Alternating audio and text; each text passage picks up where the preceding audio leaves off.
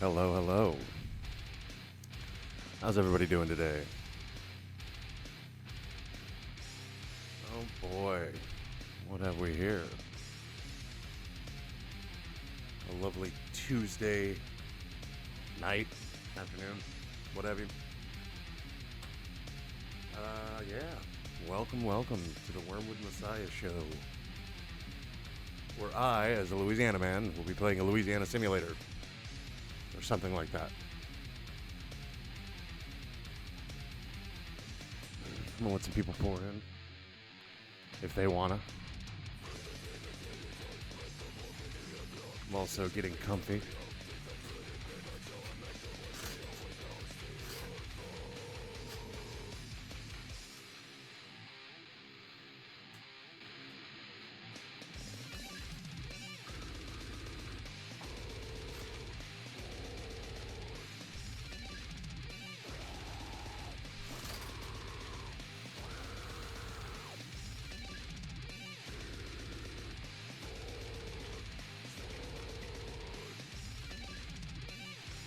So, how's everybody's evening been? Anything interesting happening in the world at large?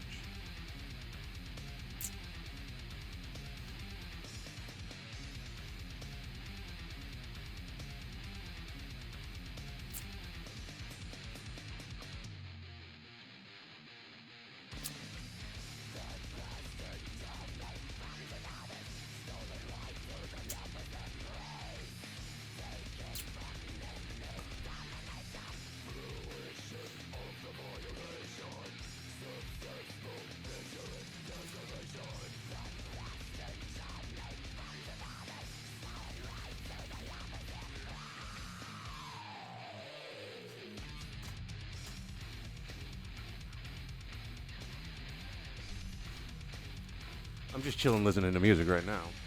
But a popcorn kernel stuck in my teeth.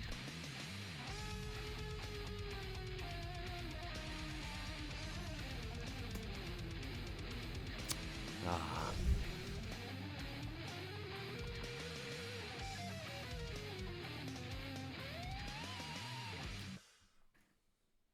I really should straighten up this shit behind me. It is a mess of shit. Oh shit.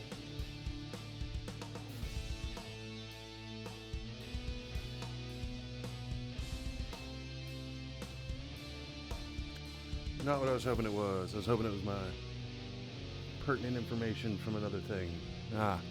Suppose not.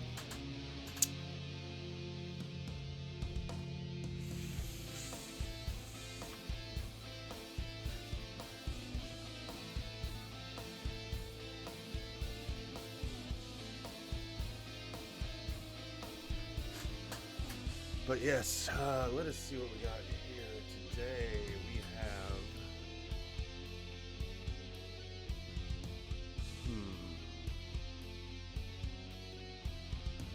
something crazy going on today that I don't know about.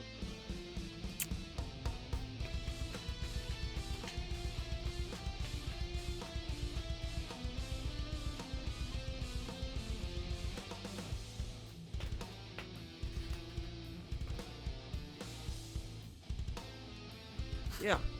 We are going to jump into the game in just a moment. I like to wait till at least the 10-minute mark. Talk to whoever wants to talk. Looking like no one. But we'll get there. Also, going to see who's live real fast.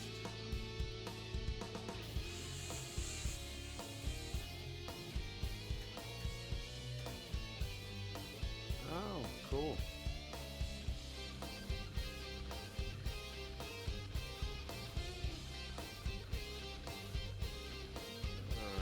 That up for later.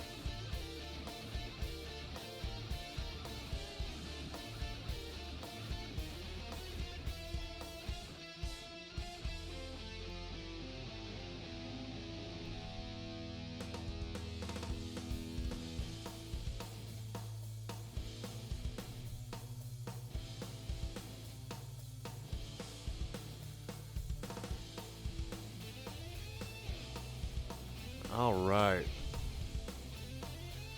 Ah.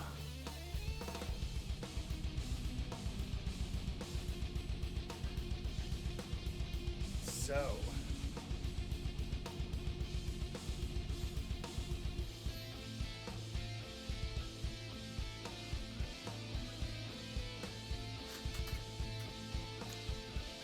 Let us. There's like 30 more seconds.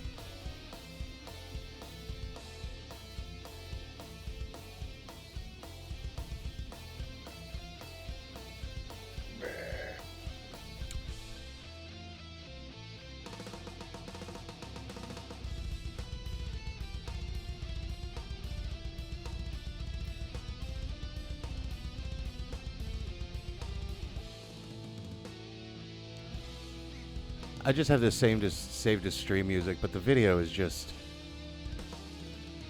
It's definitely something else.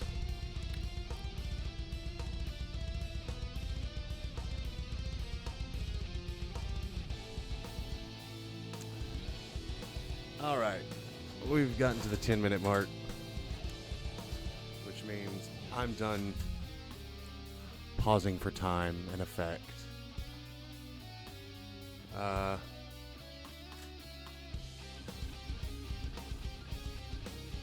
I am going to message a friend real fast and let him know that I'm playing at Louisiana Simulator.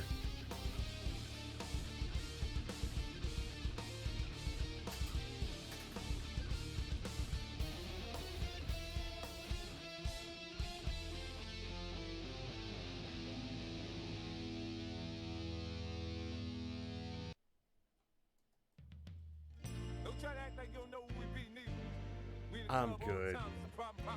I'm good right now. I'm good right now. Thank you, though. Thank you for trying 50 Cents Plastic Love in the Club.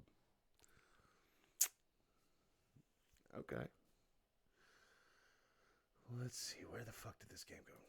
Norco. All right. Let's see what this shit's all about.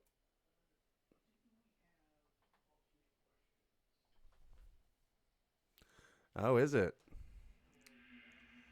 Oh, boy. Hold on. This game features flashing lights that may trigger seizures in people with photosensitive epilepsy. It also said blasphemy. Hi, Time Knight. Welcome. Oops. It says... Oh, shit. Hold on. Give me a second. Oh, no, that's bad. God. Let's quit this game real fast. I have to enable controller compatibility.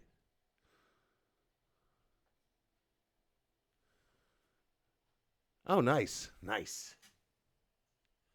Oh, shit. Where the fuck is... There's the game. Settings. Fuck.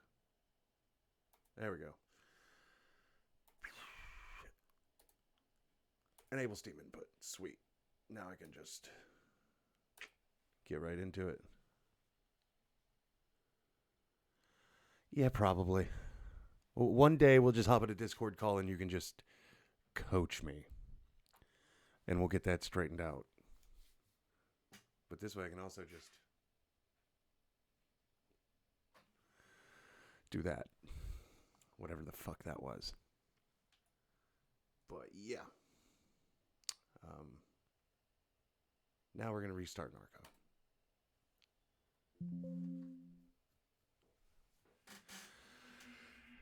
People also be advised that Norco contains depictions of themes that some may consider blasphemous. What follows is a work of fuck me. Yeah. Gonna be fun.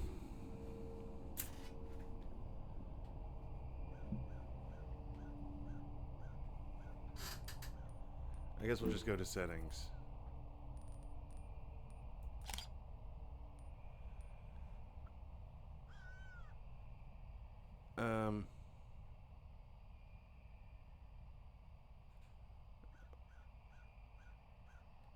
No, we'll just do this. Or, no, we can just leave that how it is.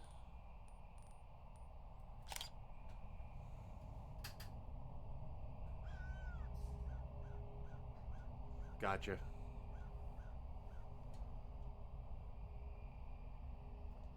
Cancel, confirm. Gotcha. I don't see why it's not letting me. Oh, I'm fucking dumb, that's why. Come on, connect. There we go. Much better.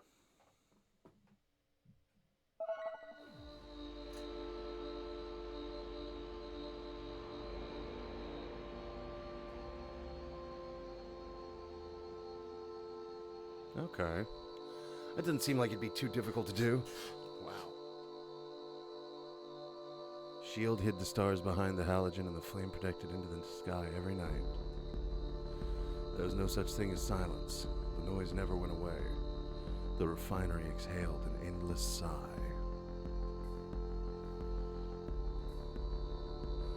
I still can't sleep without that sound. Fuck.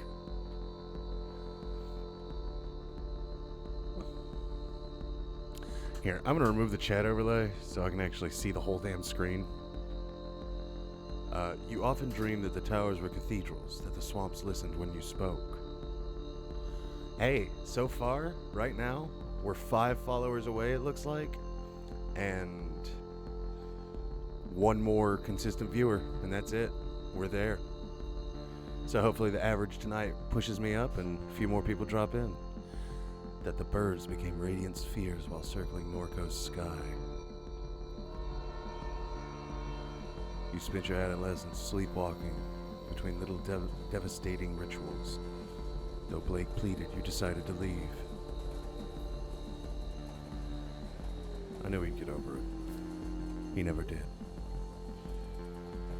You caught out on a grainer to Chicago and onward to the West Coast, thinking you'd never return.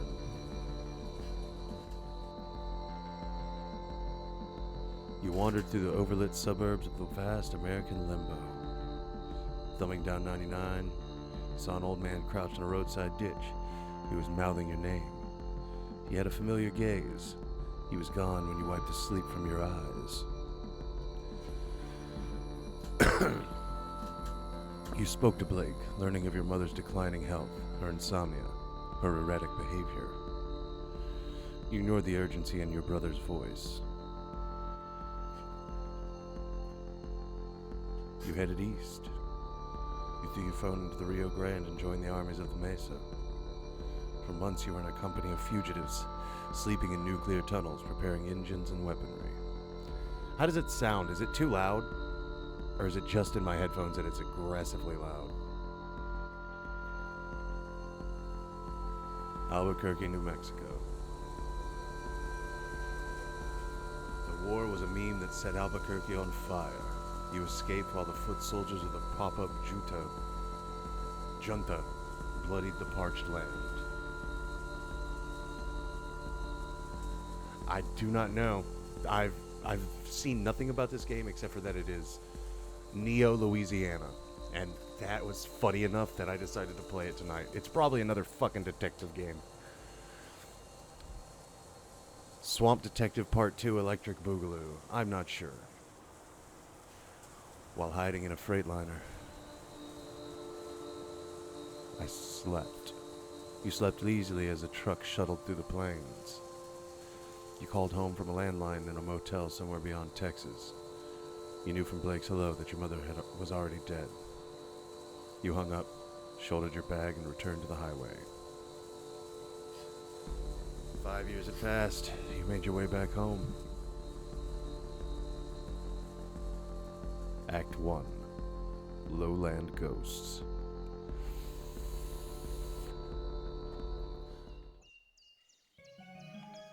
Well, this got awfully cheery fast. You awake from a delirious dream to find yourself in your childhood bedroom. Monkey watches you from the corner. The things that Monkey has seen. Monkey, your best friend, a childhood gift. You spoke with him often when things got difficult, but then you left. He sat here for 5 years collecting dust. 5 years, his eyes fill with anger as he challenges you to return his gaze. Staring Contest Part 1, Glyphs. Glyphs will appear and flash a pattern. Match the pattern to meet Monkey's gaze. Ready? Sure.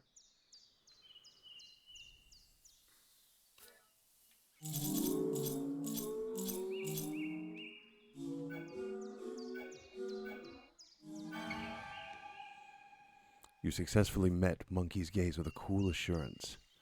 However, his expression is unchanged. You stare more intensely. Oh, God. What is this game already? Good God. Circles will appear over Monkey's eyes. The outer ring will shrink to the perimeter of the circle. Click the circle when the outer ring locks into place.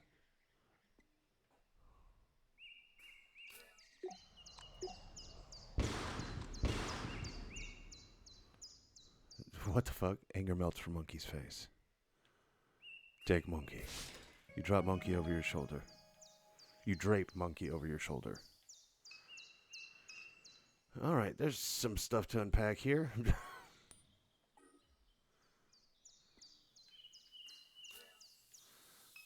What is this? You, mind map. What the fuck? You are home again. Because your brother needs you. Because your mom died. You were traveling.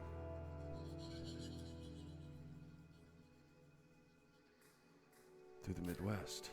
The freight cars rattled in the cold dust as you crouched on the Grainer porch. Suburbs, fences, traffic, flat country, all passing for miles. Then what? You rode in the back of a van from Chicago to Des Moines. You stole a heater from Walmart and brought it to the poorly attended house show. Des Moines to Kansas, Kansas City to Denver.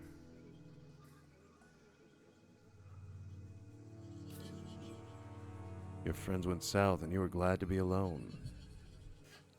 You spent long nights on those highways in a shitty sleeping bag. Down the Pacific coast, you were in California when the summer arrived. You recalled the familiar smile on the face of the old man in the Central Valley ditch. The smile burned its image into your mind. You. Okay.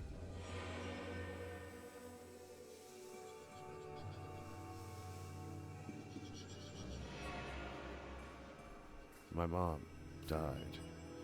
The cancer metastasized. It was in her liver, then her lungs, then it was in her brain. She was on chemo, never finished her third course. The hospice on Jefferson Highway, Blake said the traffic shook the building. He left before she drew her last breath. Alone with the morphine drip and the rattling glass, that's how Catherine died. Your mom. Damn.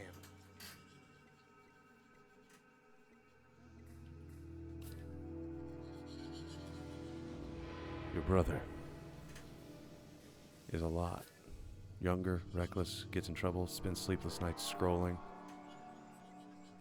Edgelord, sensitive, compassionate, foolish, can't take criticism, always needs money, tries to help those he loves, but often makes things worse. What else? Insecure, dysmorphic, constantly checking his reflection, always seeking validation. Well, feeling a little called out here. Was terrified of you leaving, and now he's terrified of you dying. When I think of him, I just feel guilt. No love or anything like it.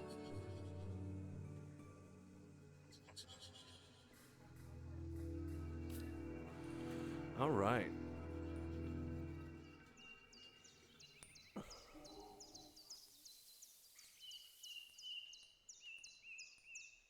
Let's see if I can turn the audio settings. There we go. Let's turn the atmosphere down to about fucking half. Music can be about there too. There we go. Now I feel like I can hear myself think a little bit. Alright, let's check out the rest of this room. Plant. You assume Million has been keeping the plants alive.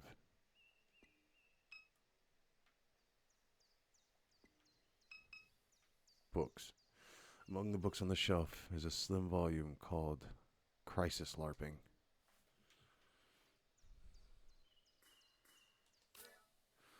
The proto-disaster tourism began almost as soon as the floodwaters left. Punks from across the country ventured into the Ninth Ward, Gentilly, St. Bernard, and finally the East. They curated a theatrical self-portrait of their lives in the ruins. The aesthetics of disaster were central to that emerging milieu. I'm from Louisiana. It began to percolate into the popular culture. Collapse became the zeitgeist. Wise investors recuperated the experience of disaster. New Orleans became a plastic dystopia, a marketplace for crisis. Yep. Pretty depressing, boss. A sticker from grade school half peeled from the window. Cool January air spills through the open window. Commuter traffic glints along Apple Street as a pair of wrens weave out of the overgrown lot next door. The laptop your pa Rand gifted you idles on a shoddy particle board desk. As the screen illuminates, you notice that the signal in the house is dead. No internet. Looks like Blake was using the computer at some point. He left a browser tab open. Uh-oh. View tab.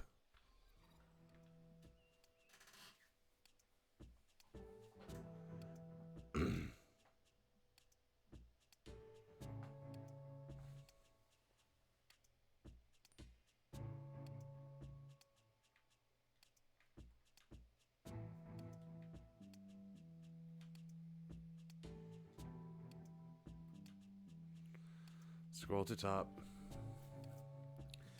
Anybody still post here? Nope, place is a wasteland. Wanted to run something by you gents. Was knocking out Sack-a-Lot in the spillway. Saw a big round glowing thing in the sky. Call that the sun, OP. Funny, talked to somebody else. Seen it too. Near the parish canal. Nothing like this but birds in them swamps be acting weird. Looks like it was made of glass, maybe. Would glowed real bright, then not at all. Move fast. Best pick I could get. All kinds of shit's been happening out that way. Right? No internet. That's why Ethernet has become my friend. Get some sleep, OP. Need fast cash? Install QuackJob. Use promo code BLEED3 for up to 0.005 Quack coin. What the fuck kind of name is QuackJob? Just like the name sounds, full of lunatics. App's a way of getting you to join a cult. Worse than people living in the mall in Kenner. You can't trade that coin they use on hardly any exchanges because everyone knows it's a goddamn Ponzi scheme. Seen the exact same thing, OP. Still there? Seen at the base of the upper suction. Absolutely, sounds like a winner. Good luck with your raid.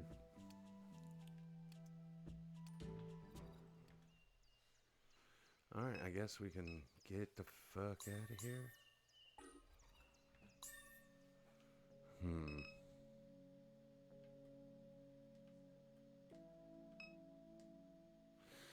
Memories of sleepless nights. Your mom's sitting here, staring through the window. There was a tension in her demeanor, as if you were interrupting some urgent and obligatory task. You'd continue to the kitchen with no words exchanged. I thought she hated me. She was thinking about Blue. She barely knew you were there. Laundry. Oh, fuck. This is kind of sad. Your mom's unfolded laundry. A family photo album. Well, now we have to look. Yellowing pages of disposable photographs. Your grandfather, a peculiar look in his face. Impossible to read. Your mom staring at Blake through the obscure lighting. He's dressed as a vampire, tugging at someone's waist. Pleated khaki shorts. A photo labeled, oh God, that is a photo labeled duck. Scene of a barbecue on the lakefront. The man at the center points playfully at the camera. His face is obscured. Turn the page and there's Blue. Your father. Though you've never thought of him that way. An easy smile on his face, a canister of dip shoved into his front pocket. You set the book aside. Mind map. Updated.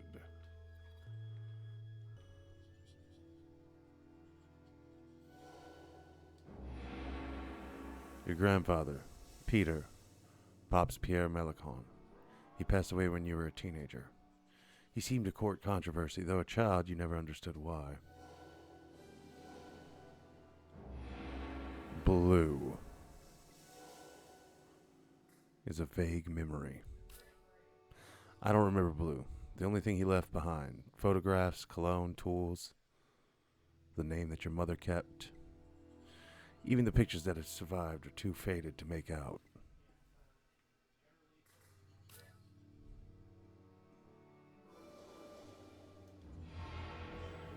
An old friend of your mom's. Your memory of him is scattered and vague.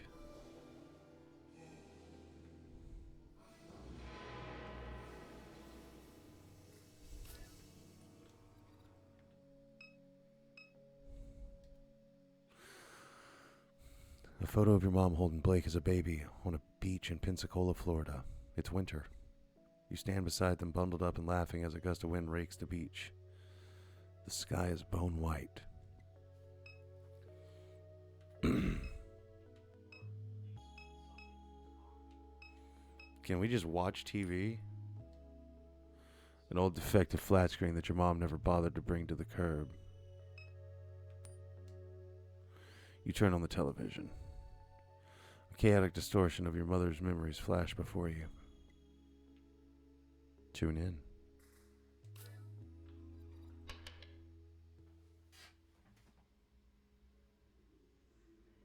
This shit's too real. So far.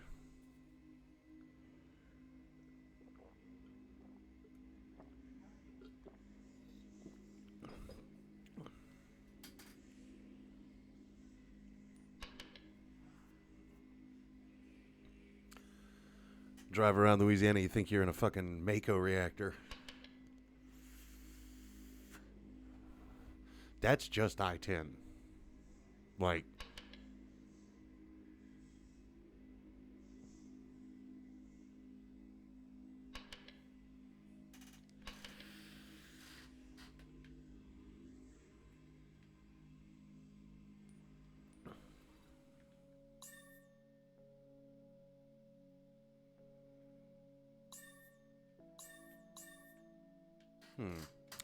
There's still some stuff we need to look at.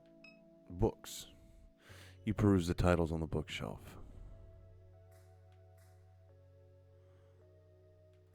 Fence line diaspora. In the end, we decided to leave dimes. It wasn't the cat cracker or the smells or the fear for our children's health that drove us away, though they played a part. Truth be told, it was the media attention, the spokespeople, the activists, the academics, and all this. I was done with it. I was done being a poster child, done being thought of as a victim. I wanted my experience to be my own, not something to gawk at or dissect in a laboratory. Okay. Many tragedies have come to pass along the western margin of Lake Pontchartrain. The unnamed hurricane of YW9D left the settlements of Frenier and La Branche in a state of unrecognizable destruction. Those who survived did so by clinging for their lives to the limbs of cypress trees. The fables and secrets of those communities lie with the bones now scattered in the sediment of the lake. Critiques of deliberate externality. Shield has acquired much of Norco's most flood-resistant land through a variety of mechanisms. Madier Moore, XY1Y, argue that one such mechanism is the process of deliberate externality. This theory posits that the key corporate decision-makers encourage the company to emit effluent and noxious substances into the environment with the explicit intention of decreasing neighboring property values. This compels residents to sell their properties below market value to relocate as quickly as possible. The criticism that this theory often receives is that it diminishes the importance of slavery and situating black residents along industrial fence lines. Jacobs, YX2D, up and down the Mississippi River. Okay, in the words of Carter, YX2B, slavery was a deliberate externality from which Shield continues to profit. Pollution was never needed. Jeez. That got front yard.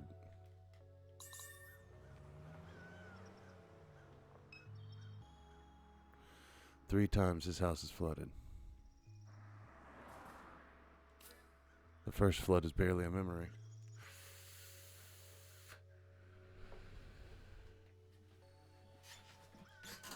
Placing your feet on drenched carpet, your mom and grandfather ripping out sheetrock, sitting in a small RV in the backyard, setting dolls on a cluttered table. You were 14. The pumping station failed during the heavy rain. You were in class watching the clouds move upriver. You got a text message from your mom. Stay in Destrehan. I'll come get you. For 2 weeks, you shared a hotel room with your mom and Blake. She spent all her days gutting the house. In the evenings, you would sometimes help. Another pump failure. Your mom hired contractors with the insurance money. She said she was getting too old for it. You were bitter. You blamed her for not selling the house sooner. You stayed with friends in New Orleans. The fourth flood. The fourth flood will follow a slow hurricane, and it will be a calamity. It will leave the entire region submerged as critical levees breach. There will be a massive blackout that lasts weeks. Much of the sewerage infrastructure will be damaged beyond repair.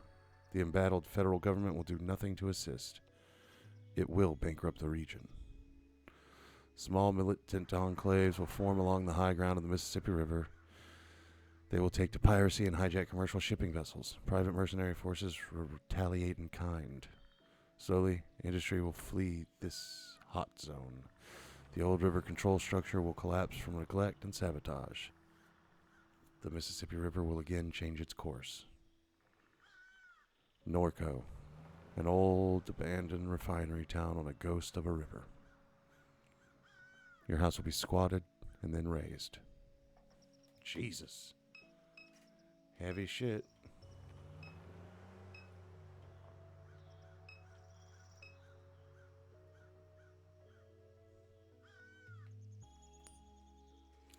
Your grandfather's statue of the Virgin Mary sits in the shadows along the crawl space of the house. Let's... Oh, creepy as fuck, though. You observe the old weathered concrete and flaking paint of the statue. Inspect further. The face is especially deteriorated, framed by the system of cracks.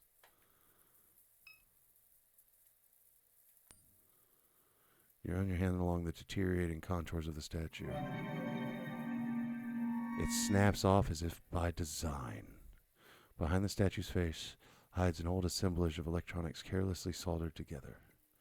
At the center of the electronics configuration is what appears to be a card reader. Oh. Alright, well, this got interesting.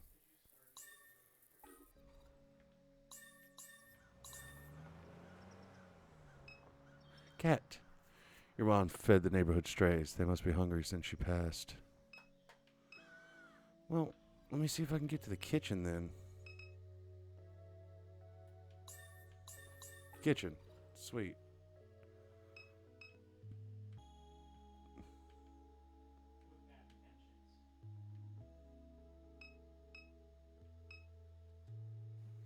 You're always frightened by the laundry room.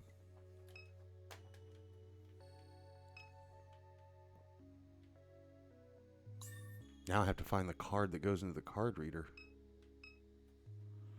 Your mom's painkiller just spilled across the counter. Microwave.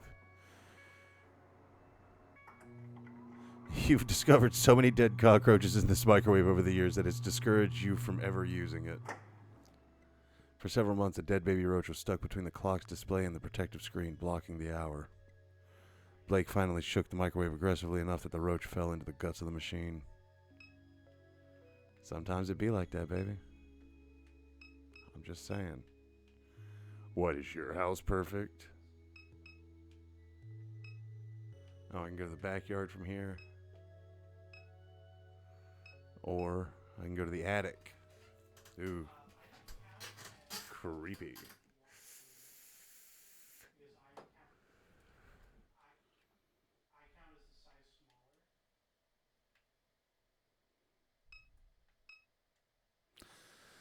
There used to be much more clutter up here. You imagine your mom gave it away as the end approached.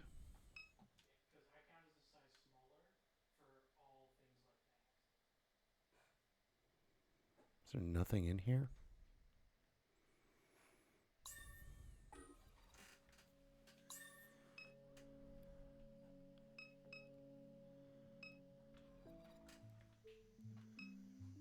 What the fuck?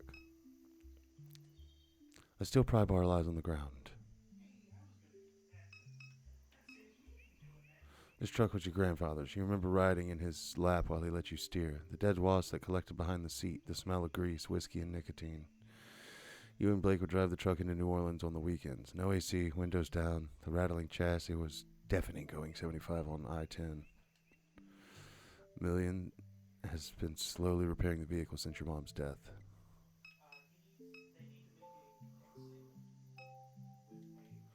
An old, disused motorcycle with extensive rust and wear.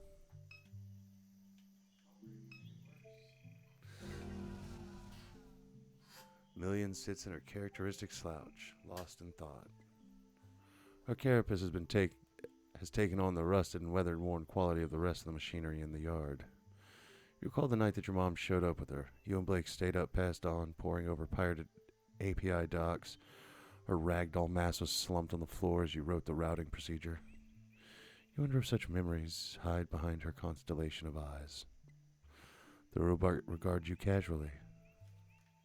Well, I'm gonna talk to the robot. Kay, you're awake.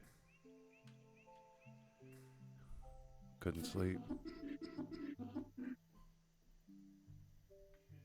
Catherine used to say the sound of the refinery helped pacify you. Perhaps that is no longer true. In any case, I'm certain I was no help. She gestures towards a motorcycle at the edge of the carport.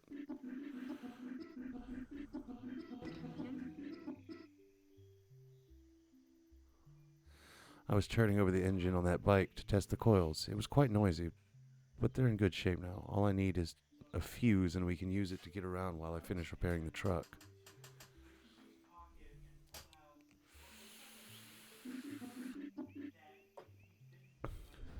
I heard the phone ringing inside, but I had my hands full. Where can we get a fuse? The gas station just up the road has them, but you have to persuade Troy to let you in. Were you expecting a call?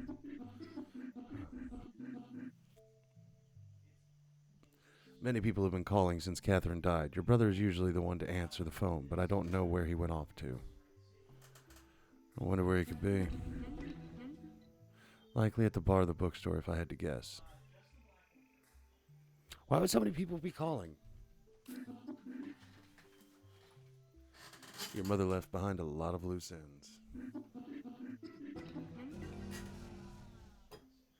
From what little I know, I gather she was conducting research for a client in Fat City. I sense that many people would like to acquire that data.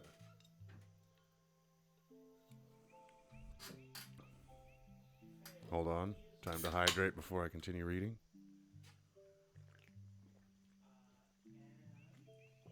Ah, delicious chemicals. I'm unaware of where she has hidden it. Perhaps Blake knows its whereabouts. Who is this client? I haven't a clue. These aren't things she discussed with me. As the cancer spread, she became more guarded with her research. She finally worked herself to death.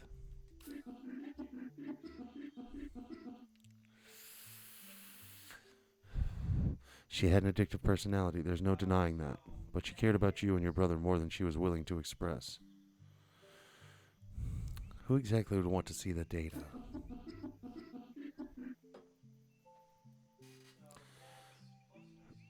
Your mother spent her entire life researching this town. She knew histories that others have forgotten. History has a lot of value in this place. So anyway, that's all. I want the pry bar for myself. Alright, million. Million. Was a security android? She guarded the perimeter of the aluminum refinery in Gramercy. One day she ran away. Why? To find her family? What? No. Million. Was a fugitive. Once a fugitive, now just a relic. She spends hours in stasis beneath the house like any discarded thing would. Million. Was a security android. Why? You don't know. Finished thought. Okay.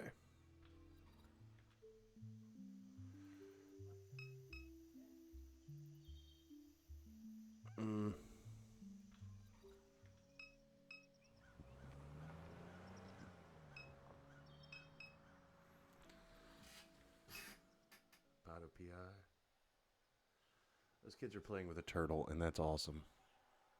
Let's check out the turtle. The turtle, he crawled out the trash can. Don't touch him. See, he's dirty. No, he's not. Turtles are always clean. They live in water. Trash water is not clean. Let's go. Just let me stare a little longer. He's pretty.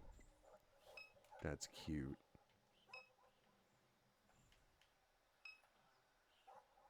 Snowball stand. Padu Private Investigators. We snoop for you.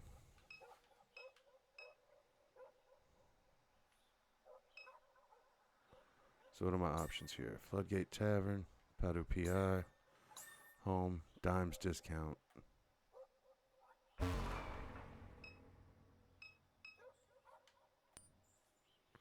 The lights are on at Padu Private Investigators. You knock, no answer. Alright, let's go to Dimes Discount. Let's see if we can get a fuse.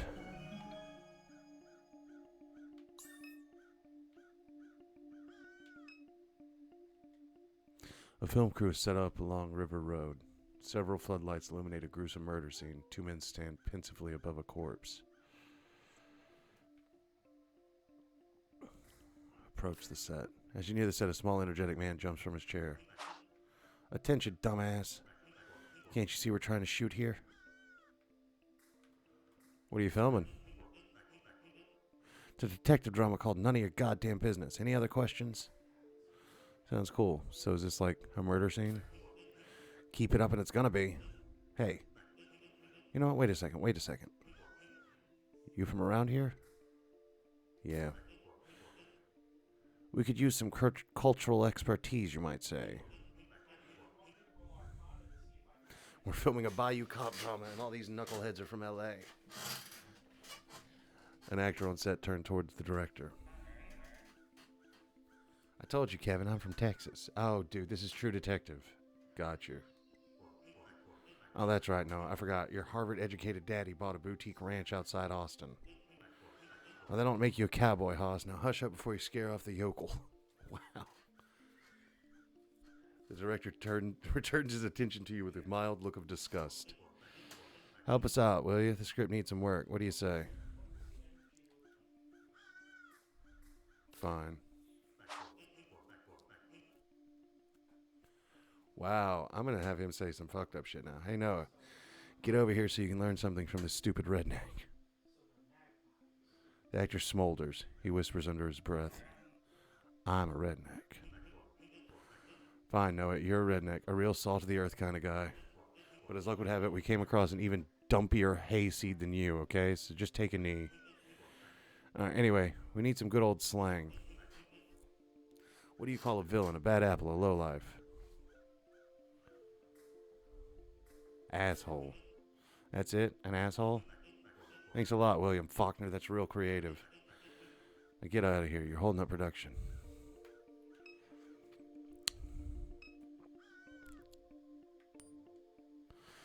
So many evenings spent watching traffic pass by this gas station. Little has changed.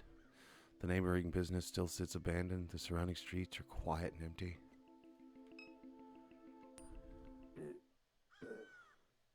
Well, well, well. Look who's back. What happened? Carnival forget you beside the road? And you even brought your little doll. That's cute.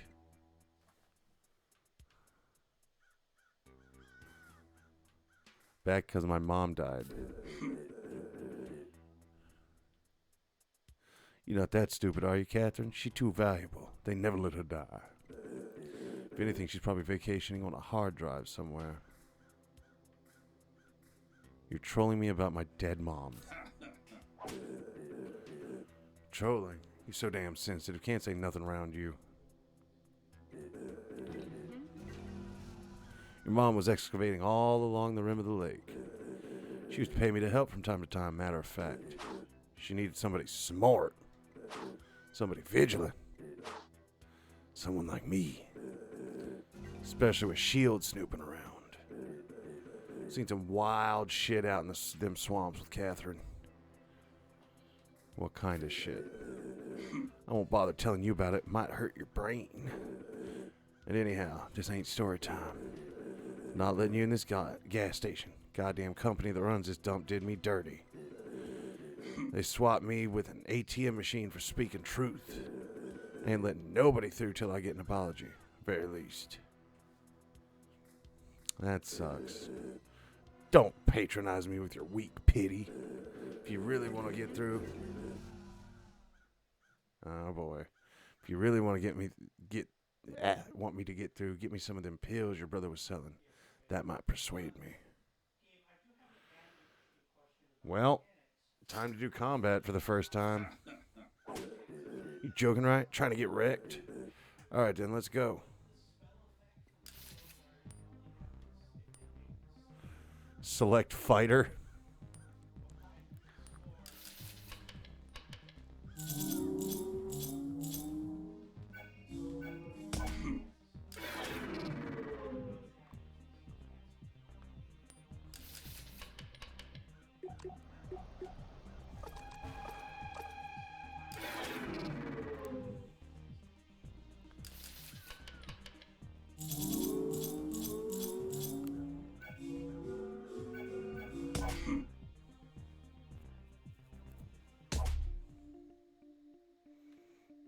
Get fucked.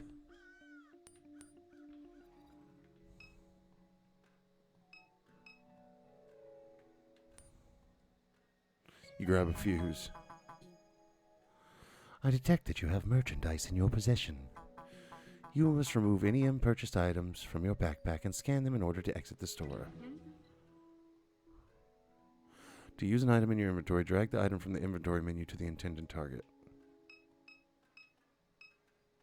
Oh. Backpack. You scan the fuse. Thank you for your purchase. Candy.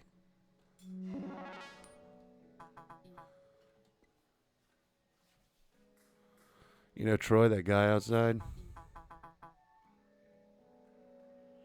Thank you for your inquiry. I am forwarding it to Perilou and Sons LLC. Perilou and Sons LLC has declined to respond to your inquiry. So why'd Troy get fired?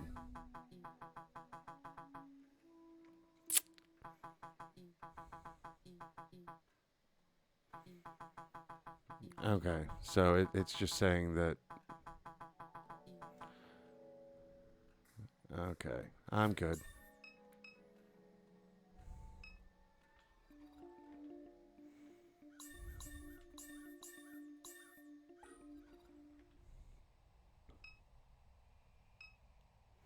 haunts. Memorial. A memorial languishes in the river mud. A 2x4 cross, plywood plaque, cairns of pulverized concrete. Sprayed haphazardly into the plywood is a remembrance. Here pass the brave freedom fighters of January XW11, whose cries of liberty echo through the generations. In much smaller lettering, a different hand scratching fake across the bottom of the plaque.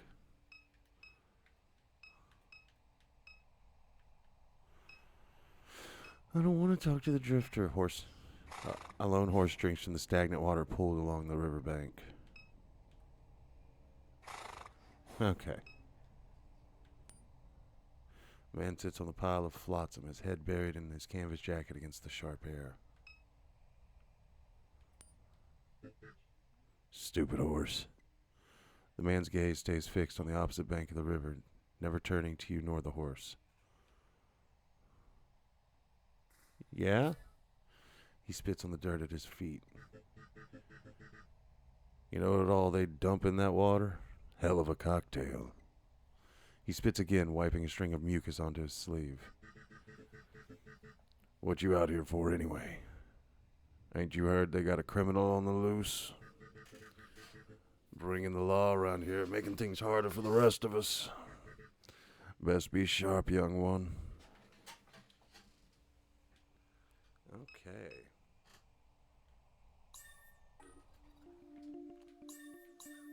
Apple Street.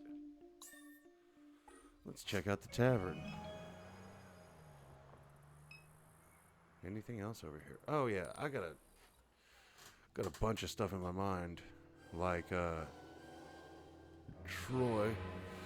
Troy knows your family and was buying pills from Blake and occasionally helping your mom with her research. He says he was conducting research in the lake. Shield. An oil refinery?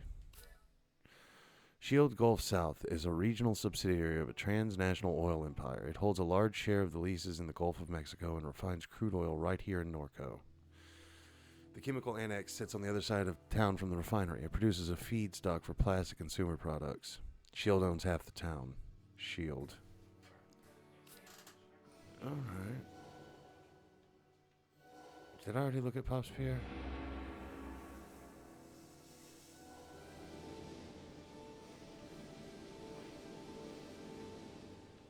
It's crazy. The Floodgate Tavern. Many shield workers gather here after their shifts.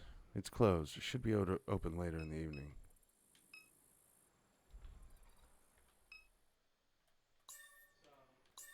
Home. Backyard.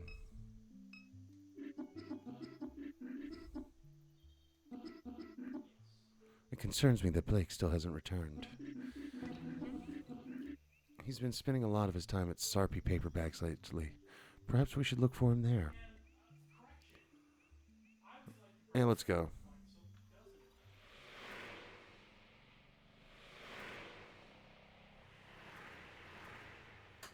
All right.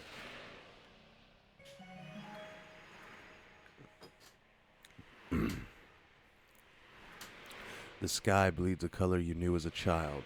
Airline highway passes beneath your feet. Million has joined your party. Interact with party members by clicking their portraits in the party menu. If you're stuck, they may be able to help.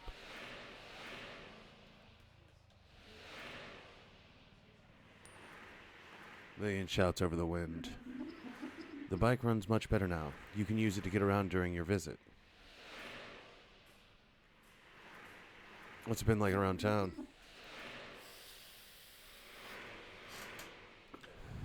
Shield has been expanding since you left. Catherine took your grandfather's boat to the lake to investigate reports of construction in the swamps along the shoreline. She assumed it to be unpermitted Shield activity. She was unable to find any evidence of it. However, it was clear that she found something during that investigation. What was it? I don't know. Perhaps you do?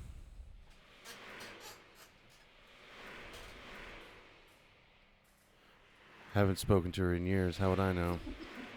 Has Blake not mentioned anything? No. In any event, something drew her to the lake in the months before her death. Dismiss. I need to adjust the sounds in this motherfucker one more time, because it is just environmental sounds. Definitely dropping the dialogue. Just drop it all down a little bit. It's aggressively loud usually, so. Yes? Where could Blake be? He spends much of his time at Sarpy Paperbacks. Perhaps we should check there. How have you been? I'm always the same, Kay. Always the same. Is that bad or good? Whichever you prefer. Are you depressed? No. Love you, Mills. Thank you. How's Blake been?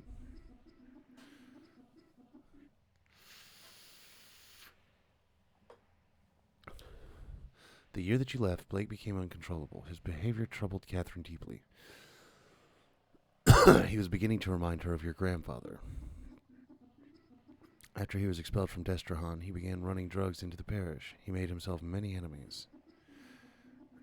He put those things behind her after her illness, but now that she's gone, I'm uncertain what to expect. This place can ruin people. Sorry for leaving. Blake took it very personally, but your mother understood. She always wanted you to experience America while you could. Did you take it personally? No. Talk to Mungie. Okay.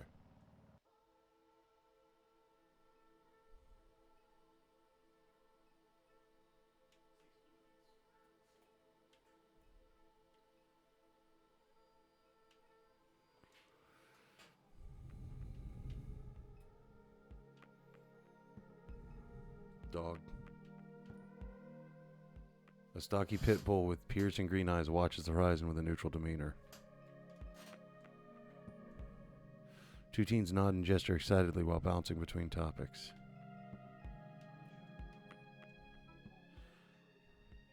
Where'd this dog come from, bruh? Dunno, she's been sitting here for a while. You seen her eyes? Them eyes are something, bruh. I'm gonna pet the dog. As you reach down to pet the dog, she shows her teeth and growls softly.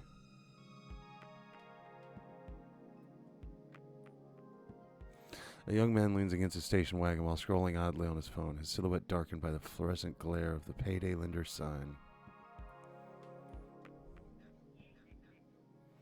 Started doing this rideshare thing a few weeks ago. Kinda hate it. Why? Pays like shit. Spending hours a day making small talk is melting my brain. Nearly broke an axle driving over a pothole in Hollygrove. It's my grandpa's car. If I trash it, he'll kill me. Drove anyone interesting?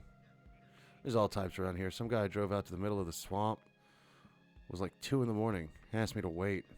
He got out, took off his clothes, jumped to the bayou, came back up a minute later with a bag, toweled off, got back in.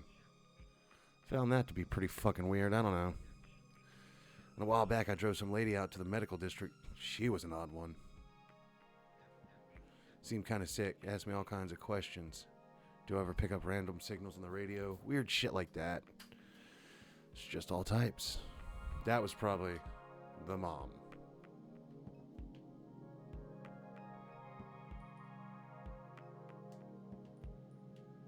Just walk in.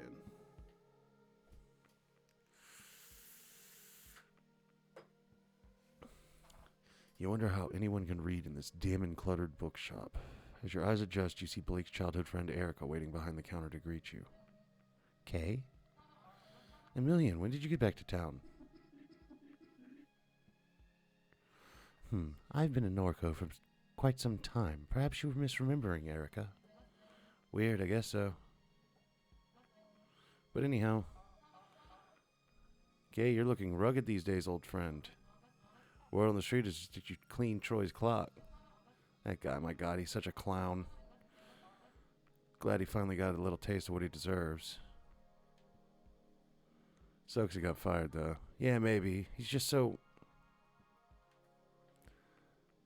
rude. Precisely.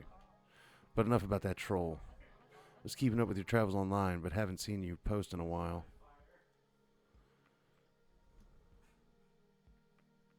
I tossed my phone in the Rio Grande. I respect that. Seems more and more common these days. I've been avoiding my phone as well. Helps that the connection has been so erratic. Been hearing of people chopping down cell towers, tearing fiber cables out of the ground, trying to rip the internet apart. That explains some things. She nods into the ensuing silence. Like, because of your mom, huh? Yeah. I'll miss the hell out of that woman. Same. You and your brother have been living in my heart since I heard the news. I know you weren't always on the best terms with your mom, but she loved and admired you. She talked about you constantly.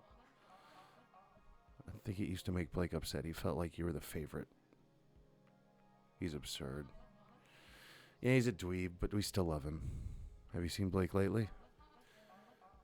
Yeah, I saw him just yesterday. He hasn't been around the house? He has not. He said he was heading to Floodgate Tavern when I saw him. He may have gotten wasted. I know Gus let him sleep behind the bar a couple times. Did he know you were coming, Kay? He never mentioned it. Figured he'd try to avoid me. Ah, yeah, he can be like that sometimes. I've had to be delicate with him recently. If I ask how he's doing, he goes quiet. If I offer help, he doesn't return my text. It's a front. He wants help. Sure, but I can only try so hard. If I hear from him, I'll tell him to find you. Kitty. Crouton? The cat's name is Crouton. I'm petting the cat. I'm not even...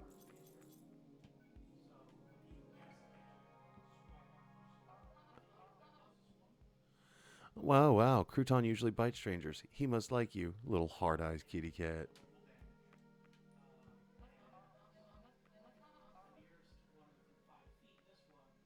So this here is the illustrious Crouton. We found him behind the dumpster out back licking cardboard. Whatever you do, don't try to pet him. He's a devil. Got scars all over my hands from this damn cat. I'm petting him again.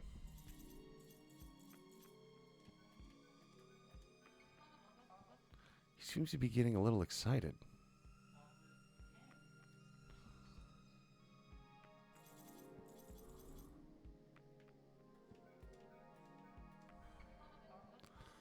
Wow, I've never seen a cat purr this hard. Maybe you two should slow down. One more pet.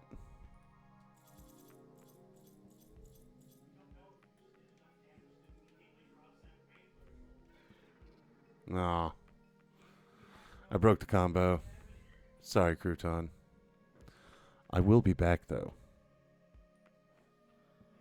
I will be back to pet the cat.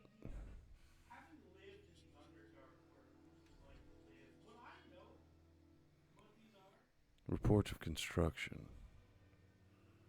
Your mom was investigating reports of construction in the lake. She found no evidence of it, nor who might be behind it.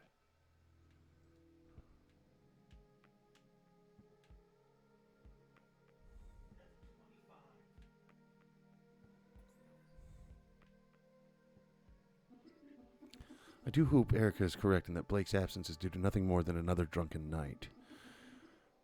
My intuition leaves me with a sense that something is wrong. Do you feel it too, Kay?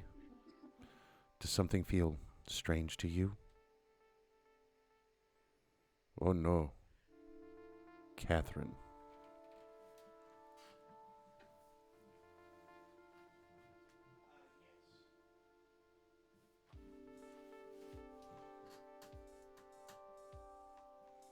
Several weeks ago. Greater New Orleans Neural Versioning Clinic. What brings you here tonight? I want a record for my children. I don't want to leave my kids alone. They may still need me. I understand. You were referred to by Mr. Richard? Or Richard, probably. Yep, Richard. Duck, that's what everyone calls him. Yes, Duck. We followed his branch with some interest. Who hasn't? I gather we'll be discussing this in more detail as things progress. For now, let us begin with a simple exercise.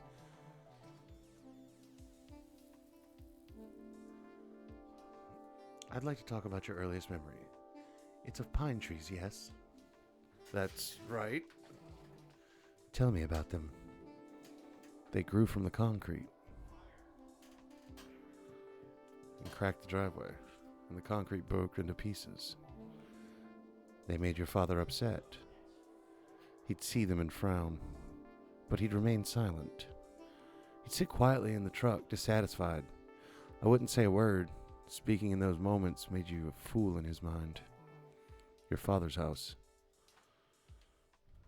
was suffocating. I couldn't wait to get out, and that's why you married Blue.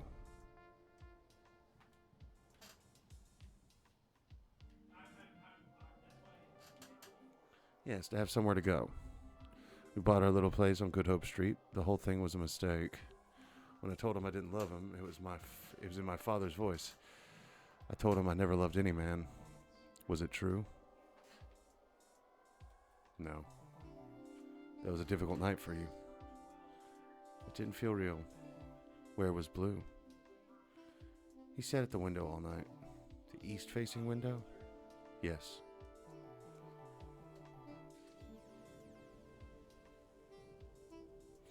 When you stood up over him to apologize, you saw the flare stack of the refinery in his eyes. That's right.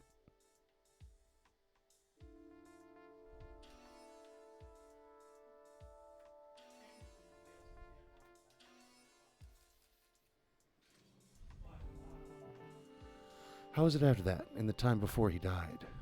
We circled each other's in wide orbits. I'd hide at the center of the house, nursing Kay, and only leaving when I heard him step out. He'd sleep on the couch or next to her crib. He'd sing her old Cajun lullabies, pet her head, whisper to her about his life. Then there was the explosion. When the cat cracker blew, they say he fell 5 stories. We went to identify his body on a Thursday night. Remember the tempo of the streetlights. The police scattered across the East Bank. I carried Kay in a blanket. She never cried.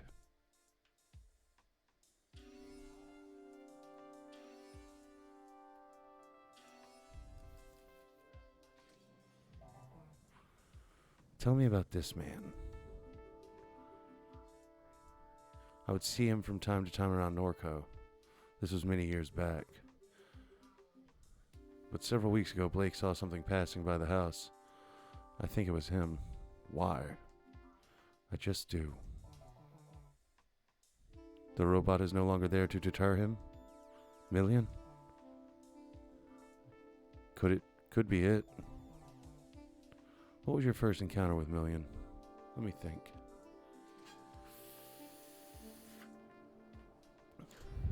She came to me in a parking lot. Kay was about 12 years old at the time. She knew Blue from his days at the aluminum refinery. I stared for a long time into her constellation of eyes. They swirled in a kind of desperation. I took her home, knowing it was another mistake. You were reckless in those days. I welcomed any trouble I could find.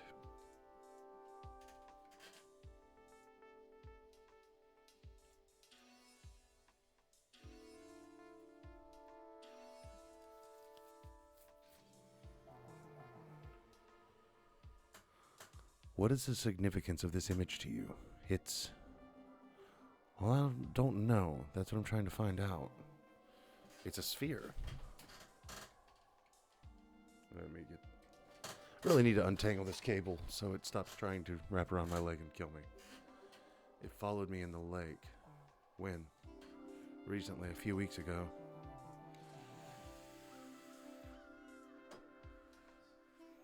This is where Mr. Richard's branch factors into your biography. Duck's version escaped. A hard fork, an extremely rare instance, and grew into some kind of monster. It began speaking to me through the radio. It told me to install an app. Yes. I think it has something to do with the thing, the sphere, whatever it is. But so long as it pays, I don't care. I can use the money. The app pays? Yes. I see. Seems this is the last control point that you submitted. Would you like to include any additional thoughts or memories? Anything not included in the intake form? No, that should be enough. I will now begin disconnecting the sensors. A slight feeling of nausea and disorientation is normal, and no cause for alarm. I thank you for your patience, Miss Madier.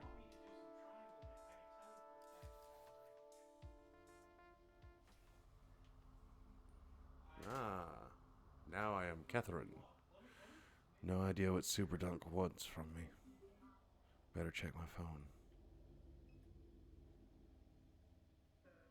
Ma'am? Aye. Ma'am, are you okay? My eyes are just playing tricks on me, I guess.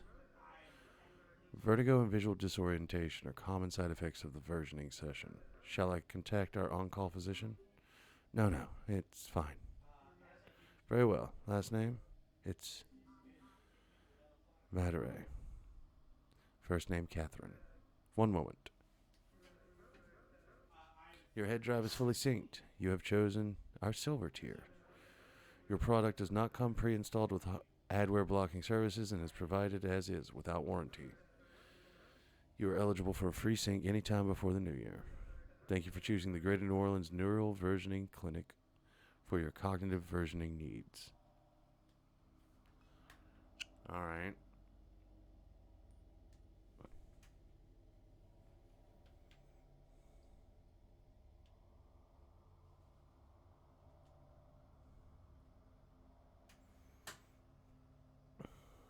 Mm.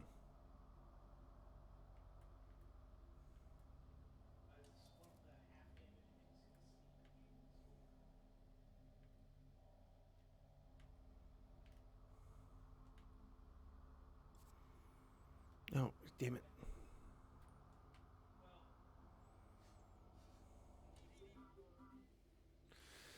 Says here I need to go to the Curious Duck.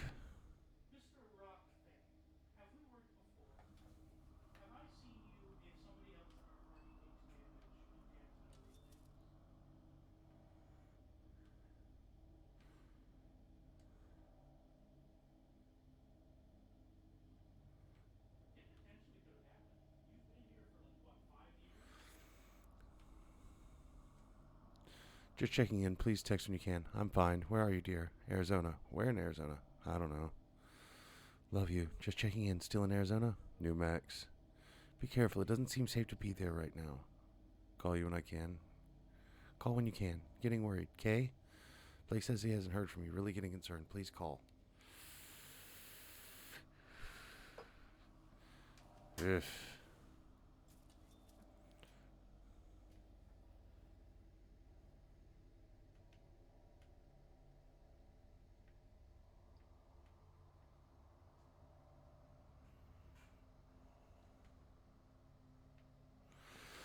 So Blake's selling drugs.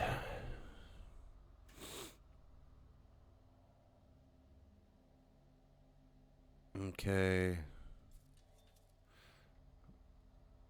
An outstanding balance of 15,000 is waiting in your My Direct portal.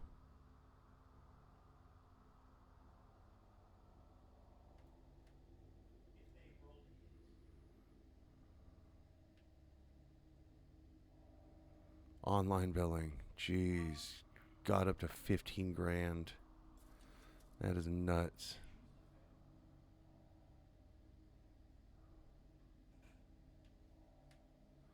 Alright, this is what we need. Been a while, Duck. Too long, old friend. How's the weather on your side of the tracks?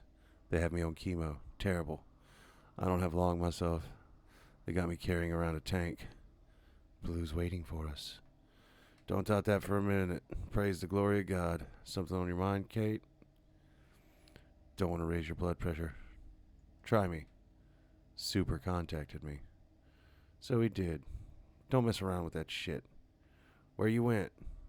Don't mess around with Super Kate. That thing's got no soul. Like to ruin what all it touches. I need the money. They don't take money where we're going. I can't leave it for the kids to clean up. Blue left him with a little bit with how he went, but I was a fool. Don't worry yourself like this at the end. Find peace. No peace for me. Don't get it mixed up with that thing, Kate. I'll tell you now, it won't go how you want it. Kate, God damn it, I hope you're listening. All right.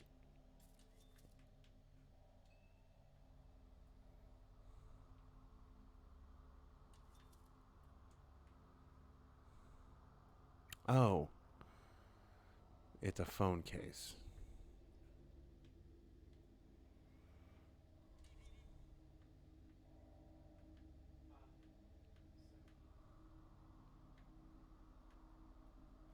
Install Quack Job and set up multi-factor authentication. The Curious Duck is the nearest rendezvous to your location. More information awaits you there. All right.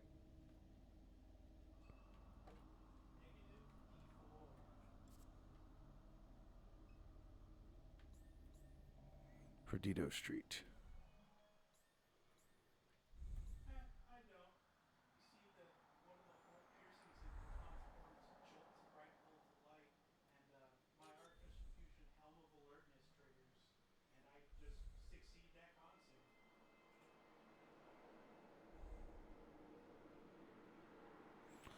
Oh, I don't have enough money.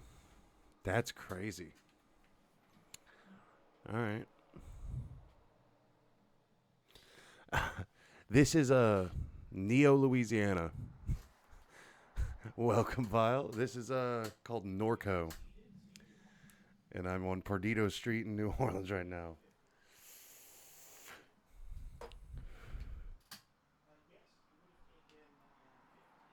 I should, baby. The Interstate Expressway traces a scar down Claiborne Avenue from east to west.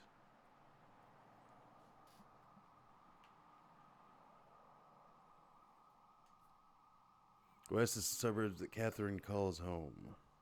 West is a concrete expanse that breaks clean and sharp at the St. Charles Parish line and gives way to the cypress swamps. Tupelo crowned spires above the overpass, silhouetted by the unnatural glow that leads to Norco. All right, what about east? So far, I'm playing as a dead woman. This is a flashback of, I guess, the main character's mother. She was investigating something, and I've come back after she's died to be home for her funeral, I guess. But here she was doing neural versioning, so she was copying her memories so her kids know what's up. The bridge cuts east through the Tremé and the 7th Ward like places whose stories should be forgotten and left behind in haste. The pillars still tell those stories beneath the interstate. East above the industrial canal, the moldering crib malls, the narrowed expanse of the lake, the shrimp boats that prowl the black marble waves. East through Mississippi, the winter weeknight darkness, and onward to Florida, where it terminates. Dismis. Let's walk to the overpass. Oh boy. This is taking forever to start. I'm starving. You been to any of these yet? No, what is it? A puppet show. They always start late. I told them I'd help load the gear, so I'm stuck here until it's over. My stomach's gonna eat itself.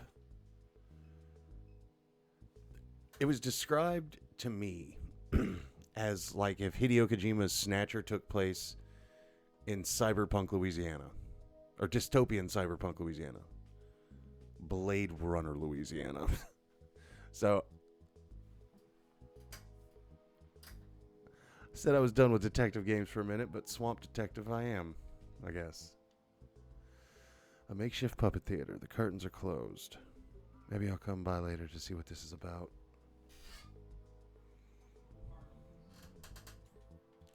Perdido Street, City Hall, French Quarter. French Quarter or City Hall? I kind of want to see what robots in the French Quarter look like. Yeah, we'll do that. Oh, boy. Hi, Santa. Oh. Well, ho, ho, ho. Santa's eyes roll wildly in their deep sockets. His mouth twists into a smile.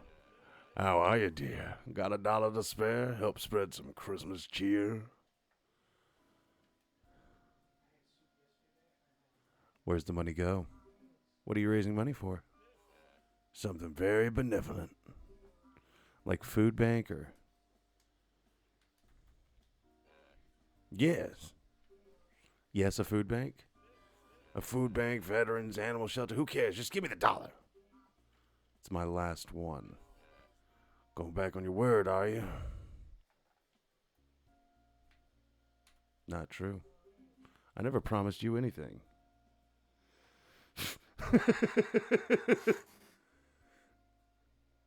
I gotta allow that. Why'd you fuck my mom, Santa? Beautiful. I love auto mod sometimes. You're a liar. I'm not. And a demon. Demon? Santa points his bell at Catherine in accusation. Demon! His posture relaxes abruptly. Open your heart. This is a time for giving. Alrighty. Ogles. How's your night, ma'am? All right. No complaints? Glad to hear it. You wouldn't have any change to spare, would you? Not a cent. Got nothing, sorry. Figured. All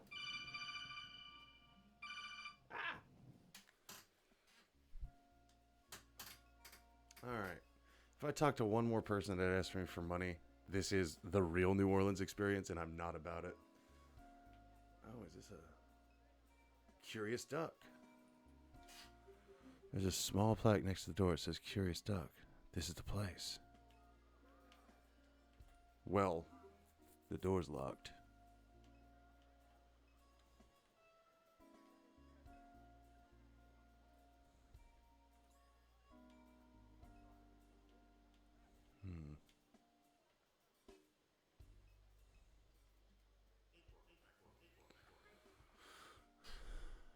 And that is why Marie Laveau opened a t-shirt and camera shop on Royal Street. It's not scary at all. I paid for a ghost tour. If we're just going to walk around looking at t-shirt shops, I want my damn money back. This is a farce. What kind of tour guide are you? Well, technically I'm not one, but... Excuse me? My roommate is. Then where is he? Long story. I came all this way because the website said it'd be fun. I'm having an alright time. The city was supposed to be enchanting. Anyone trying to score some Molly? I hate New Orleans. Oh yeah, this was great. The man masquerading as a tour guide continues to lose control of the crowd. Right. This city's just one big scam. A hot dog vendor sits behind a large plastic cart. He looks up eagerly as Catherine approaches. Oh, hey, hi. He watches Catherine with a silent grin.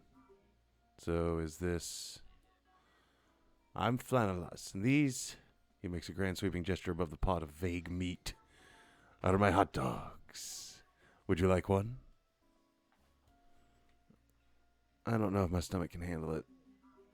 I'm not in the best of health. I'm worried that one of these may kill me. Man, I haven't had a hurricane in so long. I think that's what I'm going to do Thursday. In the night with a hurricane. No, they're good for you. They're just a bit old. Boss says he won't resupply me with more until I sell the ones I have. But the more time passes, the harder they are to sell. How old are they? Business was popping. Like, I was doing really well. Selling a lot of dogs back in YX2D. It's nearly a decade ago. Yes.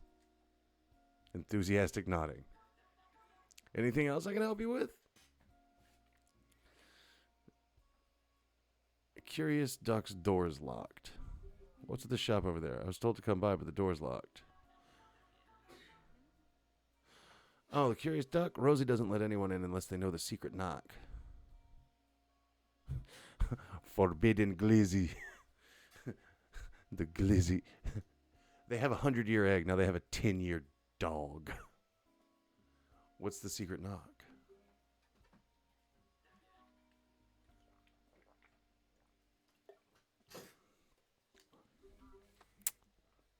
It's urgent, please. Well, I do need some business. All right, I'll buy one of these old hot dogs. You won't regret it. Doubtful. How much? Just $14. Is that a joke? Is what a joke? Christ, do you take wallet transfers? Cash only. Damn, well. What if I send some business your way? Then I'll show you the knock. Fine, it's a deal.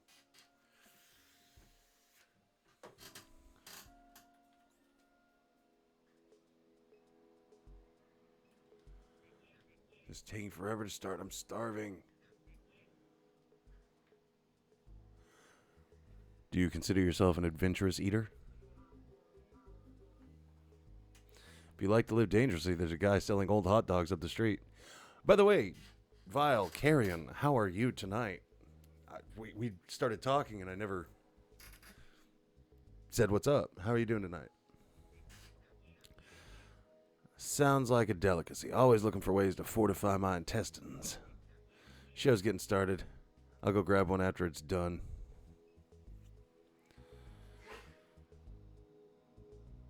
Fuck yeah.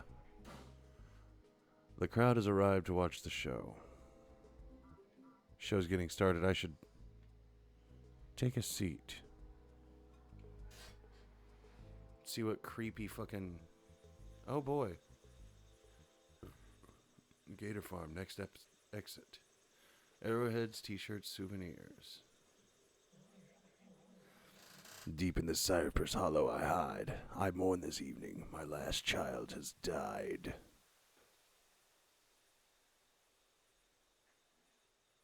Nice.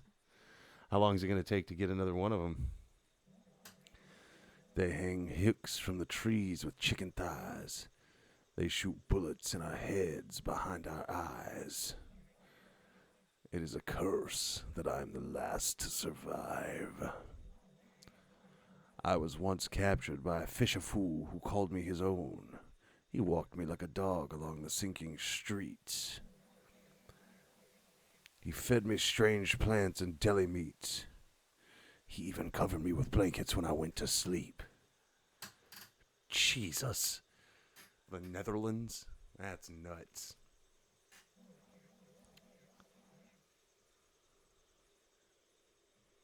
I will look that up. How much, though? Like, is it a lot of bread? I left on the night of the monstrous flood. The fool has not rested a single night since. He stalks these bayous each night hoping to see my eyes shine. He calls out a ridiculous name that was never mine. Tonight I will shine my eyes at him. I have a request. Kill the shrimp-catching man who killed my children. Remove his head. Bring me his skull. Do this, and you may again leash me like a dog.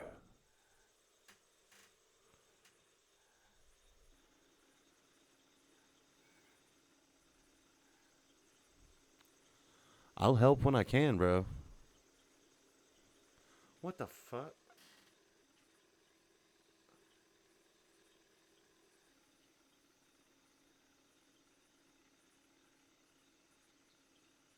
Okay, hold on.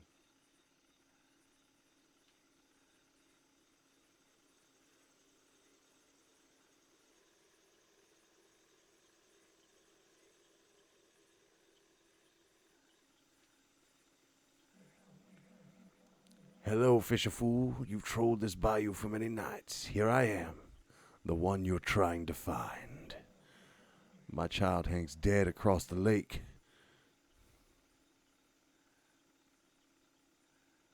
Oh, hell yeah. My child hangs dead across the lake. Bring me the head of the shrimp-catching man, the one who captures the small ones. Peel the flesh from his skull. Do this and I'll be your dog again.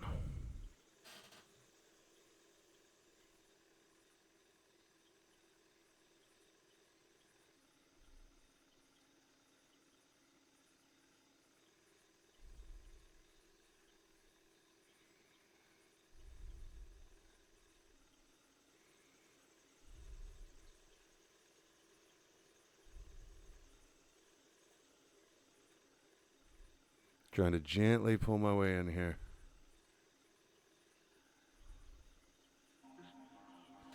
Been a long time I've seen anyone down this bayou. They're all too frightened anymore. Biggest alligator to ever hunt this lake. She makes a den just across the way. She took my child from me. I buried him where I found him, near where she stay. I visit that site daily, hoping I might catch her, but she know better than to show her face. Or one to cut out that big skull of hers. That'd be something worth bragging on. Be a roadside marvel. That'd be money to make. I see that rifle you holding. What you say? I must obey my gator overlord.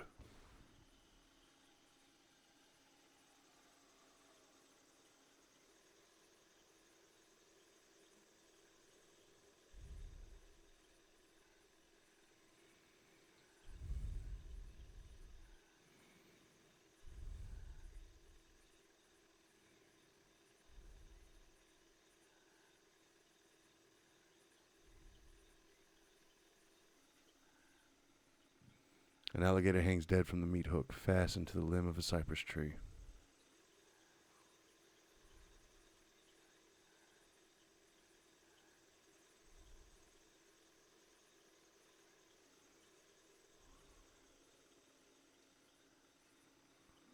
This is a long way, but hey, fuck it.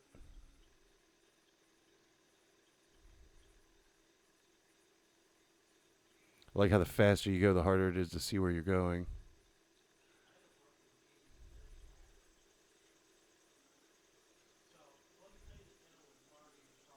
Look up Super Audio Cart by Impact Soundworks. It's a contact instrument. They sampled the chips of old game consoles, even went as far as running their own instruments through a Super Nintendo to avoid. That sounds kind of cool. What are we planning on doing with that? You did my bidding, fisher fool, just like an obedient dog. Each day you held me captive, my patience drained.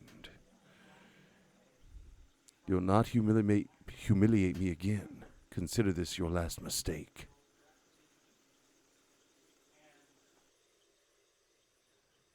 I'm about it. Like, I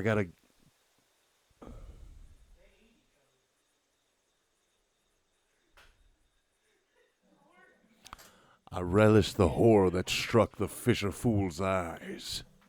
I first took one limb but left him alive. I made him crawl like a dog before he died. Yeah,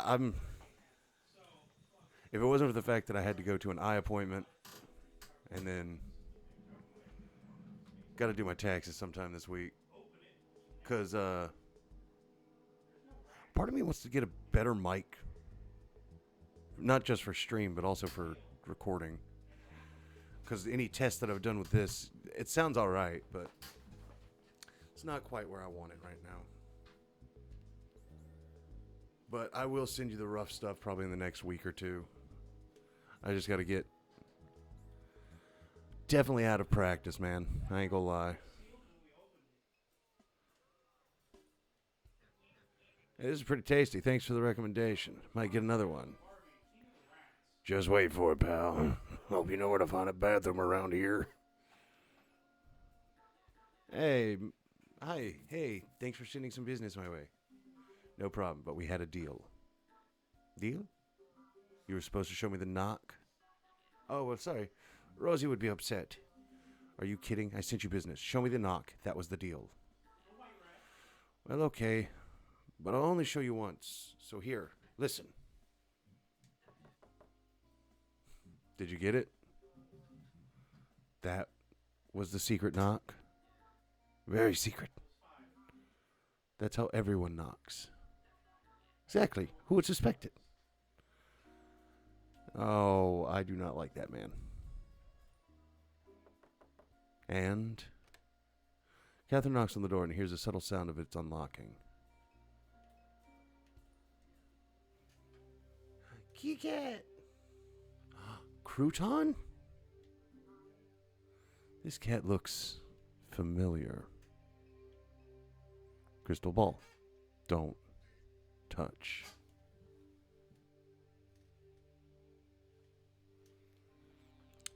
How much it costs, though?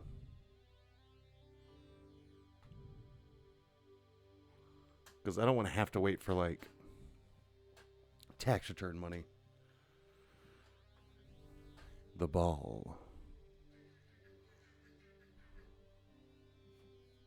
Oh, that's not bad. That's a week or two, for sure.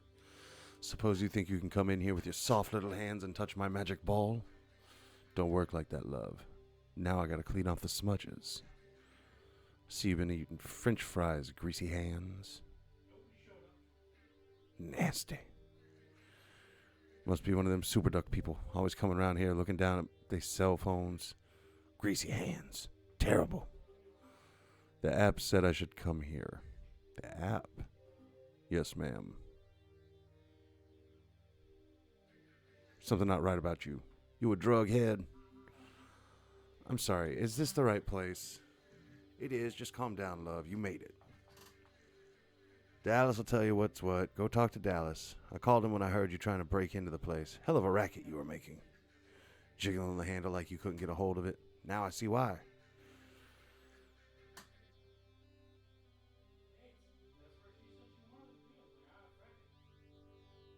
Really? Because I was thinking, I prefer USB or XLR, but I've been hearing some USB mics are pretty great. It's just a matter of, well, I would end up replacing the Focusrite entirely then.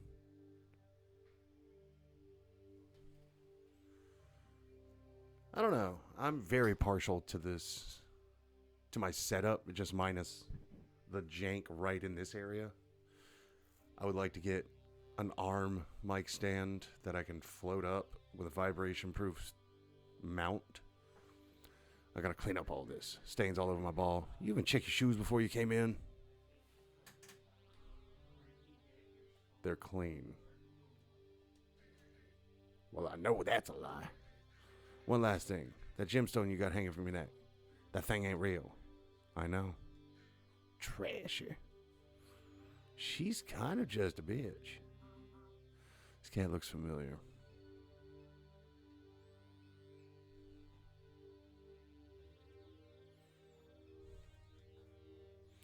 Novelty New Orleans themed t-shirts line the back wall. Plastic simulacra of ceremonial masks hang on the wall. An overpriced selection of travel guides, cookbooks, and haunted histories of New Orleans fills the shelf. The odd jumble of Mardi Gras beads and other trinkets spills from the table. Boxes. Unopened merchandise boxes are pushed to every corner of the room. All right, I'm listening. What you got?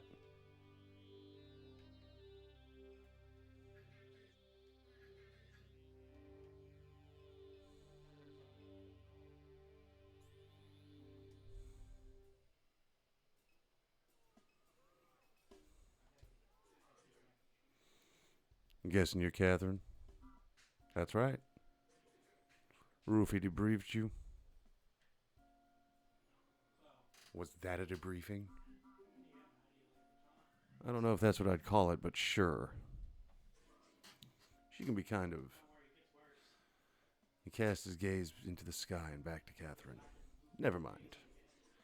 Quackjob should have had a ticket with the information we need. No reason to stand around.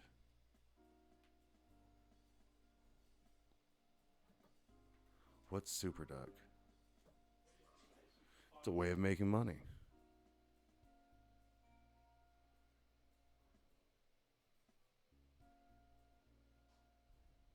I'm down. I've been down.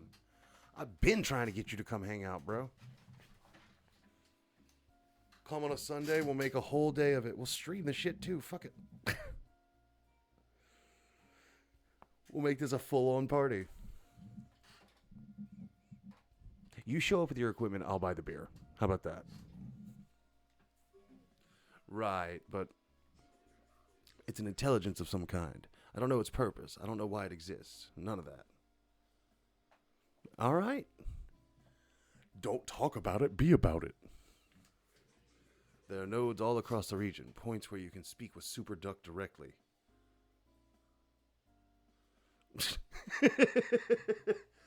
Oh God, you just described every single stream of mine. People watching me drink.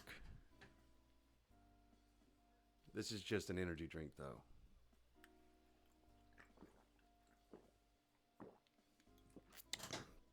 But don't think I left you hanging.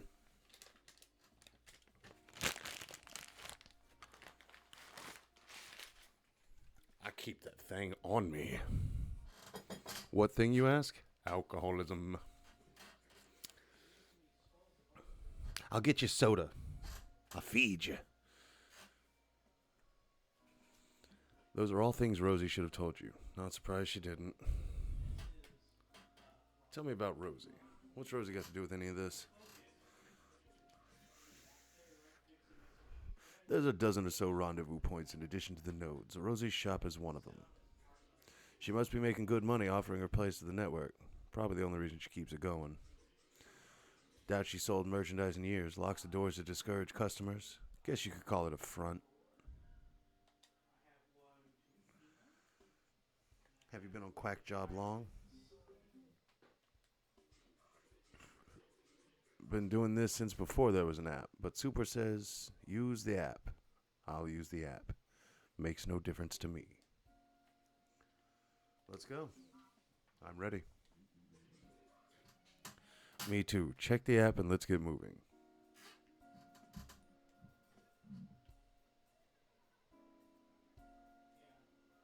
There we go. Now I have enough money to use the car. Quack Job. Yeah, like it seems pretty chill so far.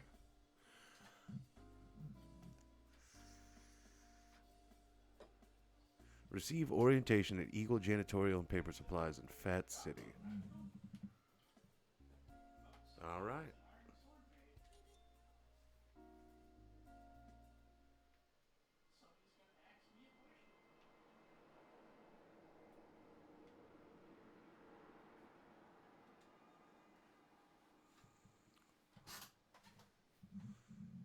Eagle Wholesale Restaurant Supplies. All right, let's talk to... Biggest node in the network is inside this building. How'd you get involved with Superduck? This all used to happen on Craigslist. Posts showing up, the strangest things. I was bussing tables uptown, couldn't swing rent, had a kid to feed, started responding to listings. First one I ever did was steal a head drive. Broke into a man's house in Norco, stole it right out of his office. Brought it to another house. People there were just like me. Just like you, how? Didn't know shit. They were there because of a post, just like I was. The house wasn't theirs. Nobody knew whose house it was. They plugged the head drive into the wall. They gave me some cash. I left. Damn. What's next? We met at the rendezvous point, so now what? Check your phone. Quack ought to have the information we need. I love that you can hear. Well, just when I was about to point out the car alarm, it stopped.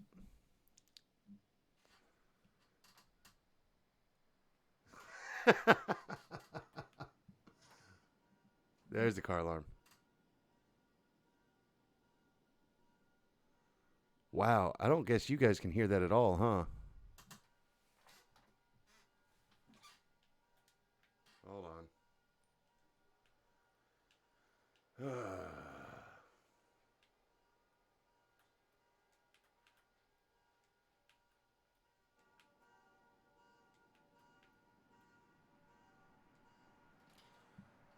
Can you hear it now?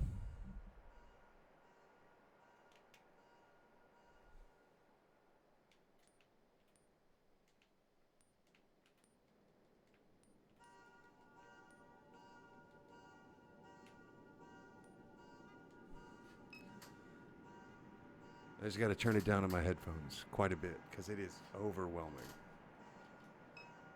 Warehouse office. The doors are locked. The office is closed.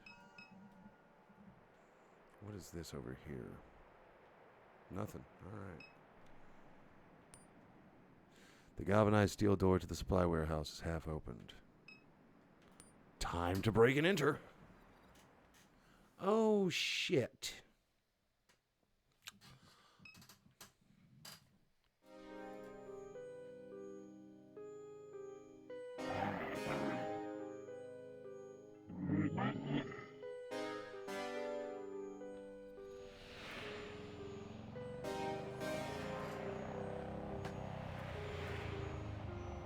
Well.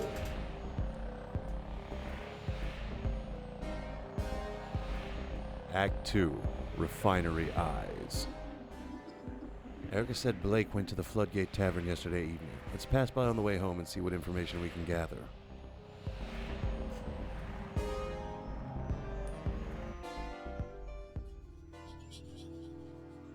Did we get new information?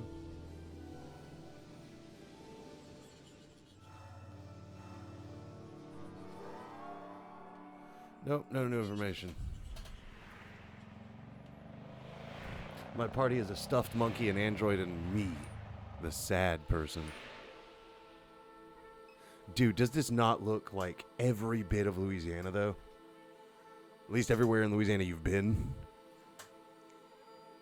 Like, look.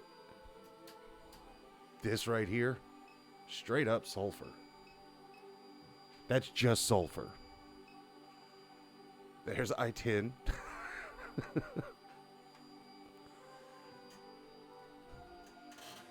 Somebody from Louisiana made this game.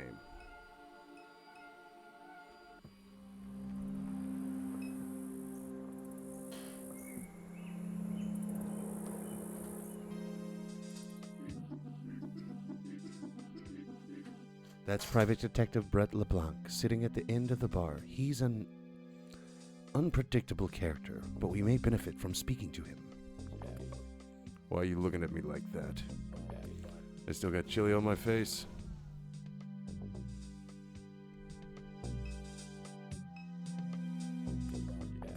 Sit here long enough, you never know who might pass through. Hey guys, look at this dynamic duo. Not sure I've seen these two around before today. Sure, Gus. That filthy one right there, that's Kate, Mediere's oldest. The other one's a robot. You pulling my leg? That's Kay? Blues baby? Come on now. I work the turnarounds with Blue. Good man. Great man.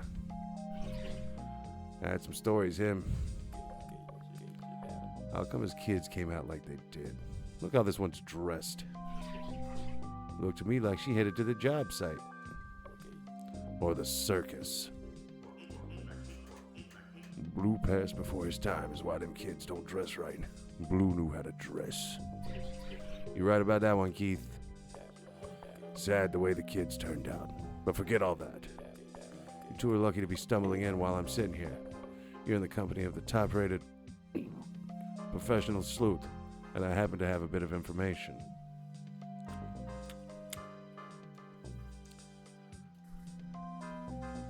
Spit it out then. Hey, listen. I do things on my own time, you understand? Whining ain't gonna make this go no quicker. What he means to say is he don't do nothing but sit around here and drink. My ass, I'm the hardest working flatfoot you can find me.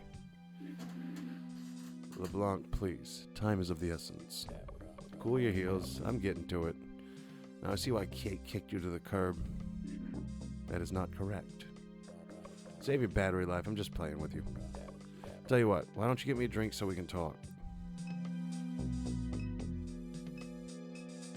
Wasted guy.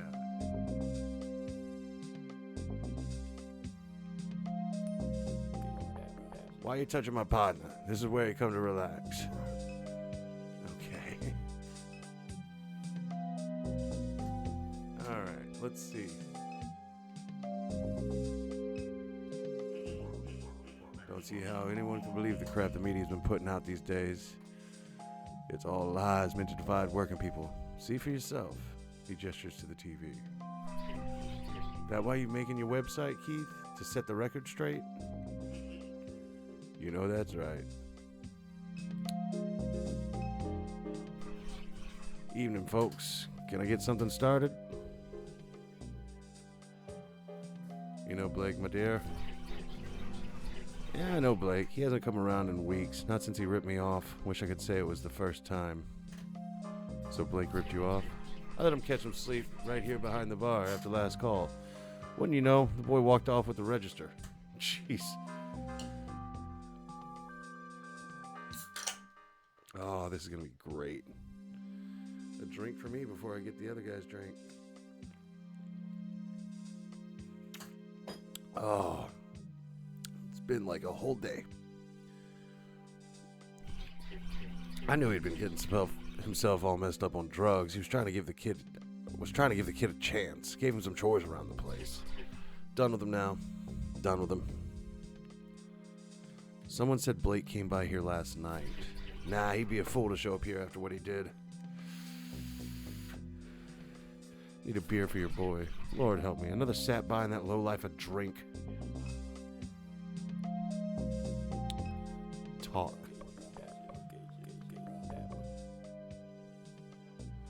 Might need you to buy me a little snack too, seeing as my wallet's all the way out in the car. But this is enough to get us going. So alright, where do I even start? Your mom ever tell you about me? Do we stroke his ego or not? I'm thinking, nah.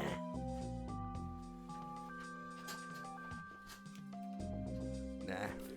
Nothing? I mean, shit, she must have said something. A hard-nosed detective, charming and mysterious. Give it up, Brett. You dirty dog. Alright.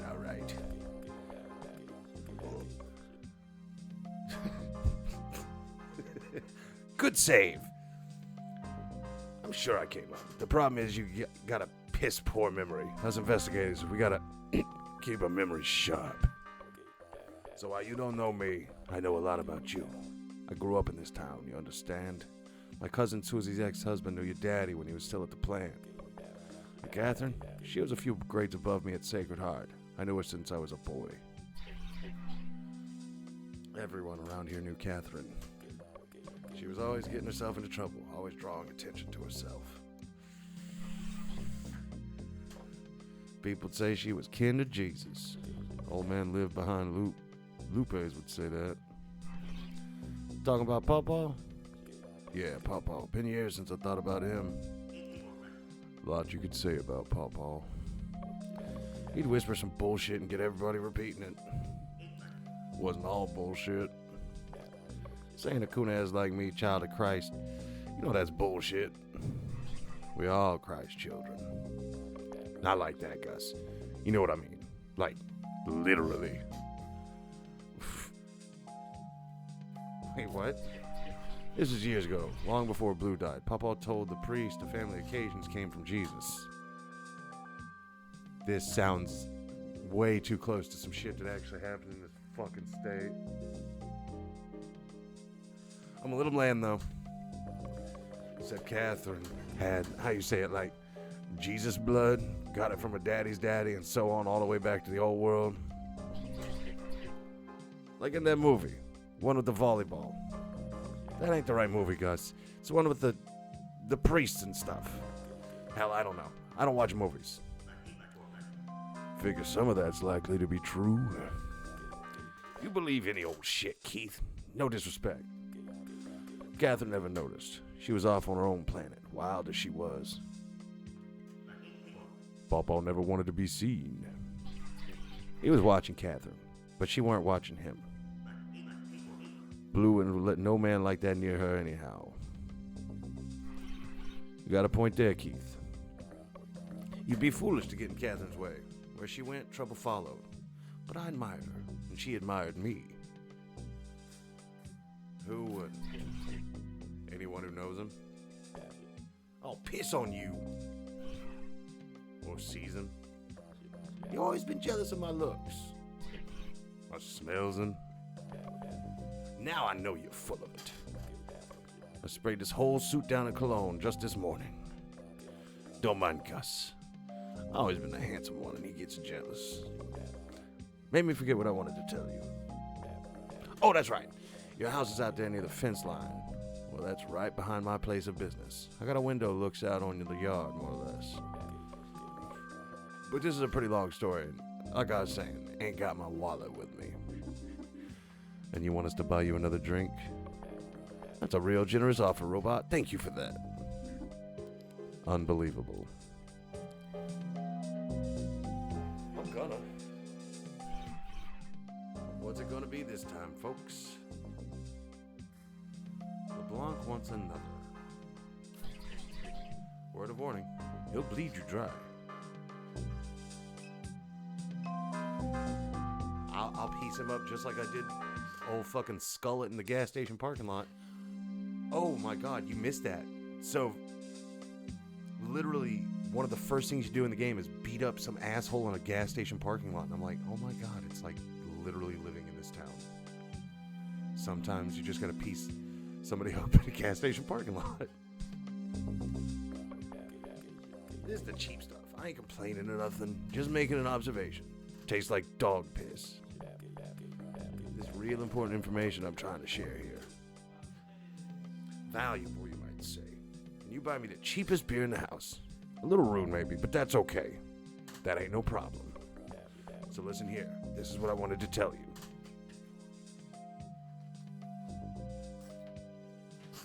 Belt.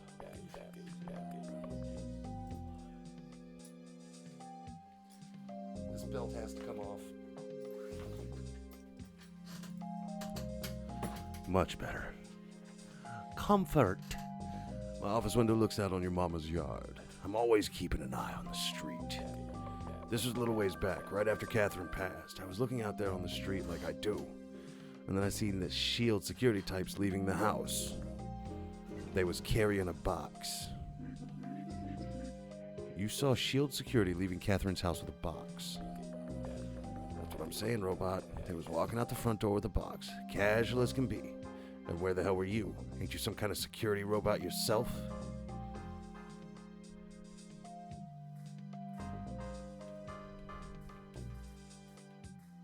Why didn't you stop the shield agents? Well, because I was busy. With what? You know, just busy. Who cares with what? When are you ever busy with anything? All the time. I can hardly get a minute to relax. Then what were you doing? I told you I was looking out the window and I saw them shield people. So answer the question, Brett. You see these people breaking into the home. You're always coming around here bragging about stopping the bad guys. If I wasn't so busy, I might have killed them. Sometimes I wonder if half the stories you tell, ask around town, everybody knows I'm a killer, are just fantasies you make up to convince yourself I was taking a shit. The detective smooths his tie as a moment of silence settles over the room. The window is next to the toilet. I'm always watching the street because I have IBS. I hadn't even started wiping when I'd seen them shield dudes. All right, bro? Would you run down Apple Street with poo all over your ass? The man closes his eyes and shakes his head slowly. I take that as a no. You wouldn't. Nobody would. You gotta have a clean ass to fight crime. Everybody knows that.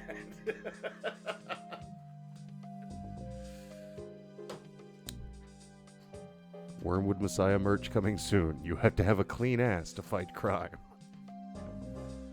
Oh, that's beautiful. That just... See, it's that je ne sais quoi.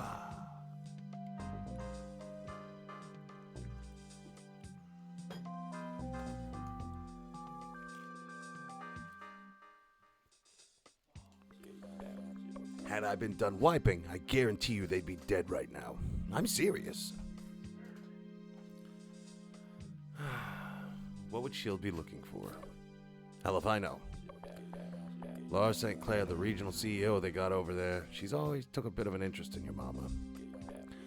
I hear she's a loose cannon. Why would she be interested in my mom? Everybody was. Oh, wrong voice. He's right. Everybody wanted it in her head. What makes her a loose cannon? That's just what they say. You talking about Laura? Piece of work, that woman. Surprised she hasn't run the whole operation into the ground. Only reason the board keeps her on deck is because of her father. A lot of people want her gone.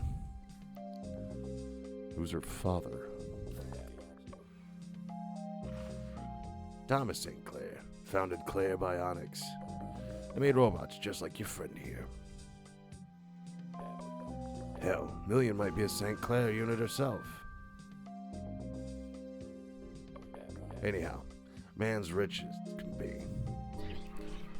Thomas St. Clair is a servant of the devil. There Gus goes with his bullshit. No bullshit, it's the truth. All right, Gus. Enough about Laura St. Clair. That's enough. Before you go, I got one more thing. I'm hungry. Would be a real nice gesture of appreciation if you brought your informant something to eat. And circle back afterwards. I might have a little bit more information to share. What now? Old boy got hungry? Yes, actually. Sucker born every day. Good for business, I guess.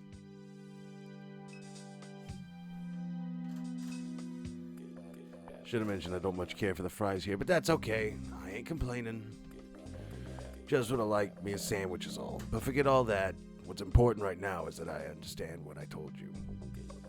I saw S.H.I.E.L.D. thugs leaving your mama's house with a box. What the box contained? No idea. But they was in there looking for something. No telling what. They got them heads to headquarters deep inside the refinery in that old plantation house where the real action happens. If I had to guess where they was heading, that'd be it. Say, Keith, you getting all this? Every word. He's making himself a little news website. What's the name gonna be, Keith? I've got a few ideas in mind. You just like Duck, bruh. Duck used to be a news junkie too, digging up dirt on all the bigwigs. That was before the cancer knocked him on his ass. Some people just want to know the truth. You been by to see Duck, Kay? The man could use visitors. Who? No wonder you don't remember your mama talking about me. You got a pecan for a brain. Kay, I find it surprising that you don't remember Duck. Even the damn robot thinks it's sad. You got poor Catherine turning in her grave, kid. You better go see him. That old boy knows shit no one else does. Where is he? What you mean? Kate must have took you to see Duck about 1,000 times. Just think about it for 2 seconds. Perhaps LeBlanc is right to suggest that we visit him at some point. Perhaps. Oh yes, quite. Why you talk like that? Did they make you in England or something? You sound like a queen. Thank you. Weird ass thing. Anyhow, figure I'll be seeing you two again. Good luck. Excuse me. Hurry it up then.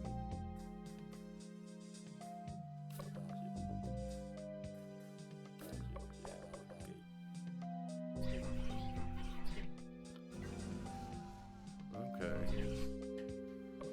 A lot of us knew who he was, but no one knew much about him. One of those kinds of people. Where is he now? living in a ditch somewhere. That ain't nice, guys. He left here a long time ago. He used to do odd jobs, roofing, fabrication, that kind of thing. No telling where he went. Probably looking for work. Enough about Pawpaw. Let's, we're looking for my brother. I'll just ask Gus about that. I don't keep up with Blake no more. Too much trouble. Need help getting into the refinery? Getting in that refinery ain't easy. I know that much from experience. We should find one of them people like they've been talking about on the news to help find out. Oil pirates barricading Highway 1. Diverting pipelines and all this. Them the only kind I ever seen get through the security. They were saying on TV one of them pirates been hiding in the Batur woods. It's all over the TV. He points to the television. Okay. Another pipeline explosion has left the residents of Lower St. Charles Parish shaken. SHIELD officials have determined that the source of the explosion was due to a botched attempt by oil pirates to divert the flow of the oil into a stolen barge.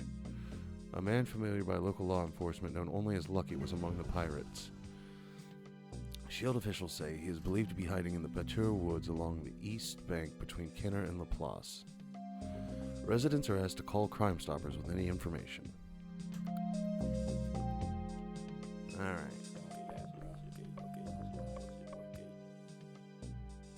You two knuckleheads managed to figure out what SHIELD was looking for. Come and tell me. Good detectives should know what's going on. Where can I find Duck? Like I told you the first time, just think about that, okay. Leave. Time to think about things. Thomas St. Clair is Laura St. Clair's father and the affluent founder of Claire Bionics, a machine learning startup.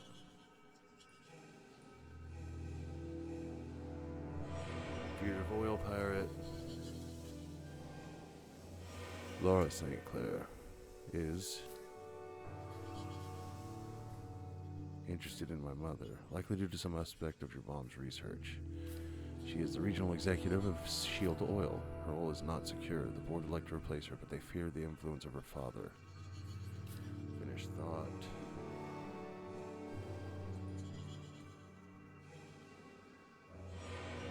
A fugitive oil pirate hiding in the Mississippi River Batur woods.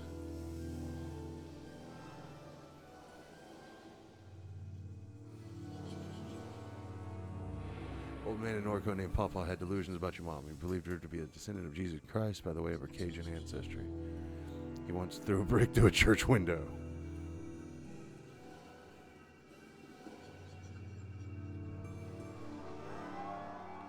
Reports of construction. Ditchman.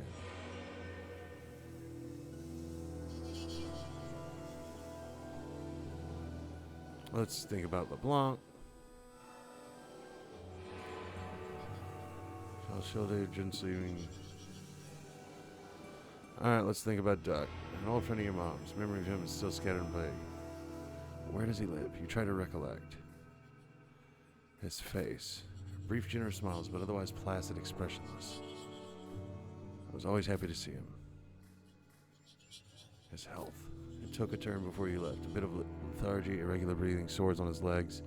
Your mom brought him food on days when he was unable to stand. His son. Dead at 14, an explosion in the yard. Natural gas leaking from a pipe. Something caused a spark. The pipeline. It crossed the property to SHIELD's chemical annex.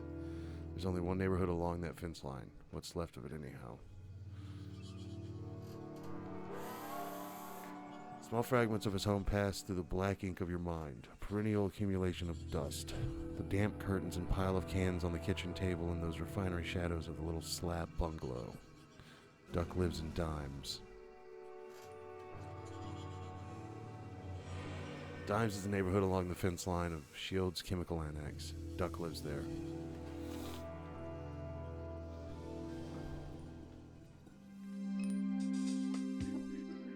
For an attempt getting into the refinery to reclaim your mother's possessions will need help. LeBlanc may know where to find it.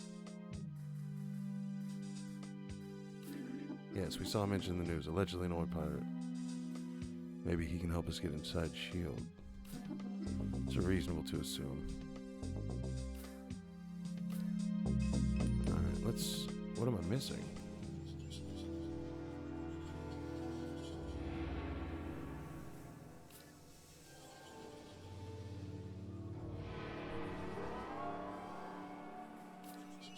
think I forgot to look at something. Maybe the shield?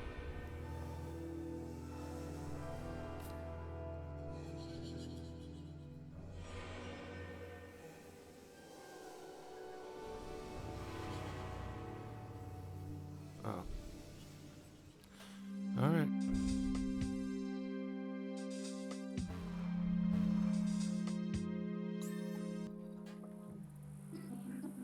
This is taking another unusual turn. Erica told us that Blake was heading here yesterday evening. But the bartender says that Blake hasn't come by in weeks. Something may have happened on his way here. LeBlanc says Shield has stolen a box of your mother's possessions. We have nothing else to go on. We must retrieve the stolen items and hope that they point us towards your brother.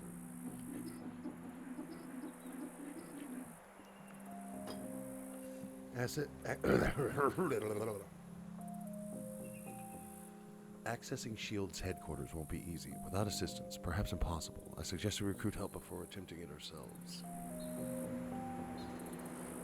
Alright.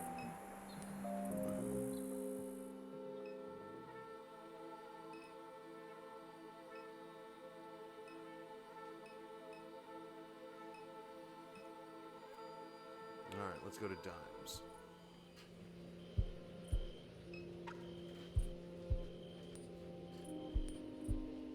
This house is partially boarded up.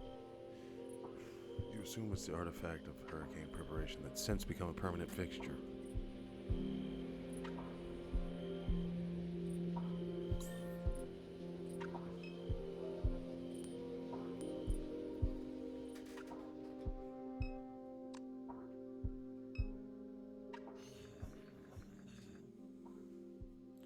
Not the first ones to come through here, toppling all over my shit in the dark. Since the buyout, people thinks this neighborhood was all empty. Come around looking for copper. But you wouldn't do that kind of thing, Kay. Not like your brother.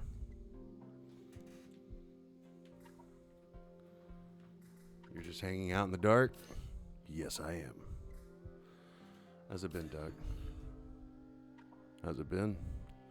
About how it looks.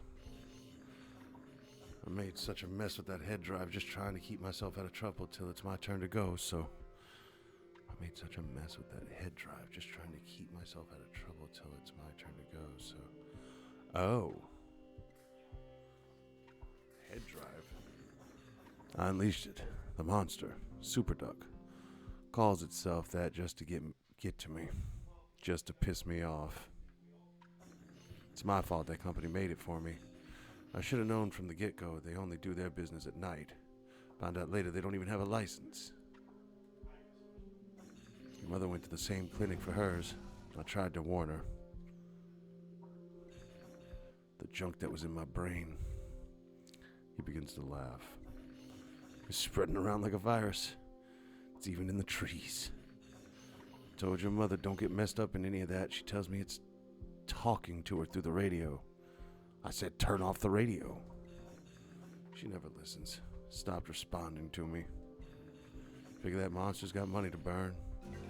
Catherine didn't want to leave her debt for you to deal with, so... So you kept up with my mom? Up until right near the end. Okay, she lived like she wasn't sick. She never quit. But I could see it wearing on her. Took a toll on her body. Started in her liver. They burned it out. Thought maybe it was the end of it. Before you know it, they found a little in her lungs.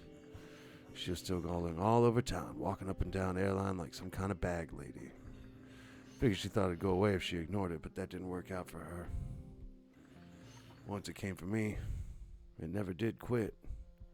Been getting sores, cramps every day. Can't keep nothing down. Tried to tell her that. Said, Catherine, this is not the kind of thing you can work off. You think she listened?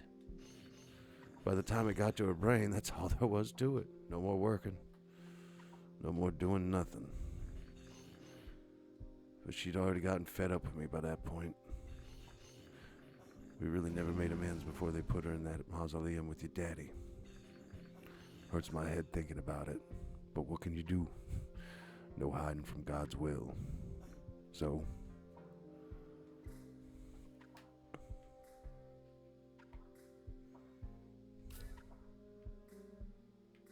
This monster, my mom was working for it? Ain't even thinking about that thing. It knows I'm here dying while it grows and grows. Big, disgusting, toxic birds sprouting from the ground all over the region with teeth and hands. All kinds of shit.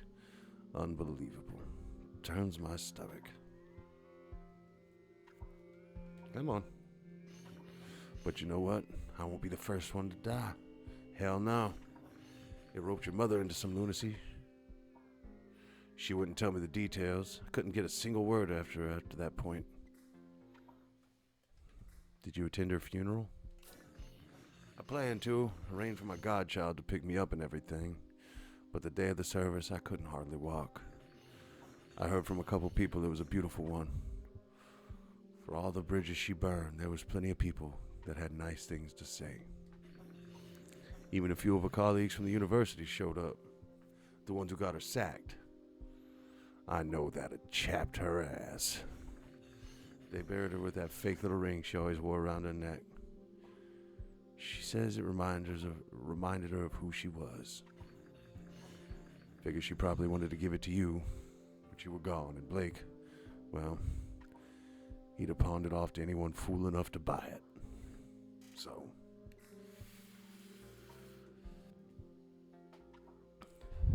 that ring she wore around her neck was fake? You don't know the story?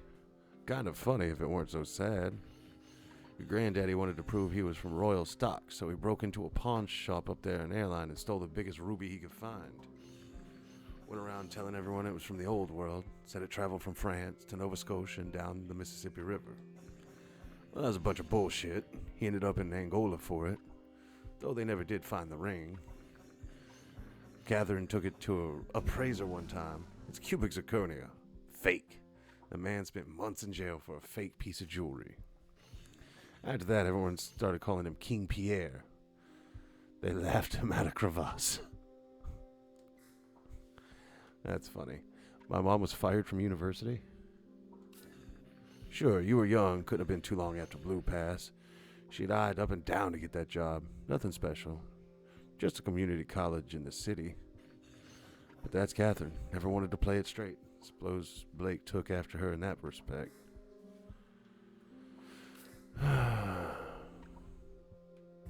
You mentioned a buyout? You must have noticed coming in, the houses are all gone. People here fighting with S.H.I.E.L.D. all their lives. They got little momentum on their side after the last explosion. Papers were making S.H.I.E.L.D. look bad. But hell, we were here first. S.H.I.E.L.D. moved in. We suffered.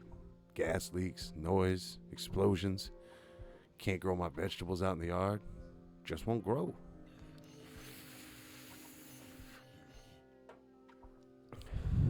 I never cared to move, but I knocked doors for it anyhow.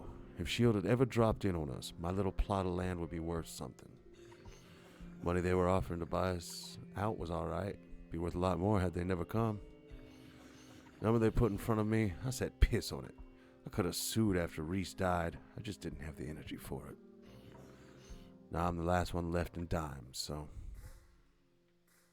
Sorry about Reese. It's history. Most days I can't remember his face, if I'm honest.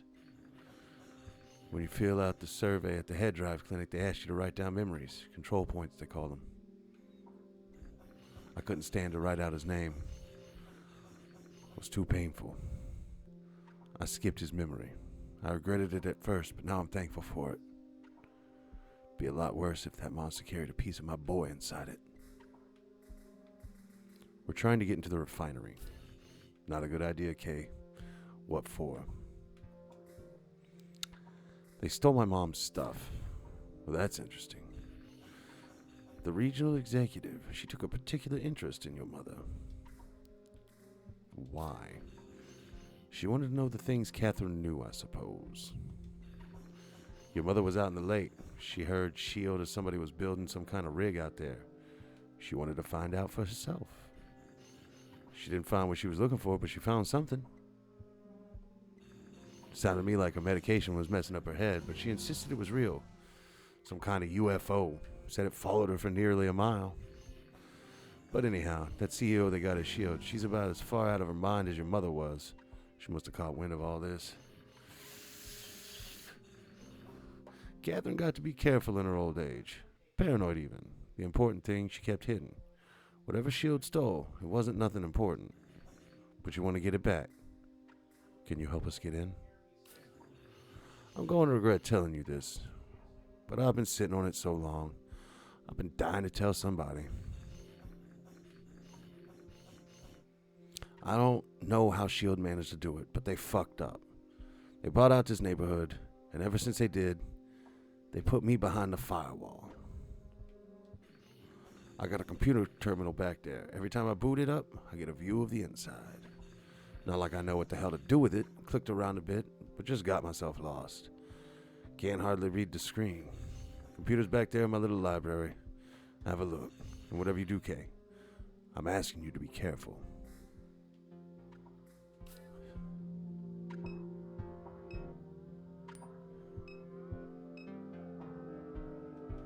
Alright, first off, we have so much more stuff.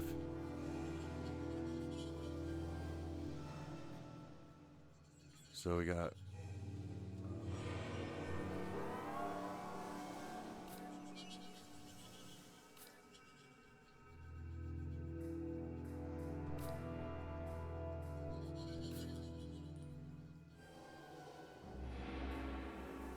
is in a mausoleum.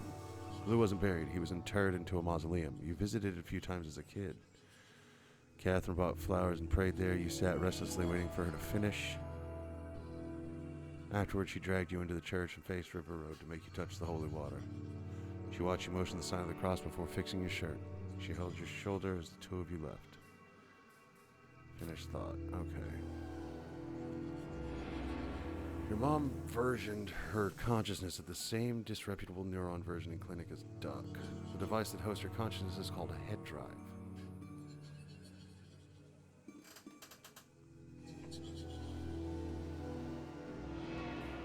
Was conducting research.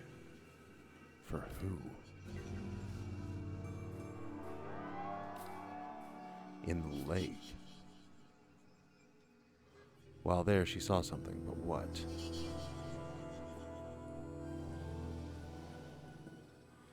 Fake ring. Your grandpa broke into a pawn shop and stole a jeweled ring to uphold the lie that he was descended from French royalty.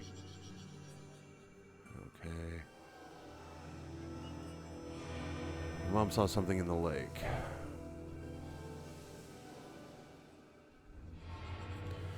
Duck is an old friend of your mom who lost his son when S.H.I.E.L.D. pipeline cutting through their yard exploded. He versioned his consciousness, same clinic as her. They fell out of touch before she died. He lives in Dimes. That's all you know.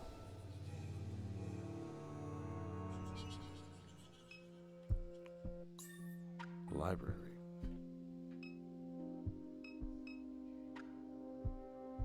Ephemera. A collection of bills, letters, and photographs are pinned to the board. The photographs are of various industrial and infrastructural landscapes that you recognize from around the region. The Geismar aluminum refinery, the grain elevators downriver, the airport control tower.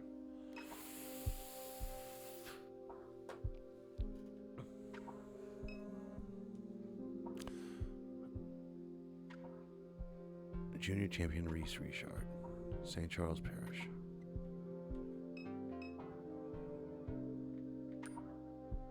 Strange ornamental box. You attempt to open the box, it's locked.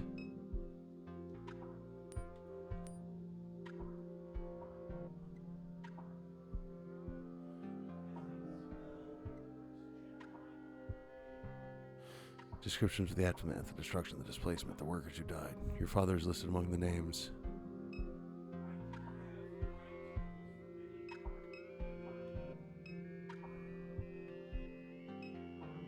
Deer head. The head of the buck is mounted to the wall. Alright. Printout containing the letterhead of the law offices and Metairie sits in the tray of the printer. Mr. Richard, after carefully studying the circumstances of the buyout, we recommend that you proceed with relocation. S.H.I.E.L.D. is not legally obligated to provide you with an easement. You may find yourself trespassing on private property when leaving and returning to your home. That's why he just doesn't leave. Computer console with a large trackpad and magnified display. You pass your finger over the trackpad, waking the machine. Shield security terminal is displayed on the console. You sit before the Shield terminal display.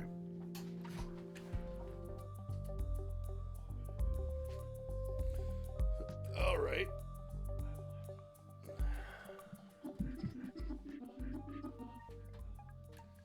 This is a map of Shield's Sentinel drone security fleet. The entrance to the refinery is in Zone A.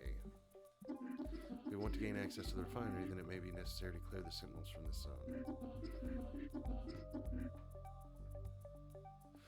There are currently 3 drones patrolling Zone A. Perhaps there's a way of relocating them to other zones.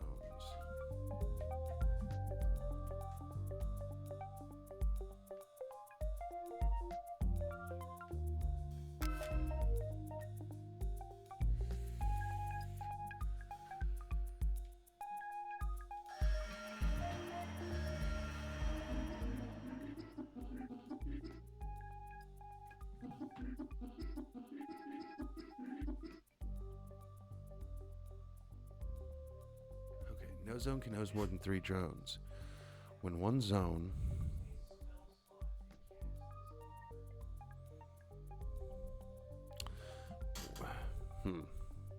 contains no drones, then a maximum capacity neighbor will reallocate a drone to its unsecured neighbor. This means when removing the last drone from Zone A, we must be sure that none of its neighbors are at maximum capacity. Okay.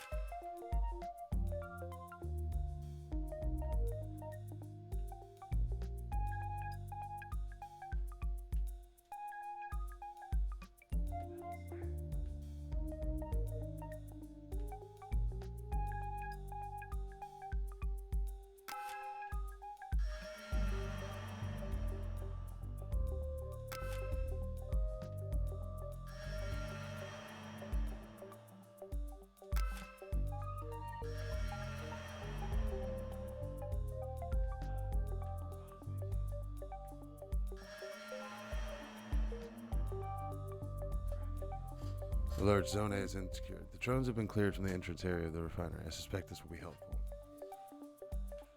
Alright, puzzles, yay.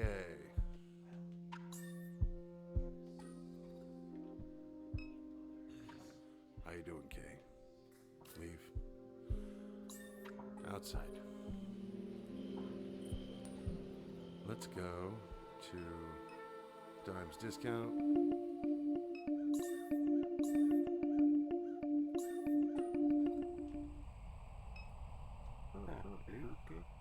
Either of you see a dog, little black pit, green eyes? You see her, you send her this way. She answered the pots. You're the one they're looking for? Well, so Lucky make the news? They want trouble, here I am. See that dog, you send her this way. Alright.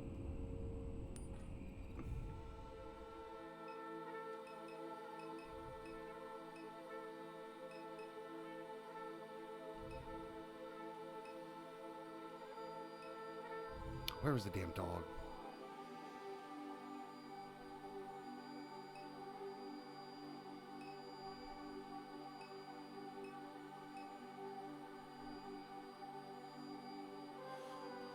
Was it by the book place? Yeah.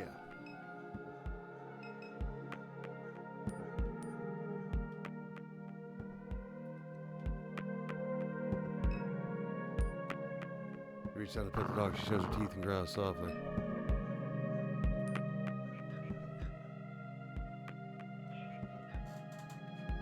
Okay.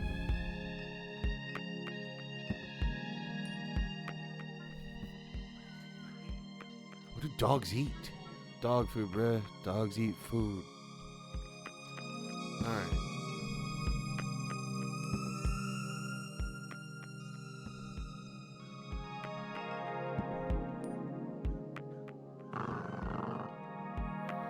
Alright.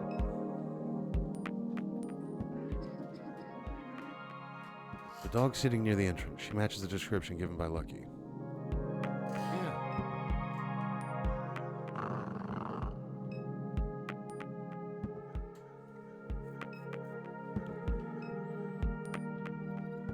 Do I have to think about the dog now? Fugitive oil pilot hiring in the Mississippi River, Bachelor Woods. His dog has gone missing.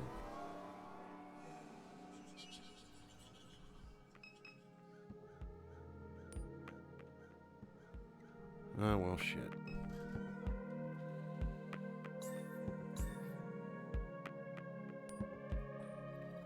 Guess we'll go to the mausoleum real fast.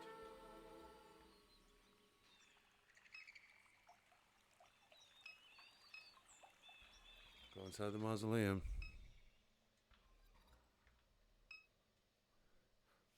The face of your mom's crypt is damaged with cracks running along the edge.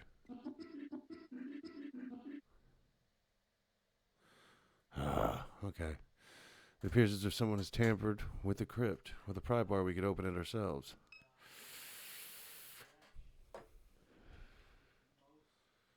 Okay. Let's go home. Go to the backyard. Grab the pry bar.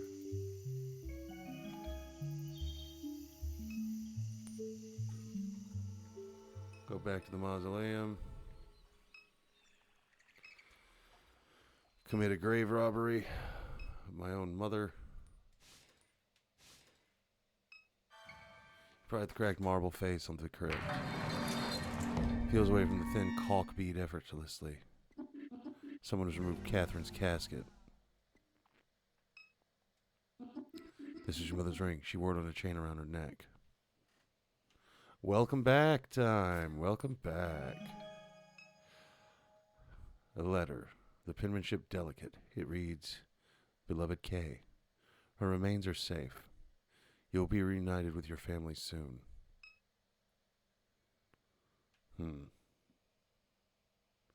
Oh boy. Fun stuff. I wonder if we can just...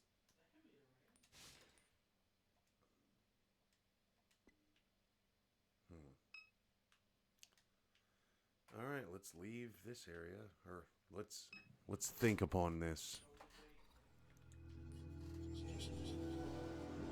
Your mom. Your mom was exhumed. Her body was stolen from the Red Church Mausoleum. Your mom.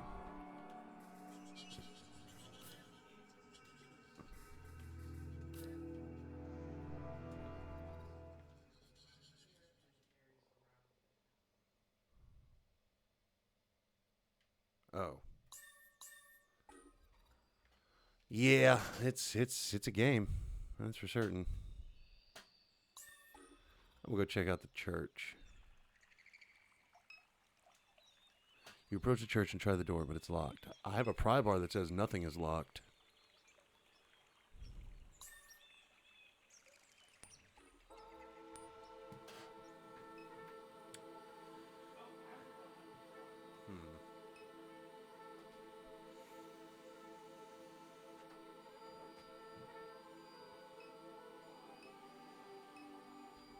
Let's go home.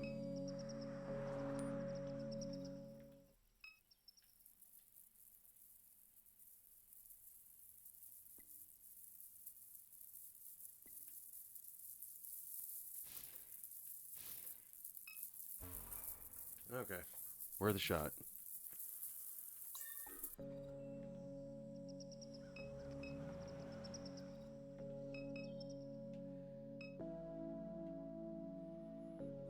Let's check the attic.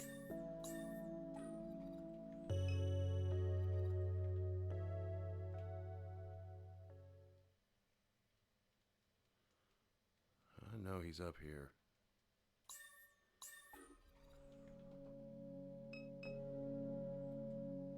You're always frightened by the laundry room. Yeah, there's a crucifix in the house. This is very...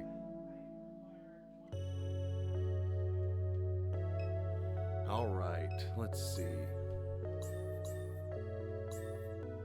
Backyard.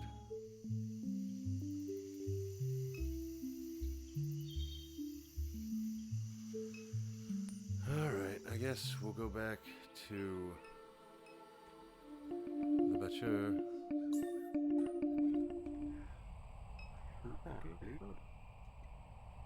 I've seen your dog.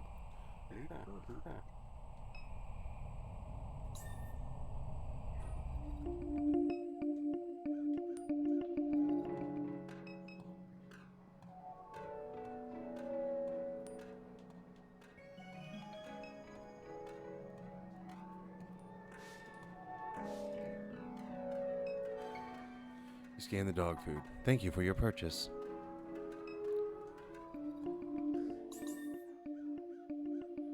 Alright. Freight loader. Freight loader is being repaired in the Bachelor Woods over the levee.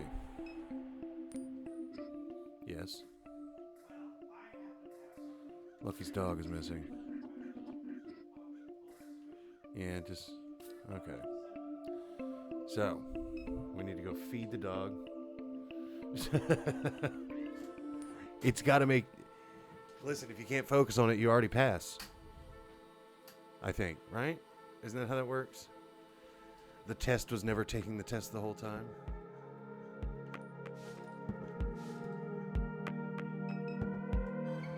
You pour a heap of food onto the ground before the dog. She laps up the kibble and follows behind you as you step away.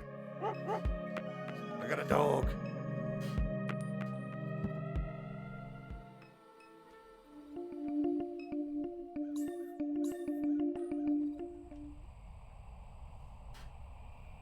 Jeez. Potts. You brought back my pot liquor. She was having me worry. Potts now, she tough as they come, but Lucky thought they had her. He reaches down and pets the dog behind her ears as she pants eagerly. He regards Million. Say, Robot, you look familiar. You a clear bionics unit? No. Alright then, just thought you might feel lucky in on a little gossip. What gossip? Laura St. Clair, she's one unusual character, turning that refinery inside out on some wild goose chase. For what? What I was hoping the robot might tell me. But anyhow, they call me Lucky. I stick around here. You need help, you find me. Help is just what we need. That right? We must infiltrate S.H.I.E.L.D. to retrieve some stolen property. We could use a hand. I done got past them fences more than I can count. It's a good time. Even got me a couple grenades in my bag. Lucky'll come. You can count on Lucky. Now that there are so many of us, we'll need the truck to get around. Let's return to the house. I hope to finish repairs quickly. Oh, and I have the dog. Combat's gonna be crazy. What you got, Kay? How long have you had Potts? Potts been by Lucky's side 2 years. Found her pregnant beneath a car one day. Couldn't stand to see her like she was. Met a man with some land, wanted the babies. Thought we'd part ways eventually, but shoot, guess I got used to her being around. She returned all I did for her many times. You from around here? Lucky come from Vacherie, right up the river. But he done traveled the land, walked to Knoxville, sailed to Mexico. Lucky done seen a good piece of this world. What do you know about S.H.I.E.L.D.? Lucky know all about all there is to know. What about it? Tell me about Laura St. Clair. Laura St. Clair is the regional executive of S.H.I.E.L.D. Norco. The board of directors appointed her because of Thomas, her daddy. They was thinking they'd get her, but they get a daddy.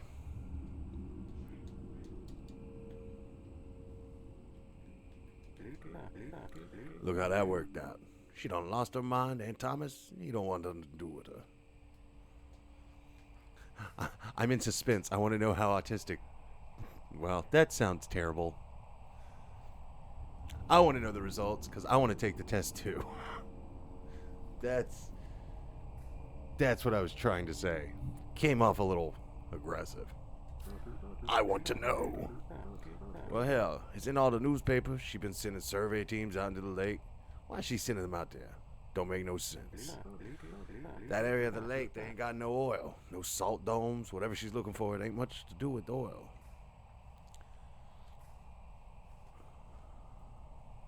How long has the facility been in Norco? S.H.I.E.L.D. came here early. All this area was plantations. Weren't no money in that after slavery. Got all that oil right there in the Gulf. Oil companies come in, get the land cheap, river connects straight to it. Whole operation down here used to be run from that central headquarters. Then they split it up to get around some laws. Now you got this regional corporation with Laura St. Clair at the top. The man laughs. Bet they regret that idea. Jeez.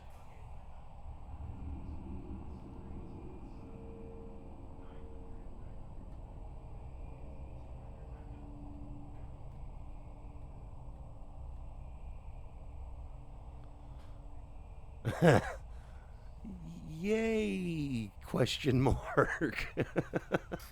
I don't know how excited to be about the results of a test like that. It's like you score low, great. I don't even have any powers, like no superpowers. You score high, it's like, yay, this explains so much. Tell me about Thomas St. Clair. Thomas started a company that gets all the security contracts around here. Got his degree from LSU, moved out to California to make robots. Man's a billionaire. S.H.I.E.L.D.'s board of directors appointed his daughter thinking they could get some of his expertise at a discount.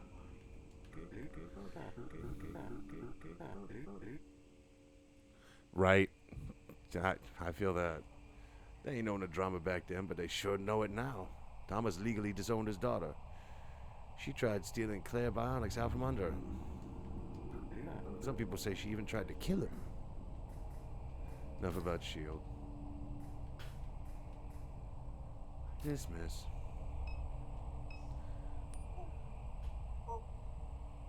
Does a dog bark every time I click it?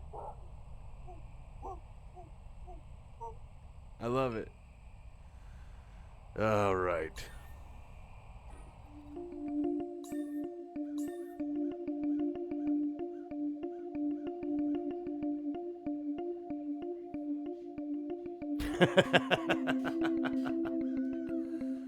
That's awesome.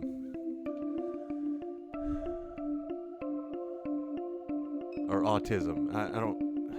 God, that joke was bad. Yeah.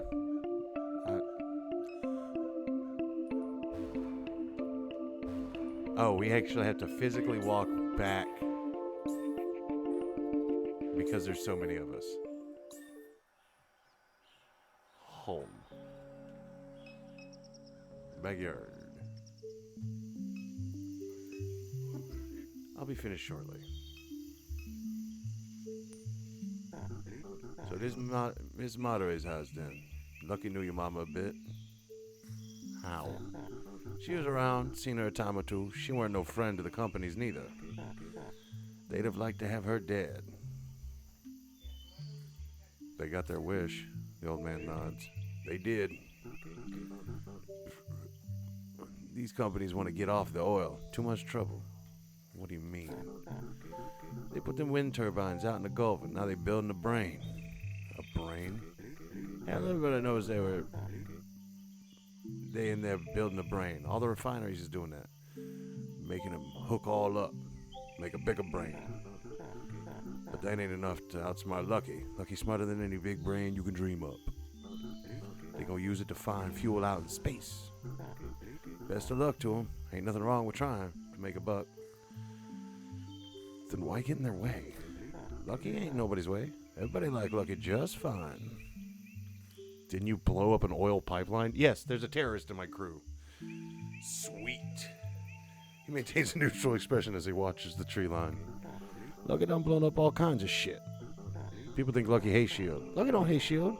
He just like causing trouble. Without S.H.I.E.L.D., ain't nobody gonna have a job in this place. But here come that robot. We best get moving. You want to talk more, just tap me on the shoulder. I've finished repairing the truck. Shall we attempt to access S.H.I.E.L.D.? Let's go.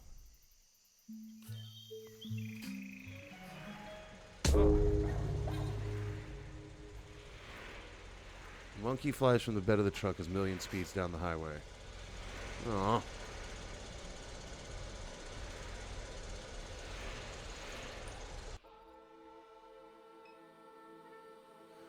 All right.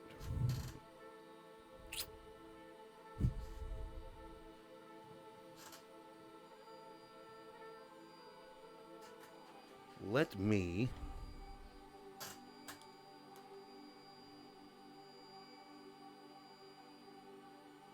there we go.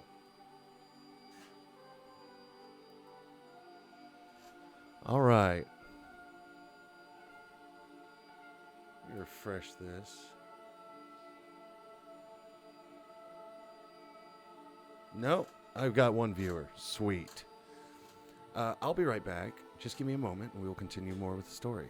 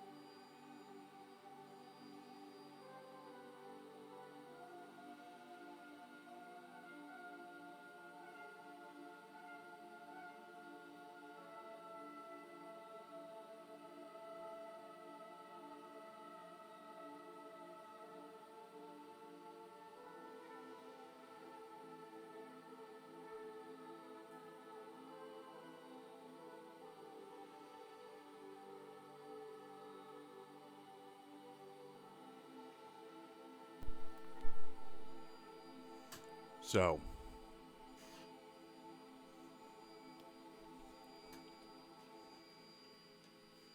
we might pivot in a moment and take a live autism test just to see what happens.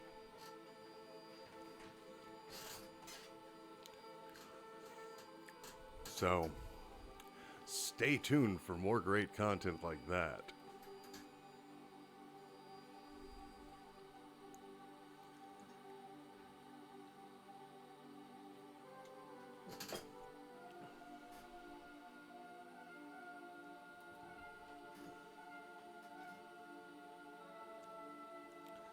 I just got sent the link to the test. Oh boy. So that's probably what we're going to do upon the end of stream. I might not even screen share until I get the results, and then we'll screen share. I don't know. We'll figure it out one way or the other.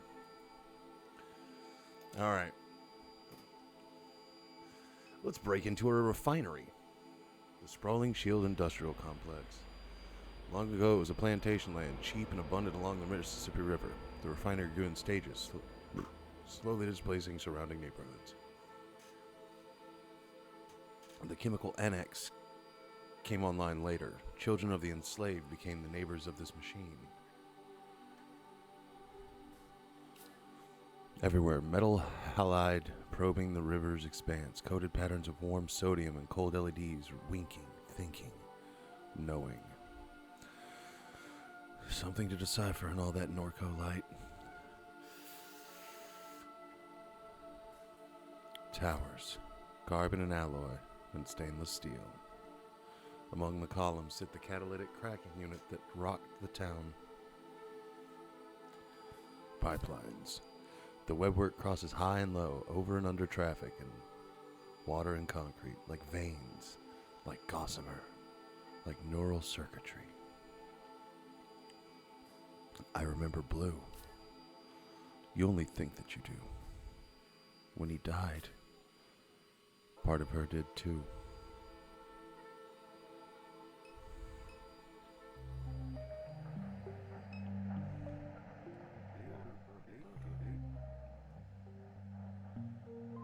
No sentinel drones around. Once we clear these two, we're in. Ready? Let's hold off.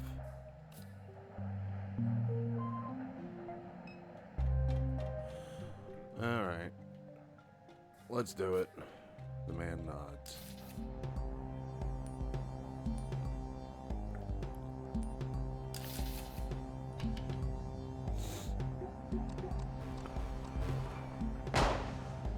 Nah. That's no good.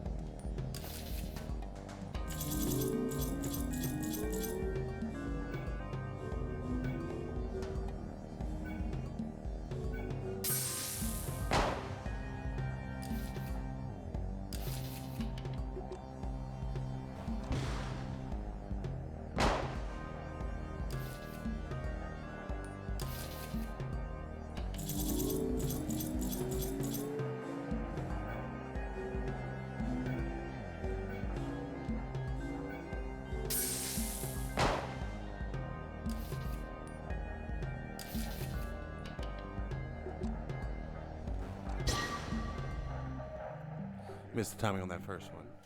Nothing much to it. When them sentinels not around, they let you more or less walk into the place.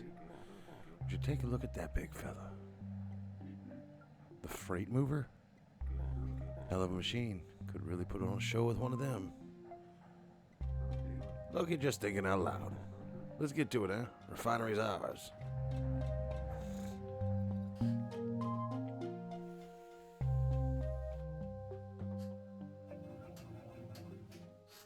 Catherine, you made it to this warehouse with Big Bird. I sure did. We have a job for you. It will pay. We'll solve some problems before you die. Dallas.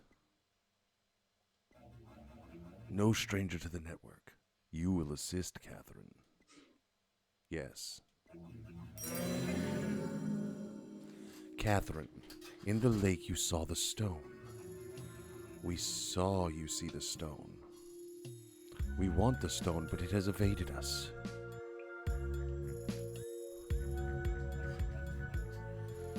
Super Duck is... what else? A network. A system of symbols, wireless communication of locusts and frogs, cypress roots, disease vectors, internet of flesh, biomimicry, internet of internet, radio towers, distributed AI, distributed birds in flight. Super Duck saw you see the stone because Super Duck was an eagle in the sky. Stone is a sky thing many want, but it reveals itself to no one. No one except for you, Catherine.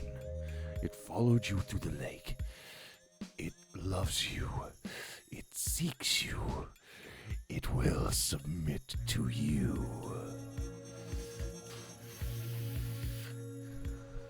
But we must act fast. Shield wants the stone. Claire Bionics wants the stone. Super Duck wants the stone. And John has the stone.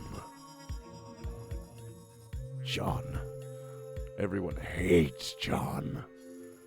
Everyone follows John. Influencer, dopamine fiend. Convinced himself he had faith in God. Convinced others even. Some young and idealistic, some old and bitter. These are the garrets of John. You will find them gathered in the bowels of the Promenade Mall in Kenner. John has hidden the stone in this forgotten place. He will use the stone in an attempt to fulfill his prophecies, but his are the prophecies of a fool.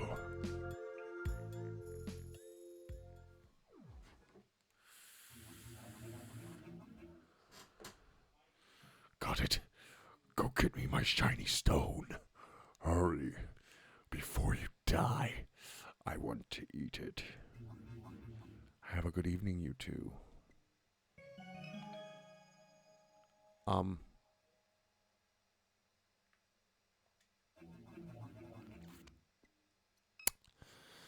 Okay.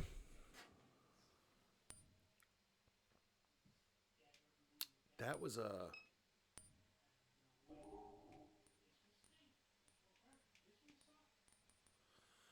gonna save the game real fast. Just to make sure.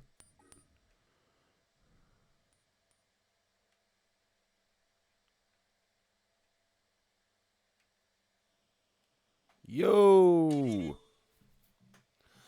It's going. I might take an autism test in a minute just for funsies. We'll see if we get some explanations for things.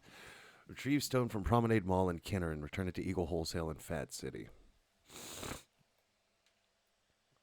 All right.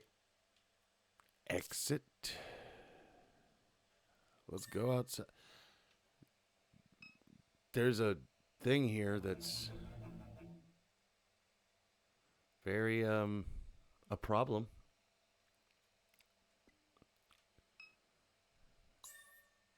It is it's a thing. Can you please explain to me what? So wait. Sorry, go. You go. What was that? What was what? There's a bird with teeth the size of my head living inside that warehouse. Yeah. That's normal to you. No, but I mean, I've seen some stuff in my life. Me too, but... What's this stone? He said it loves you. What was that all about? I don't know. I saw a drone or something in the lake. Why does he keep calling it a stone? Stone, drone. I have no idea. I was a little distracted. Well, you need to start paying attention, or neither one of us is getting paid tonight. I got the gist. Some internet weirdos are living in the mall, and they've got the stone. Yes, it's set in, like, Blade Runner, Louisiana. I saw it, and I'm like, all right. And quite possibly the single greatest line in a game has been uttered by this game, and it is, gotta have a clean ass to fight crime.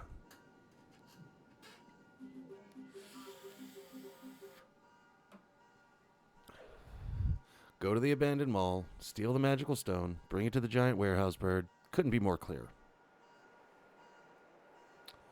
Sure. Let's Uber our way.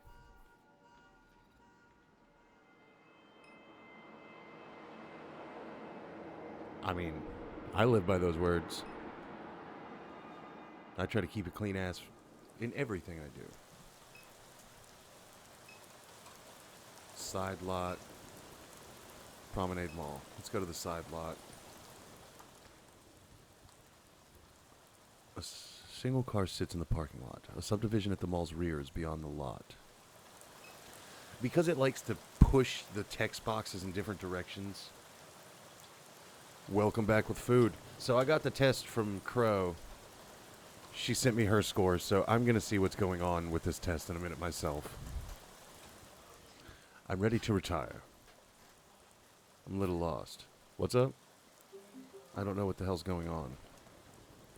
Super Duck is what? Yeah. What is it? Something like a virus. It infects things, animals, trees, phones, whatever else.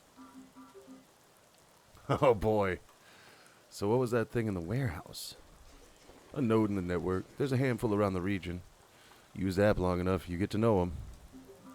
And the app is doing whatever this virus wants you to do. I don't know. Just how I keep the lights on. Who is John? Kenner John. You don't know Kenner John? Never heard of him. Happy for you. He makes videos that get shared all over the internet. I watched a couple. Religious stuff. You religious? Are you very religious? If you have not watched it, you gotta watch the movie Wag the Dog. Because then that will just make sense. I like the nightlife. I like the boogie. No doubt. John's a divisive figure among the faithful. Not the most orthodox preacher. Where do we find the stone? The thing Super's looking for? Promenade Mall in Kenner. That's what Super said anyhow. Thanks. Alright, let's just go this way. That's Keith. Who? Keith Broussard, guy I went to high school with. Where'd you go to high school? Destrehan. Destrehan's right down the street. Not so odd you'd see him here. In an abandoned parking lot in the rain in the middle of the night. Guess I've been on the app for too long. Seems fine to me. Keith? Kate? Alright, sister. Thought that was you. What's up? What are you doing? What are you doing? I'm working. Me too. Working a case. Starting me a little news website. Okay. Me gusta. You can use that. That one's free. What's the website? Ain't got a name yet. Still trying to come up with something cool. Keith's News Alert or something like that. I'm just trying to report on what's really happening around here. Bueno Lucco, as Time might say.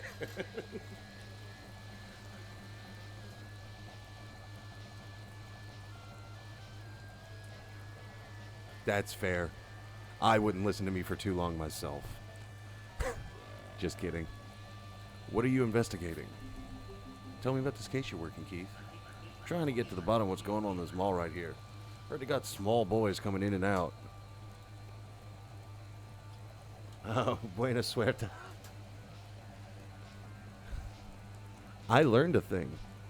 I will forget it very soon, but I learned a thing.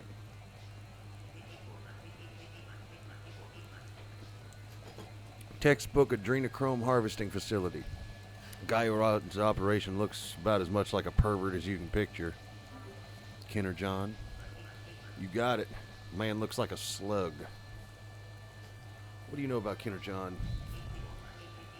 I know how he got his start posting in the comment section on New Orleans news and views. He'd go in there saying he learned how to speak to God.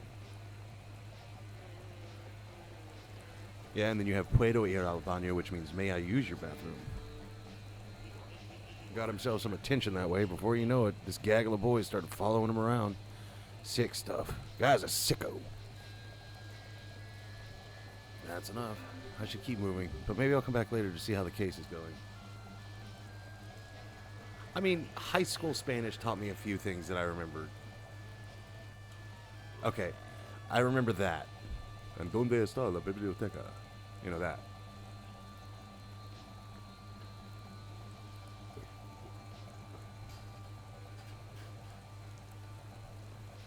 Well, just don't go to France. Or come very deep into the South and do some immersion learning. You won't be able to take it anywhere but the South, but hey. I'd like that, sister. Come pass by. I don't want to see you around often these days. Staying busy. Yeah. You mind me asking you something? Just a thing I find myself wondering about. Sure. Don't mean for this to be rude, but how come you treated Blue the way you did? One of the best men I ever knew. Why would you ask that? You kept his name. Figure it couldn't have been all bad. Just something I wonder. Or wonder about something else. Hey, forget I asked. Too busy to be thinking about that right now. Then go be busy, Kate. I didn't mean to rattle you like that.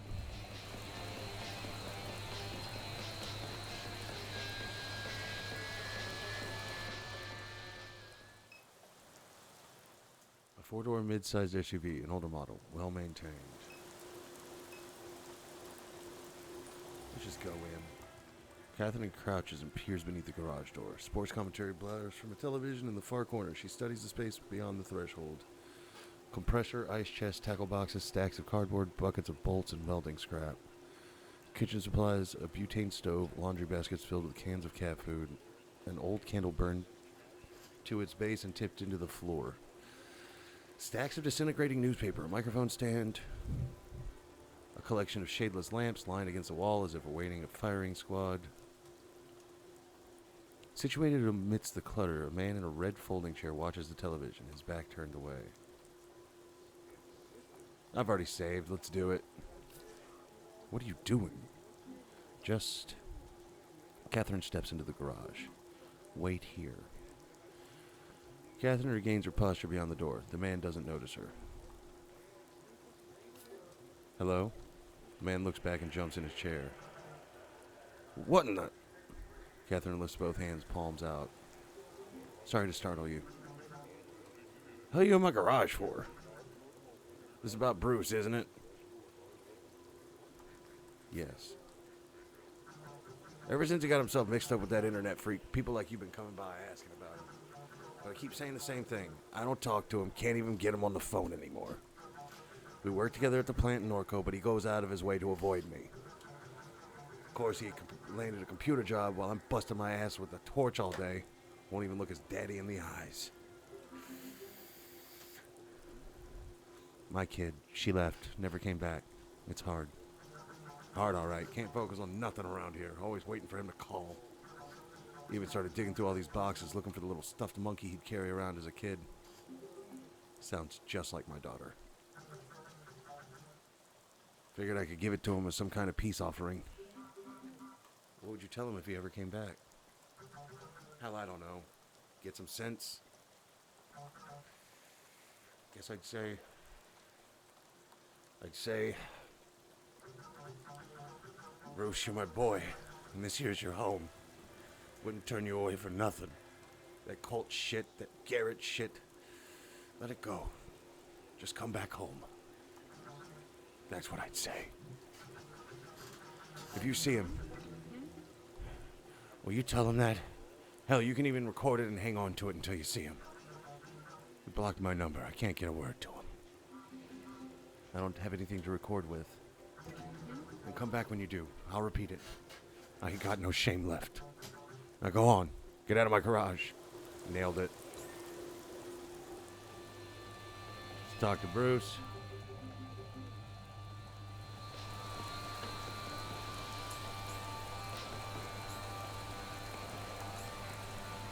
I guess we gotta...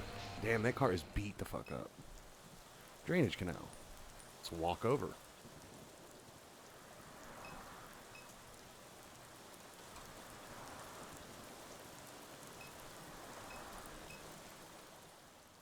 The downpour finds its way into the drainage canal, its water level slowly rising. A fence adjoins the backside of two strip malls. The crevice between them reveals a smear of light towards Williams Boulevard. Beyond the fence is a drive-through chicken, car audio mattresses direct to you, water towers and power lines, and crumbling concrete and traffic signs. Abortive landscaping attempts, unkept shrubs, solar-fed Christmas lights, weathered and forgotten. That describes most of Louisiana very well.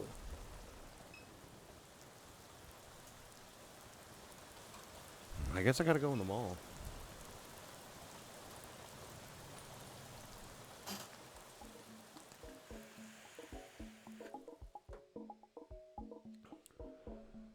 Find all three. Earn the badge. Garrett. The scale model is encased in glass. The plaque at its base reads ARC. What do you think that is? Hard to say. It almost looks like an oil rig. Or a spaceship.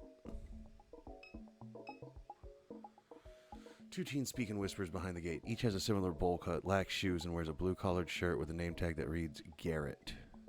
The older of the two eyes Catherine indifferently. Yeah? Is the mall open?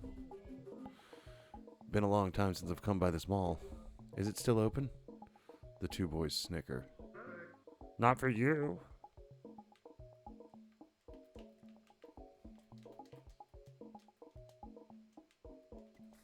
Ah.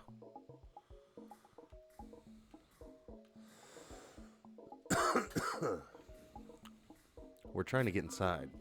Either of you gentlemen care to help us into this place? No one's going to help you. You have to help yourself. Is this how you live your life? Walking around parking lots in the rain, asking for help? More or less.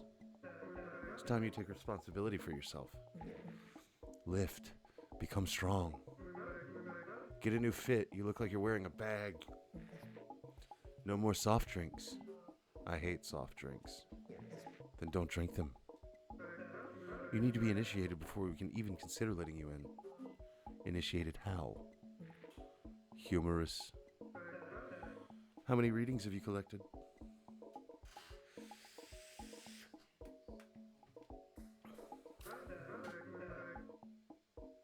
Bullshit. Then tell me how many days the arc took to complete. I don't know, 20 days? Guilty.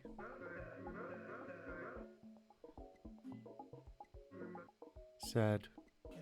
Sad. Really sad. So listen, John's got an app, okay? You need to install it, and if you have any hope of making your way in here, even once you're inside, you'll need the readings to visit the cathedral. Cathedral? The place where the divine object resides. Don't talk about it with the sieves, moron. What's the app called? Listen, I'm trying to give them voices, but I also get bored of doing it very fast. What app? The one you just mentioned 2 seconds ago, to get into the mall. Oh, John Kinner's book. Or no, it's Kinner John's Apocryphon. That's it. Kinner John's Apocryphon. Install that shit. Catherine pulls out her phone. I mean, in my mind. The voices I put out are not for sleeping. Especially when terrible bird monsters come on screen. Done. Congrats, you're on your way to being less of a fuck up.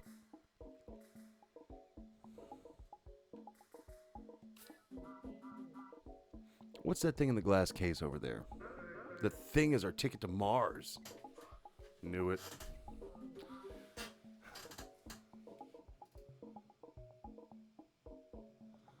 It's auto-modded. But I'll allow it. I mean, God, I hope not.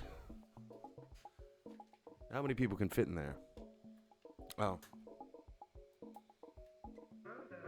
That's just the toy version, stupid. The real one is like 500 feet tall. 114 feet and 6 inches. I was close. Yes, Garrett. Where are your parents? I don't know, watching Jeopardy or some shit. Got some candy for us or something?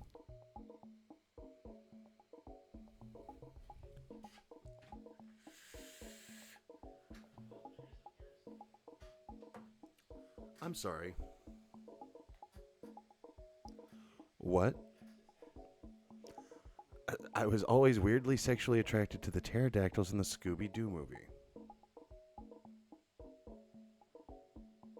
Well, this music is not helping my...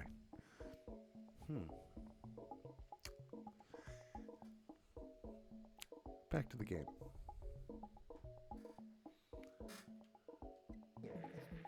Give me a ride to basketball practice.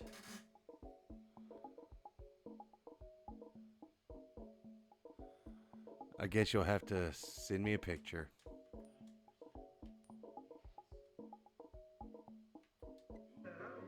Glad we got this gate to protect us. Leave. Alright. So let's use this fucking app. Kenner John's Apocryphon.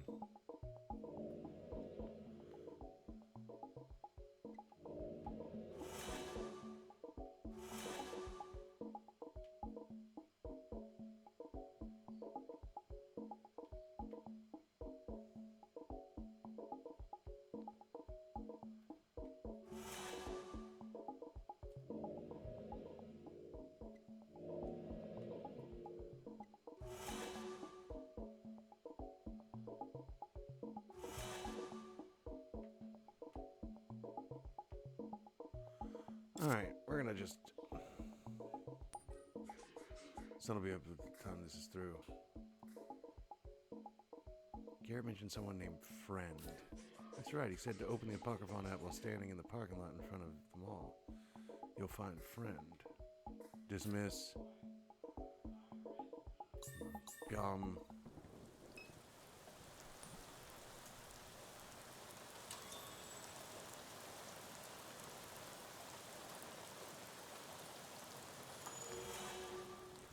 I am Friend.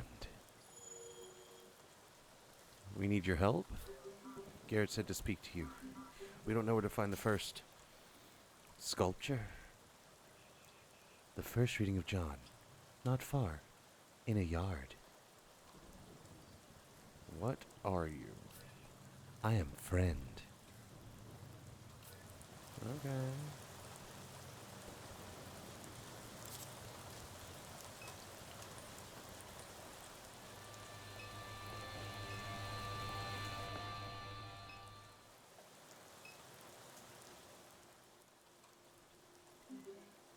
What is that thing? I had to guess I'd say it was a tracker. Don't know what use it is lying in the mud. Okay.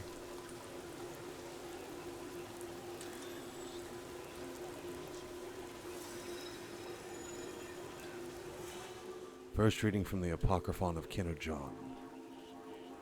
Early years you spent inside, TV on, Dad blurring the games. Says he kept Christ in his heart, but it's a lie. Alright, hold on.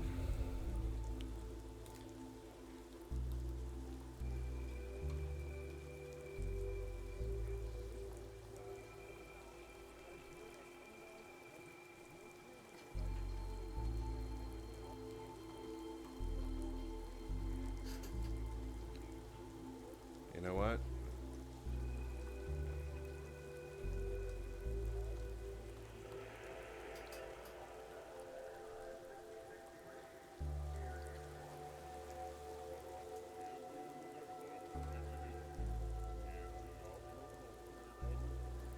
I mean, you'll really like Super Duck then. Super Duck is all of that, but with several hands and other bird heads. So, I might do it for you.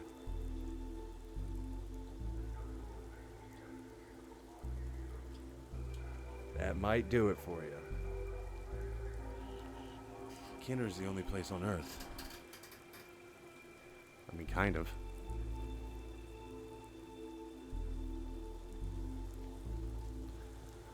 Moving on. Fair. Kinder's the only place on Earth. Nowhere to go. No one to hang out with. Your flesh is alien. The house is a prison. Only escape is through the fiber lines. Yeah, I brought it back. I forgot to bring it back. That's my fault. Someone in the forums posts a flyer for a show. Somewhere to meet people. Something to do. Whatever. You borrow your dad's car and go. Step into St. Somewheres and you'll immediately know. These aren't your people, Garrett. You make a few jokes, someone calls you a Nazi. You throw the first punch, things spiral out of control. This is weird. You're outside bleeding, pushing someone's face into a trash can full of Go cups and beer bottles. The scum are screaming at you to stop, but you don't. Someone knocks you over the head with a floor jack. You fall to the ground. They think you're dead. You're unconscious for 10 days. You wake up with a slouched mouth on your left side, determined to ruin everyone's life. You watch the forums closer now. You call the cops on the next show, and the next show, and the next show. You get the whole place shut down for a while. You didn't let up. Good job. Fuck the scum. That is intradastic.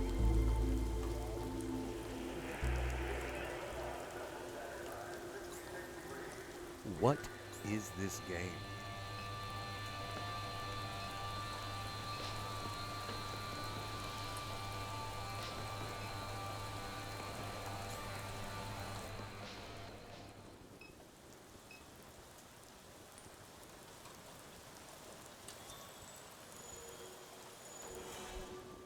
I am friend.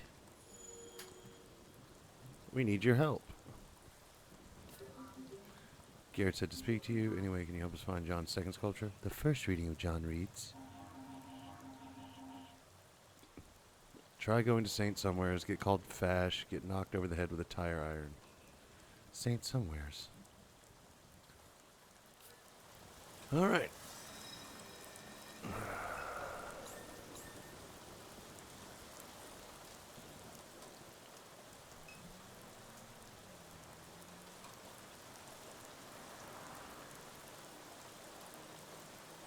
I don't wanna. I feel like I'll get in trouble. Don't know why. Just doesn't feel right.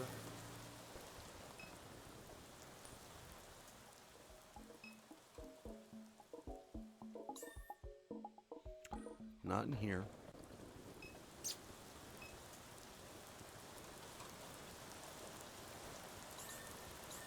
Let me talk to my partner. Some kind of night. Where's the second sculpture? First reading mentioned St. Somewheres. Isn't that a bar downtown? Ah. Womp womp.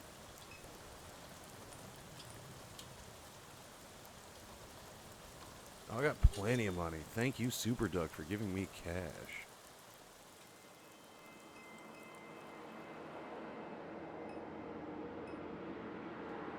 $16 to get across town to go take a picture or something.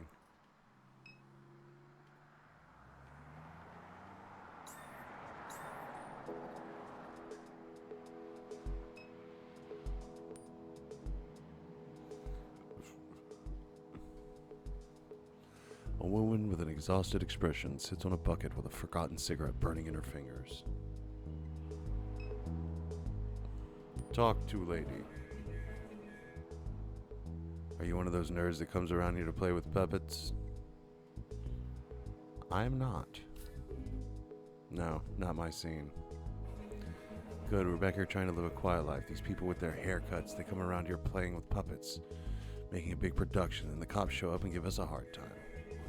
I got chased away from my last spot. I'm not trying to deal with that again. Where was your last spot? The mall in Kenner. I was one of the first after they condemned the building. A man lived in the closet. He was strange, but he kept to himself. No one bothered me that place until the boys showed up. They chased us out and threatened to report us. Oh, bastards. That guy John, their leader, he should die. I hope the closet man lives up to his word and kills him. I want to know who the closet man is. Alright. You're no fun. French Quarter.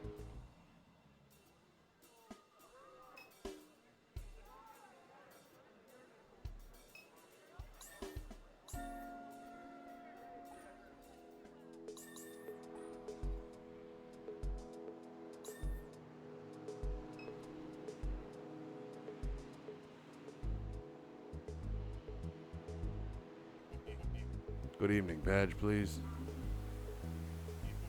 There are no council meetings scheduled for this evening. You'll need an employee ID badge to enter.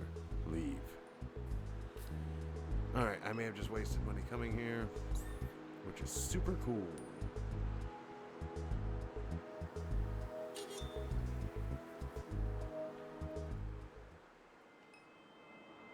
Oh, it's literally just Saint somewhere. Son of a bitch. Alright, let's pull out our phone and find another thing in here. Another terrible fucking thing.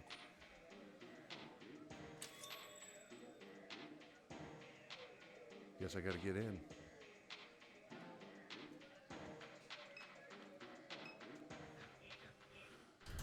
My stomach still doesn't feel right. It's the guy who ate the hot dogs. Did that hot dog finally catch up to you? This past couple hours has been the worst experience of my life. Why'd you let me eat that thing? Because I had to? You're a bad person.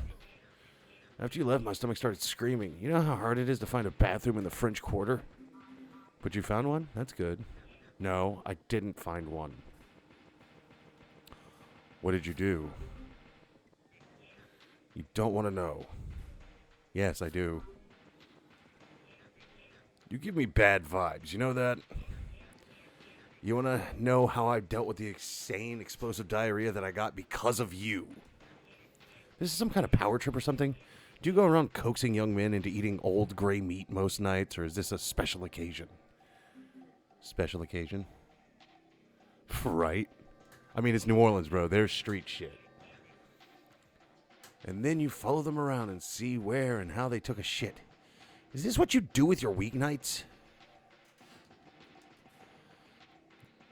Yes. I'm here, aren't I? Alright, fine, I'll tell you, but just remember that you asked. So after I leave the French Quarter, I'm standing there with Flan Lass, enjoying my second hot dog. I can tell something's wrong in my stomach. I run out the street to use the bathroom at some tourist trap, but the bouncer throws me out right when it's my turn in line. At that point, I'm desperate. I unlock my bike and start riding home as fast as I can. I nearly run over a couple pedestrians. I'm on Elysian Fields in St. Claude, major intersection, tons of traffic, backed up for about a quarter of a mile because there's an accident. Yes. The second one was unprompted. I just needed him to buy one. I know that I'm going to shit myself. It's coming. I'm in a state of complete panic. If I shit right there, dozens of people will see it. I need privacy. Fast. There's a stretch limo Hummer pulled onto the side of the road with people hanging out on the sidewalk next to it. Looks like high school students. Maybe they're getting ready to go to a dance or something. They're all congregated on one side of the limo, like on the sidewalk. I'm in the street, on the opposite side. So I drop my bike right there in the street, sneak into the limo as quietly as I can. No one's in there. They're all outside. I don't think twice. I just pull my pants down and let loose. It's, there's a lot of it.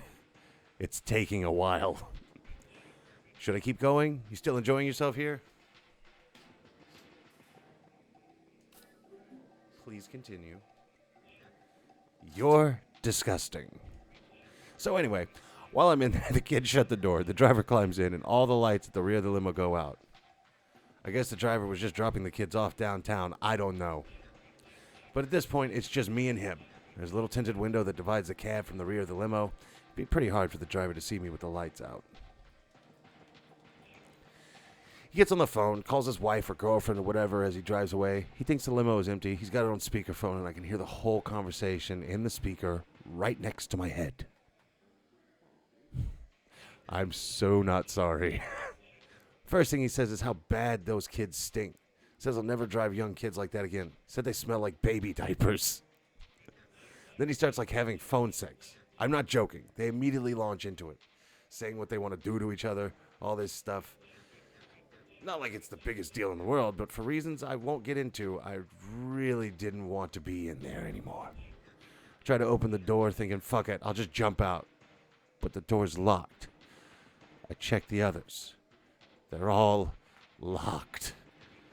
I crawl up to the window and start tapping on it. Sir, you forgot me. He hangs up the phone, cracks the little tinted window. Who in the hell are you, he asks.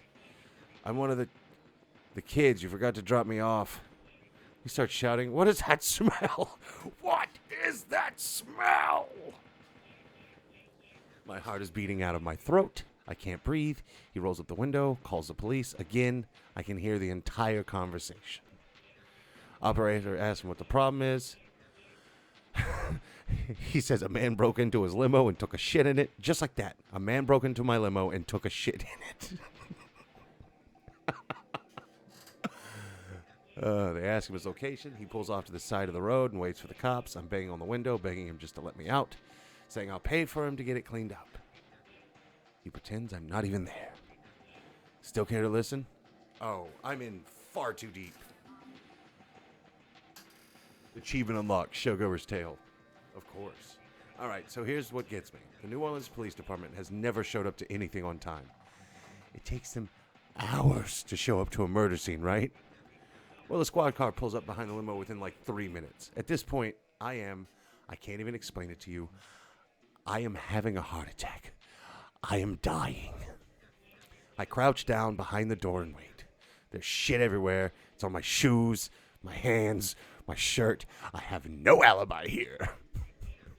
The man gets out, opens the door for the police. I spring out of there and just start running. I don't look back. I can hear the cops shouting. I turn into the neighborhood. There's a construction dumpster about a block away. I run like lightning towards that thing, dive in.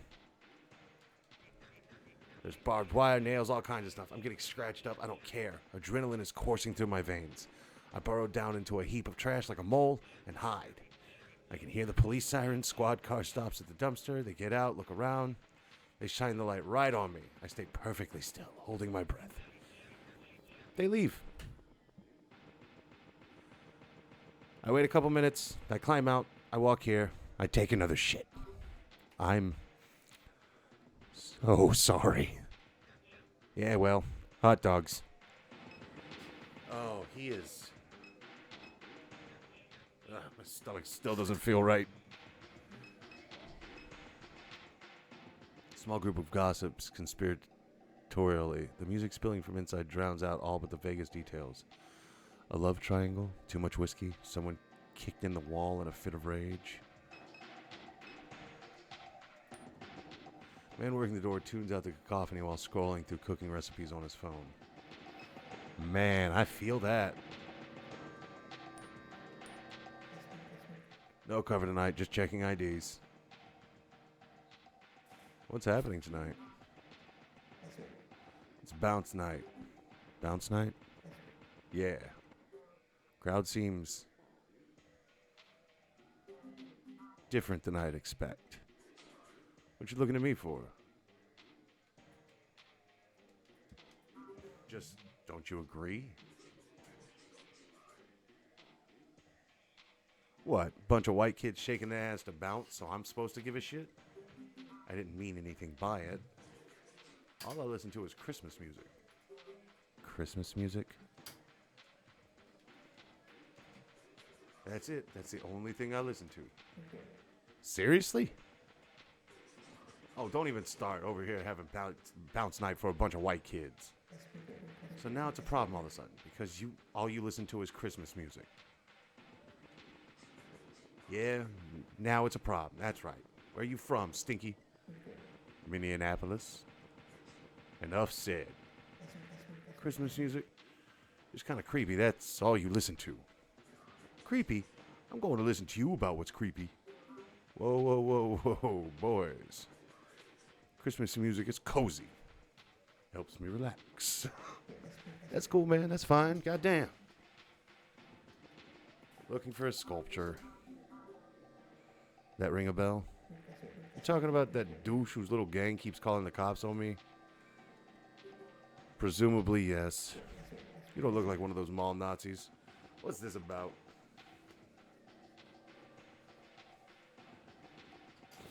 I'm an academic. I'm conducting research on this Garrett phenomenon for an anthropology journal. No kidding. So have you visited their secret lair or whatever? They took over the old Promenade Mall. Some of us tried sneaking in there, but they got the spot locked down. Anyhow, here's what I know. They got some game they play on their phone. They stick these devices around town like Easter eggs. They find the devices, scan them with their phones, something like that. Not sure the details. They hid one right outside the bar, so we had the little mall Nazis coming by every night to find it. But then last night, Ditchman came and grabbed it. Who's Ditchman? He lives over by the mall. He's usually hanging around the ditches, feeding the ducks. Don't know the guy, but Bell vouches for him, so he must be all right. Sounds like we're heading back to the mall. Why does John's gang call the cops on you?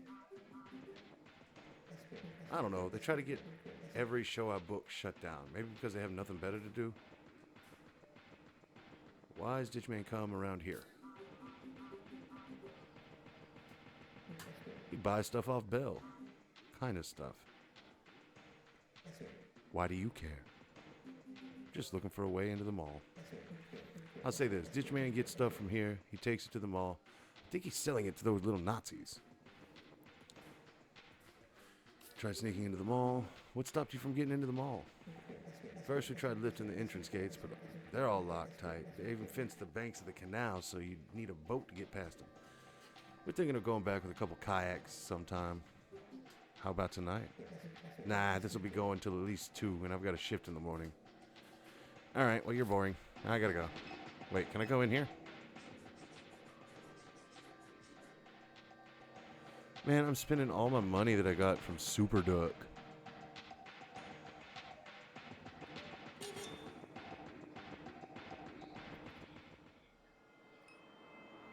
Promenade Mall. All right. Cut out. There we go. I wonder if I could have accidentally speedrun this. Second reading from the Apocryphon of Kenner John. Leave the hospital and discover faith, that immaterial essence. Pray, Garrett. Pray in the closet during the football games. Post prayers to the show forums just to fuck with the scum. That's how the Garretts find you. One's named Garrett, so they're all named Garrett. Some kind of joke. Doesn't matter. You're Garrett too. 33 Garretts in all. Garrett worked in the basement below the council chambers. Said they had a closet full of old computers. Garrett plugged one in, used it as a server. That's how Garrett hosted sermons in the sky. He projected videos of a guy he found online. Said he grew up in Kenner just like Garrett. Garrett began watching him too and told the other Garretts to subscribe. Soon all the Garretts were watching Kenner John.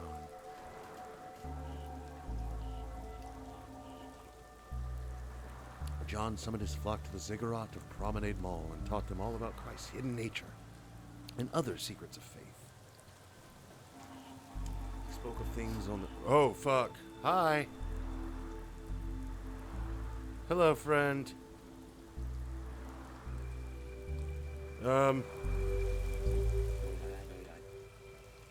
Well, what do you think about Johnny? Don't you just hate him? A real fuck, isn't he? Can I help you? Catherine, dear, it is I who will be helping you on this night. I knew you'd come see me, waiting in the ditches. Waiting. No trouble there, child. Happy to do it. You need access to the mall. Here I am, delighted to assist. The man eyes a ring hanging from Catherine's neck. You even wear the stone of the Magdalene, just as she herself wore it. You are the image of her beauty. Why are you here? We were neighbors once upon a time, don't you remember? I've only come to help, as neighbors do. Catherine shakes her head. What is this? It is my responsibility to guide you and watch over the children. I've been to see Kay. She is well. Excuse me? Can you tell me what this is about? It's about a boat. A boat that can get you into the mall. The Garretts, they favor me over John. That little shrimp. That little sad boy. I'll be your guide into the mall. The sanctum of Garrett's. Catherine turns to Dallas. This man, I think he's been following me. To help you. To help. I've always watched over you. But Blue, a good man, they say, an asshole. He wouldn't let your pawpaw near you. Well, here I am. I came to tell you, you needn't worry about Kay. Keep her name out of your mouth. Shit, I don't know what to tell you. Louisiana? I mean, I look a little creepy in the dark. A lot of creepy.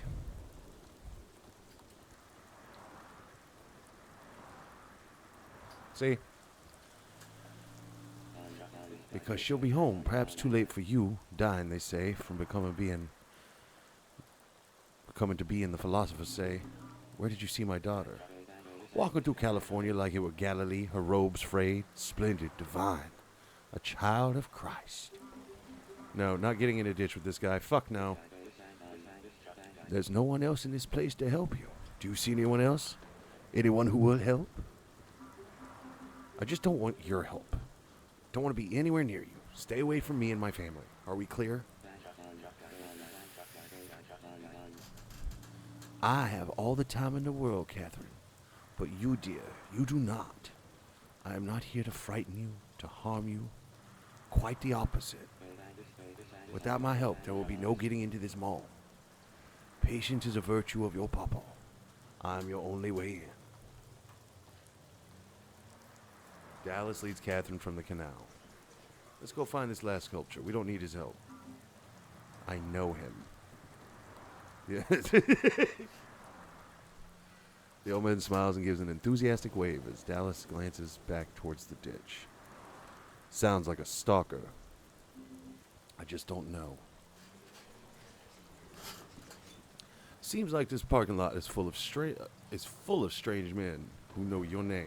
Am I missing something here? What, you think I invited them? I don't know. Maybe. I am just as confused as you are. Well, say the word, dear Catherine. I am your only way into this mall.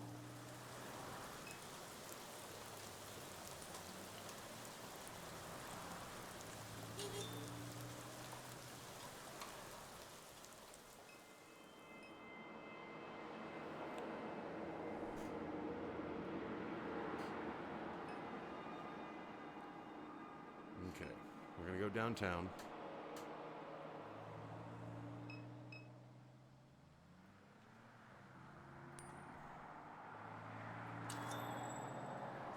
Hopefully.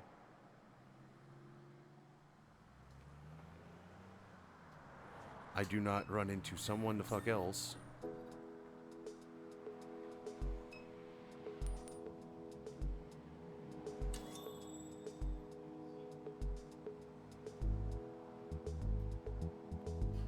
Alright, I may have fucked up. Let's go.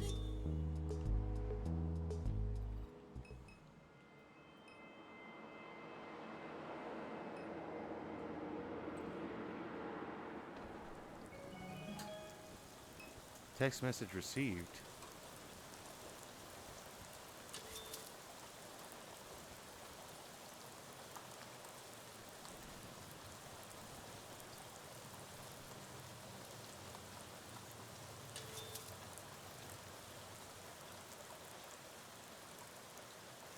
Catherine, we will send an advance to your wallet in order for you to complete the mission, but please do not waste our time.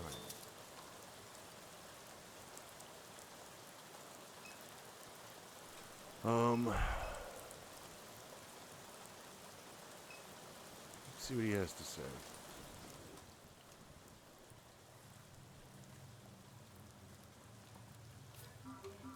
Supposed to get in the mall and Kenner, get the stone and bring it back to Superduck, but the entrance is locked.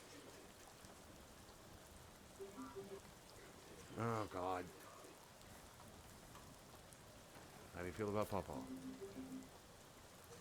Tell me about how you expect. Like he's batshit. Like he's pulling all that nonsense from. Come on. I don't know. I seem to attract these people. I need to open the door. It is very warm all of a sudden. Oh, you might be the type.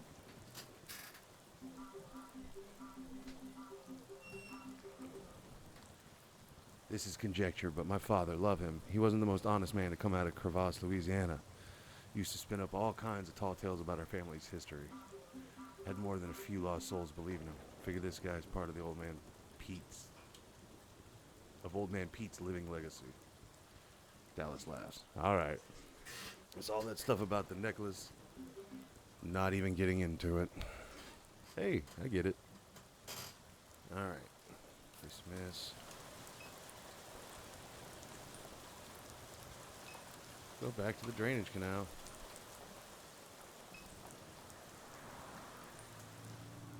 The old man squats near the flooding ditch with an easy grin, his robe whipping in the wind.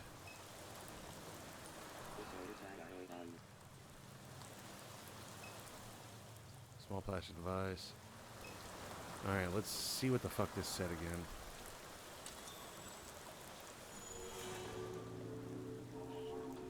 Leave the hospital and discover face.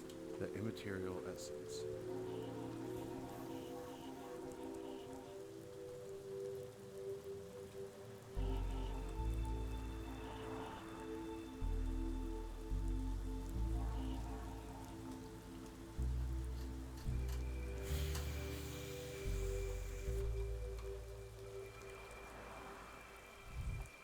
There you go.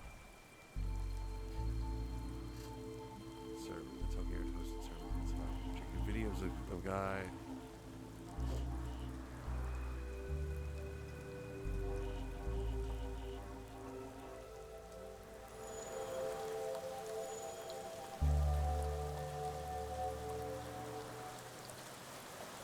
How the fuck am I supposed to figure this out? I can't just hop in a boat with Pawpaw.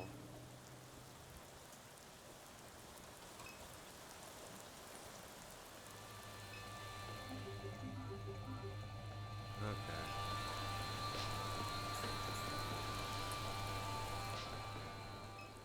I guess. Oh, maybe. Okay, I got it.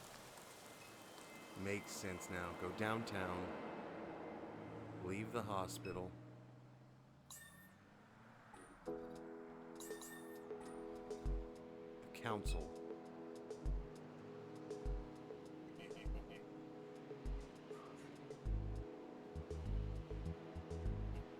Nah. We're here because of Kenner John. I've let a lot of people pass through in the evenings, wanting to take a picture from the roof or whatever the hell. None of them look like you two, following my gut here. Does the city know about this? I do what I'm told. You looking for a reason? Go somewhere else. We're serious. We're training to become Garretts. Why? We need to get inside the mall. That place has been boarded up for years. Not anymore. The Garretts took it over. This whole city lost its mind. Listen, there's some funny stuff that's happening in this building at night. If you're thinking you can just walk up to the roof, it's not like that. careful getting around. One of the generators went dead. The elevator's out, and so are the stairwell lights. Catherine enters the building.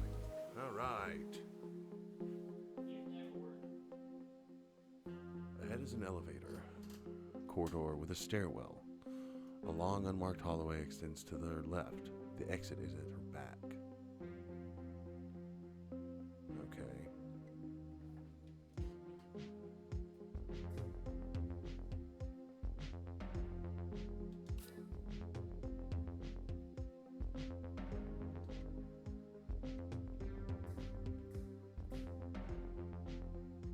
Tri-door. Lobby. Okay. To the elevators. Catherine enters the elevator corridor. The floor display of the elevator reads blank. The stairwell is ahead. To stairwell. Catherine enters the pitch black stairwell.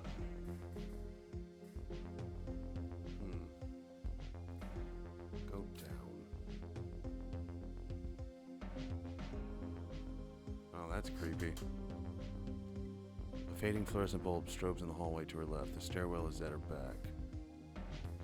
Go left. Catherine turns a corner and immediately meets the stare of a man squatted on the ground in the stuttering light of the hallway. Speak. I wouldn't stick around too long. What's that supposed to mean? The man's demeanor remains unchanged. He moves a receipt from his shirt pocket with a note scribbled on the back. He begins to read. On the 7th floor is a planter, but if you don't listen closely to the following, he'll hide. In the darkness there are hands you must shake. Do so in the order I say. Any missteps in the elevator will clear the mistake. Oh God, it's a riddle. No. Okay. In the darkness there are hands you must shake. Do so in the order I say. The first number in our sequence is the floor above the council chambers. Third most distant from the sky. Okay. So that's the 2nd floor. So there's 5 stories to the building, is what he's saying. So 2nd floor. There are 11 floors, should one count the basement. What the fuck?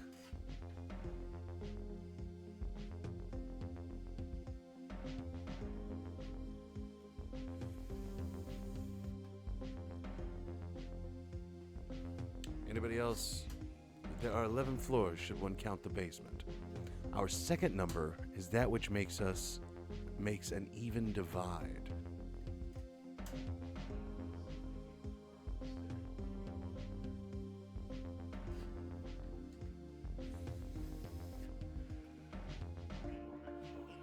The third is just above it, 5th from the sky.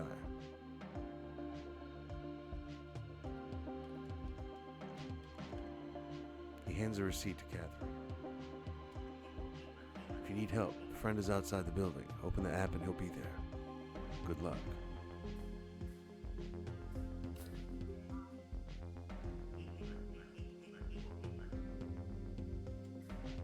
Leave hallway. Go upstairs. Exit building. We are going to talk to friend because I do not want to. You done in there? Not yet. Don't come in and out too much. People might notice.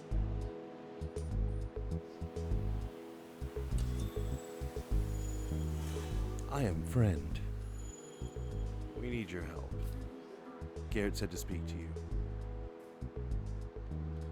The man in the basement spoke a riddle. Yes. It said, in the darkness there are hands you must shake.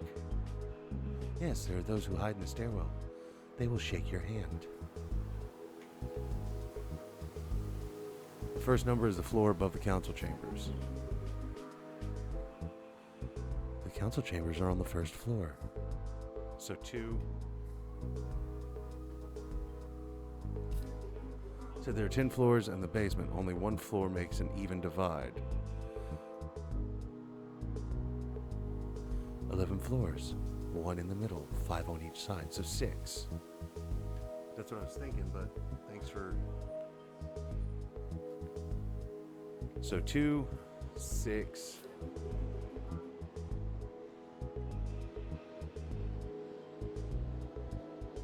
2, 6, 7.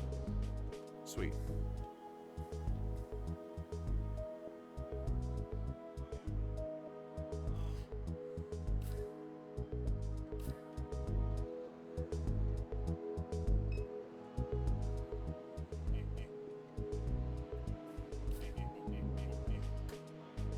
Gets weird at night. Okay.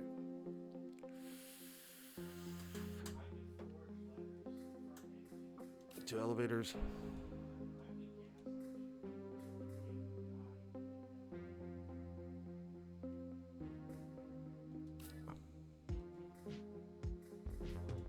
Go up. 2nd floor.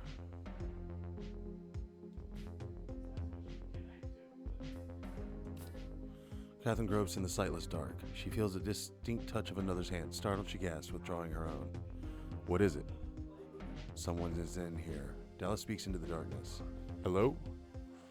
Stairwell is silent except for the decaying echo of his voice. Reach out hand. An unseen hand grasps firmly and shakes. Who's there? Silence. Go up.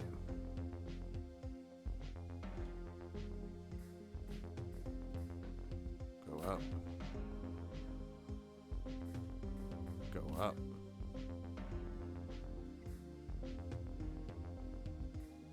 Go up. Reach out hand.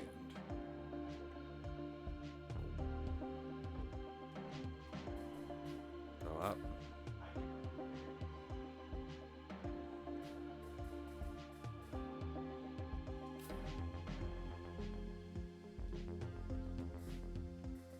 Open. Catherine enters an unlit office. She tries the light, no power. A window looks beyond Duncan Plaza towards the French Quarter. Catherine returns to the unlit stairwell.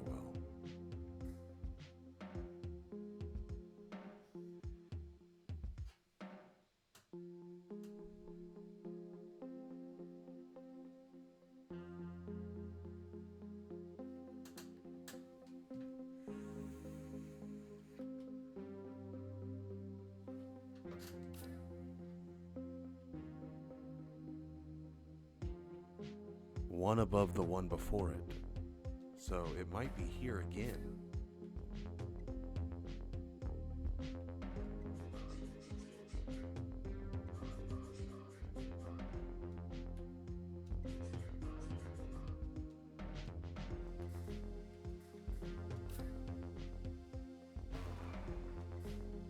Go down. Go down. Go down. Go down. So I'm going to attempt to do 263.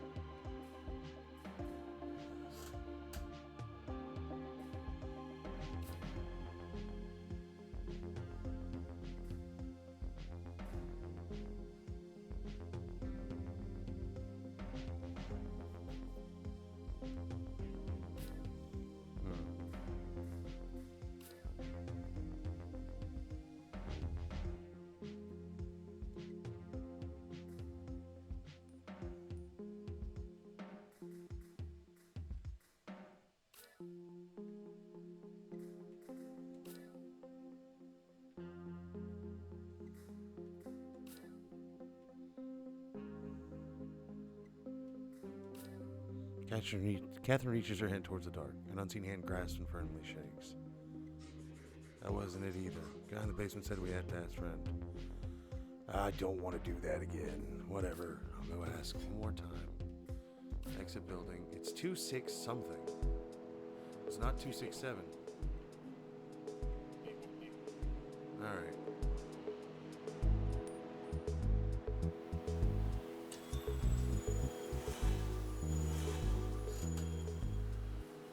Need your help.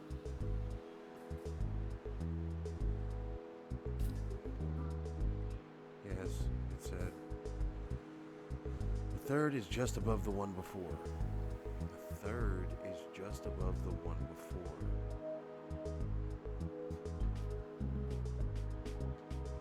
Okay, the first number is the floor above the council chambers.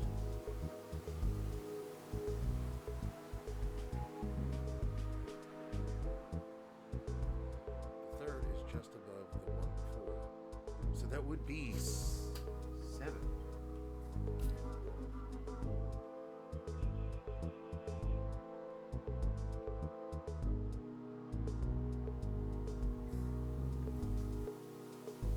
Yeah, it should be 267. Okay.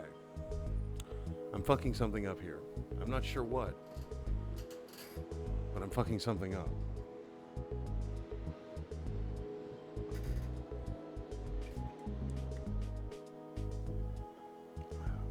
Let me hydrate and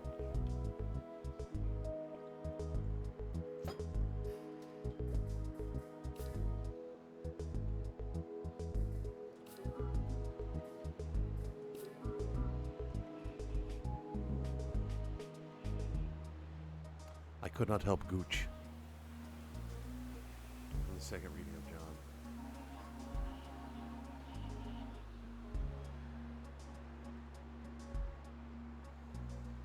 Okay. Basement sky.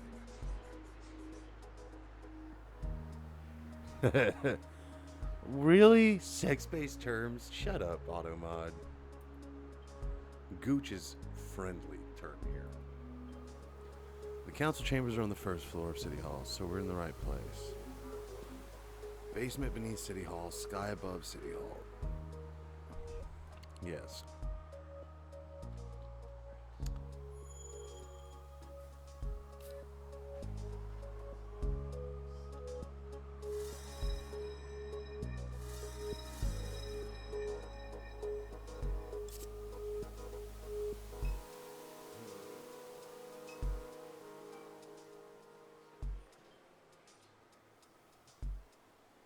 A figure sits at a desk overlooking Duncan Plaza on the deepening winter night.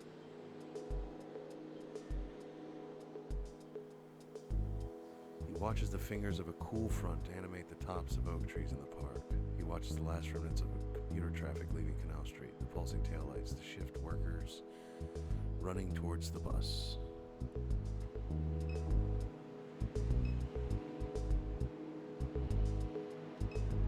That's the 7th fucking floor. All right.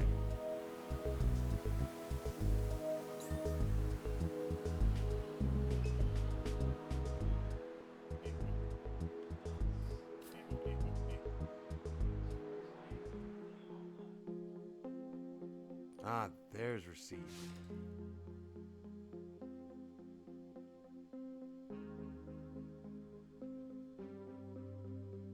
So it's 7th floor, you son of a bitch. 2 elevators.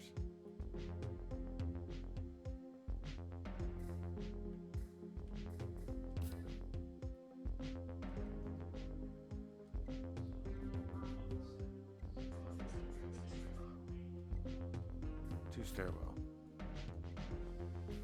Go up. Reach out hand. Go up. No shit.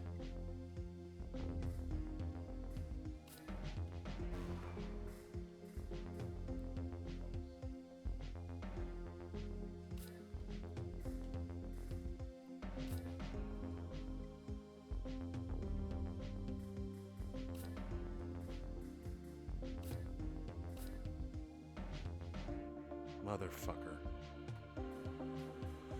Go up. Go up. Go up. Go up.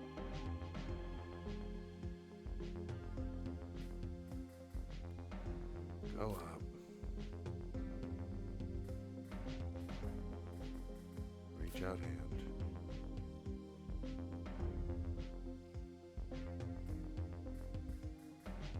Go up.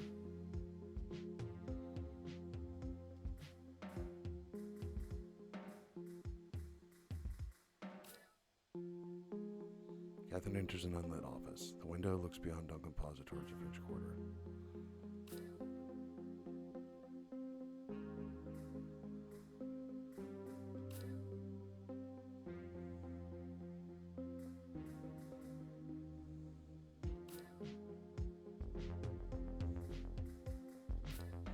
How do I get 7?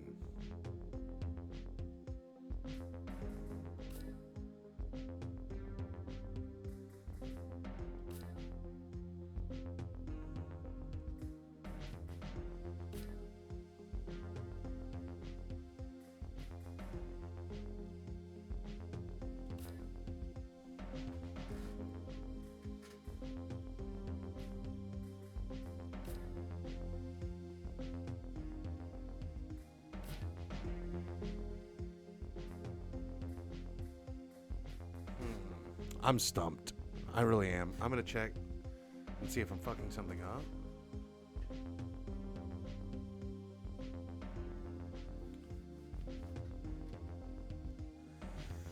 I don't want the answer because I did the fucking math. There's something I probably failed to do already.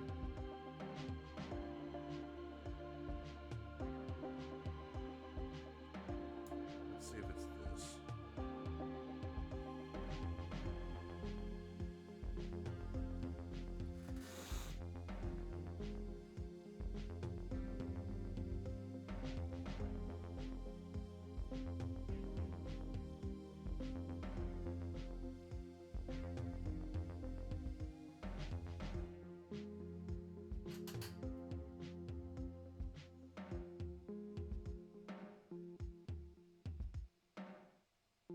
Okay.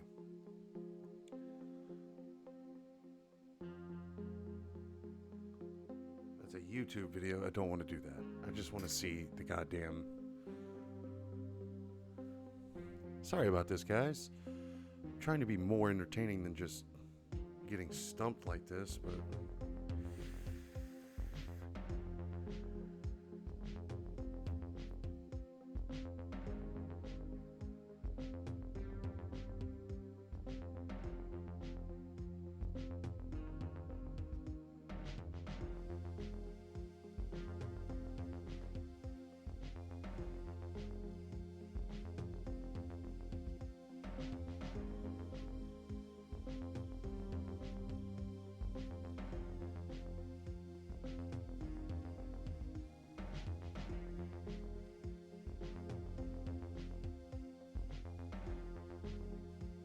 This is fucking achievements. I don't need achievements. I just need...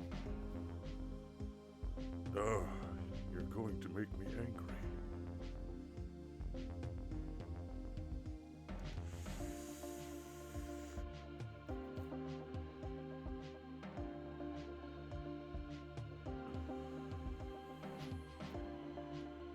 Fuck it.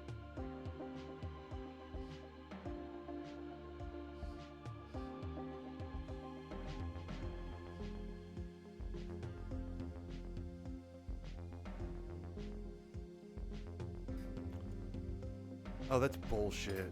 So you just don't count the basement. That's all it is. Motherfucker.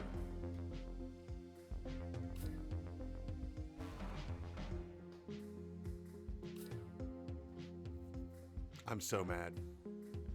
11 floors. Bitch ass. Also, I did the math wrong. 6 isn't. I'm dumb. I'm so mad. I'm so fucking angry. Reach out hand.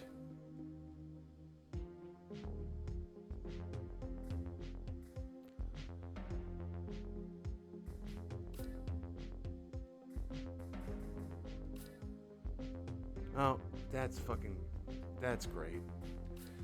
Now I'm just actually fucking up.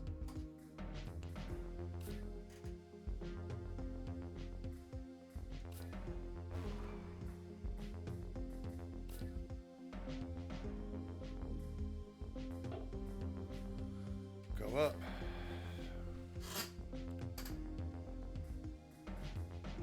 Go up. Gotta not be too hasty here. Go up. Reach out hand.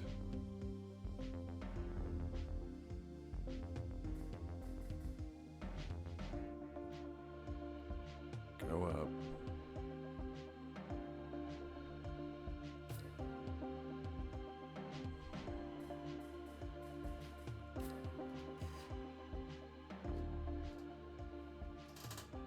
It begins to pull Catherine slowly towards the floor. She grasps Dallas, attempting to resist.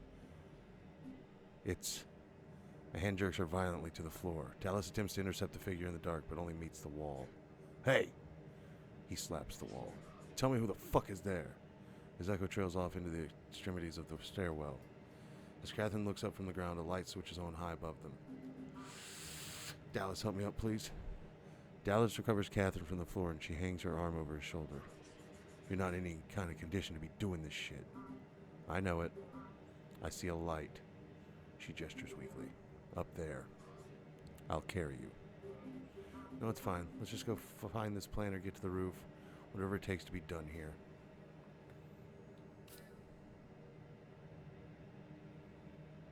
A narrow thread of light shines from the doorway to the planning office. Enter doorway. Gotta punch him in the dick. Catherine steps into the warm lamplight glow of the 7th floor office overlooking Duncan Plaza. A man sits at a desk facing the window. He looks back at Catherine, looks away. Office is closed. Working late. No later than usual. We're drafting a new master plan. It's been an ordeal. You may have seen about it on the news. The antagonism in this city. My God, everyone wants something different. The planner looks away from Catherine. I'll keep listening. I'm the one they hate the most. The other planners are more interesting, younger. They're passionate about the work. I'm old now. I watched them bulldoze the projects. I wanted it.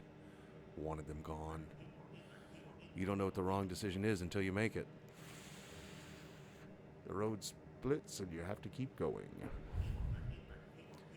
The highways, they have to go somewhere. The houses, they're going to flood sometime. As he speaks, he crouches himself into an odd and anxious way. And no one wants to relocate, but the stubbornness of nature is unmatched. It drives the rest. In the end, it drives our decisions. It forces them, you see. I understand. Floods have made a lot of decisions for me. Some will confront decisions before others. This creates an imbalance. It creates the condition for conflict. When we plan, we don't plan for community. We plan for a city at war with itself. We decide the winners and the losers. As the stakes grow higher, the losers, they're going to hate us. He turns his gaze across his shoulder and meets Catherine's eye before looking away a final time. Gives me a fucking ulcer. I'm trying to get to the roof. The planner turns in his chair. I see. Any chance you could help? You don't look like the other ones, I'll say that. Excuse me? Where's your shirt? The planner dismisses Catherine with a hand wave and points towards a coat rack near the door. Key card's hanging on the rack. He returns to his original posture facing the window. Catherine grabs the key card. Leave.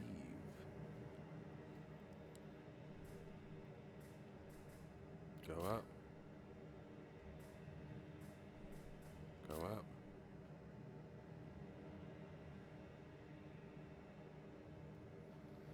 Yeah, you deserve a break.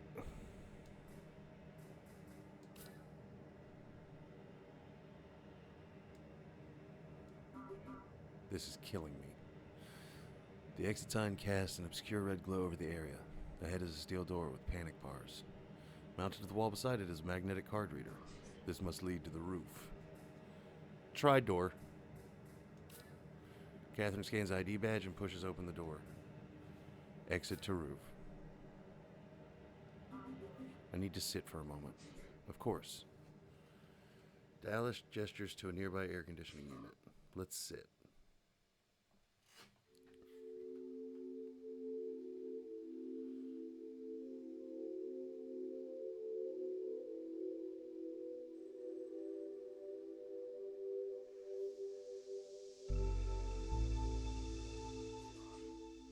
Getting too old for this. Running around like this on my 49th birthday. What a life. Birthday? Today's your birthday? Today's my birthday. At least it's memorable. No question there. You alright? I'm fine, just needed to breathe for a minute. That was strange. Can never be normal with super. Always gotta be some shit like this. So why keep doing it? I don't know. Dallas lifts his hand in resignation. There's not much else, really. Not anymore. What would you rather be doing? What I'd like to do...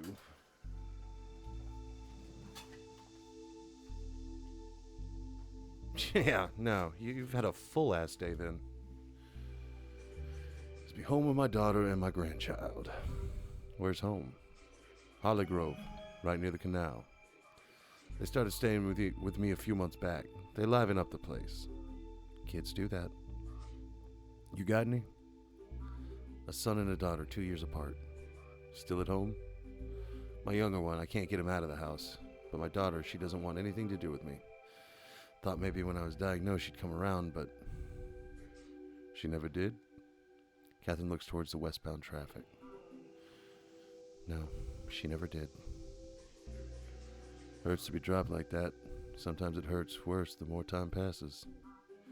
I just know I won't see her before I die, and that... It does hurt. It hurts, and then you die. The two of them laugh. It's not all bad, just hope there's something on the other side. There is, I know there is. The ones I hurt and left behind, I'll see them there. I'll get to apologize. Heavy shit, by the way. What the fuck?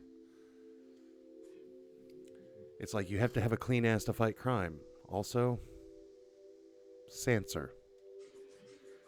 Let me ask you the same question you asked me. Why keep doing this? Not a lot of runners our age. Long story, this is my first time on the app, but things have been interesting for a while now. I tried to have a straight job once upon a time, but that didn't last too long. Yeah, why not? Let's just say I lied on my resume. Nearly everyone you meet has a story like that in this line of work. Wow. Nothing special about me then. I wouldn't say that. The old man in the ditch thinks you're special. Let him think it.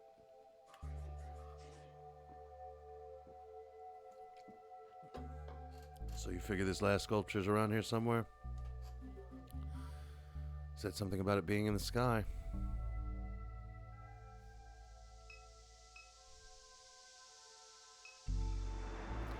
Distant traffic glides across the Mississippi River along the Crescent City connection. Time to pull out my cult app and get the final piece of this dumb fucking puzzle.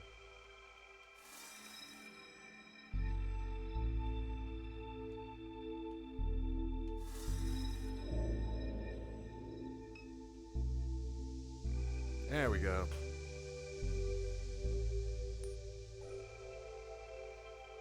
God.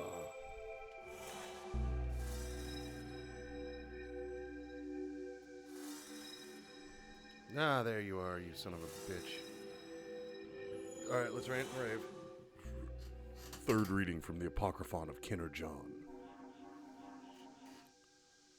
New Orleans is a pit, and Garrett's stuck in it. New Orleans is the lowest world. A messenger visits John, tells him about the early faithful now living in the cavities of the Martian moons. Tells him there's a way to commune with them through the Adamic language of angels and spellcasters and others who know God's mind. There's a chrism, a fluid that John must imbibe. It's in an egg that floats in the sky. John is blessed with a plan to escape the low world's reach. Garrett's must build a spacefaring ark, a vessel with which to leave this earth. Having imbibed the chrism, John may ascend beyond the distortion of the low world and listen for the twilight language. Two Garretts work together at Stennis. John appoints them to oversee the task. They soon find other engineers sympathetic to their plan. The Garretts labor for 576 days, and in that time, the ark is complete. All that remains is the egg which holds the chrism to know God's mind. So is that it? We found all three? Let's go ask the kids at the mall.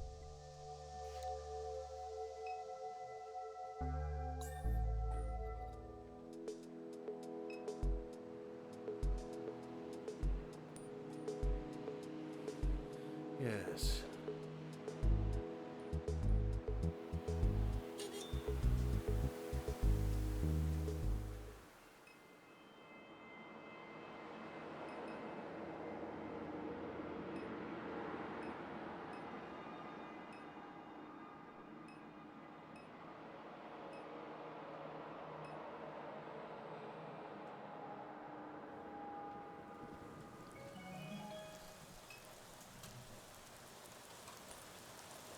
What? Shit. Doesn't let me drop below. Yeah, kind of.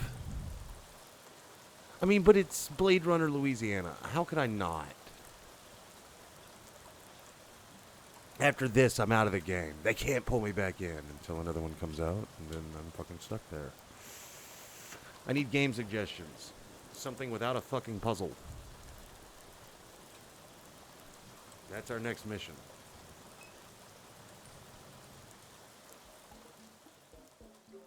Where did they go? Those two little shits, where did they go? Hell. Why do we just waste our time? We have to get in there. Only one option comes to mind.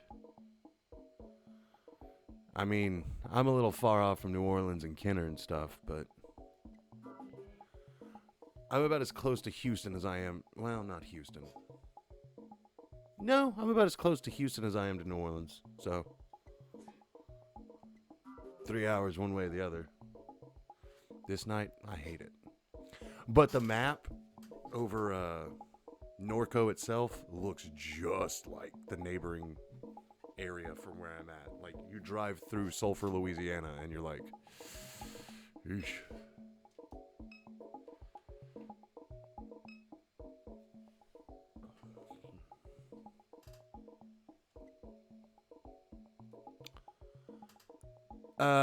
Alexandria is more central Louisiana. I'm southwest.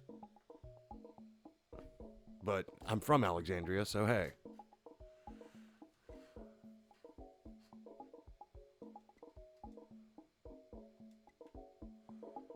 Alright, let's go. Let's go see if we can talk to Keith.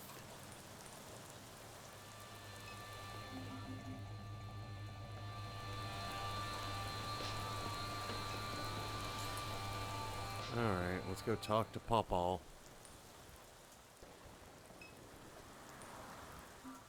We need your boat. Oh. I don't know why I was about to give him... Oh. Boat you need. How wonderful. A boat ride into John's fucking skull. We'll live inside it. Calm down, keep your distance, lower your voice. We need the boat, not you. The mall. John's skull. John's skull. The boat is just a little further down the canal. Let us go and visit the sanctum of the Garretts.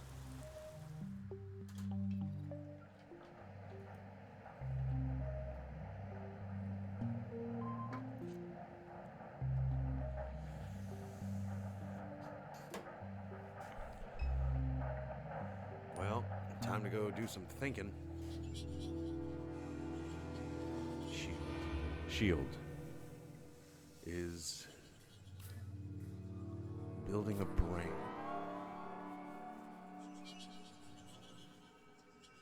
Shield. Okay. Guardhouse. A wanted poster hangs on the wall. Wanted, Drone Fleet Captain Sun A-19, commonly known as the Drone Priest, is missing and considered armed and dangerous. Ooh. Contact Shield Community Dispatch if sighted. Do not approach. LSU, baby.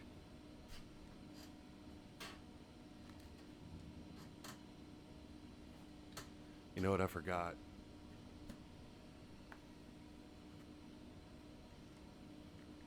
We are playing a game set in Louisiana. Go Tigers. I'm not wearing the fucking hat.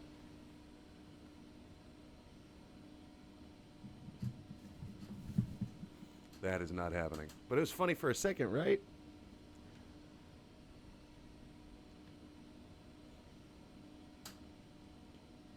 I don't know what that means.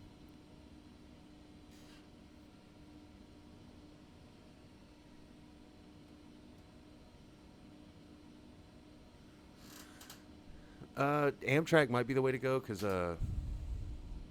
if you just want to explore the French Quarter, oh God, Daddy Messiah. If you just want to explore the French Quarter, I definitely just read from the manual. Shields railroad cranes can be operated from a safe distance using control panels. I would advise not driving, because parking is the motherfuckest it can ever be. Parking there is just inconvenient. Like, you park at the far side of the French Quarter. Stop. And then you have to walk through, like, tagged out A-cab and hobo piss, and then, you know. Then there's cool bars and stuff. You know, it's definitely a town that it's convenient to have a vehicle to get anywhere outside of the French Quarter, but,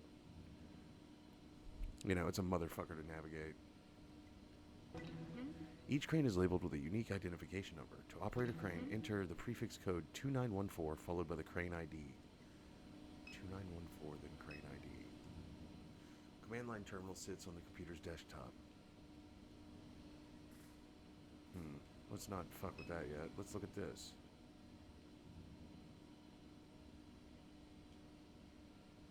A map of Shield Security Zone A is displayed on the monitor. Okay.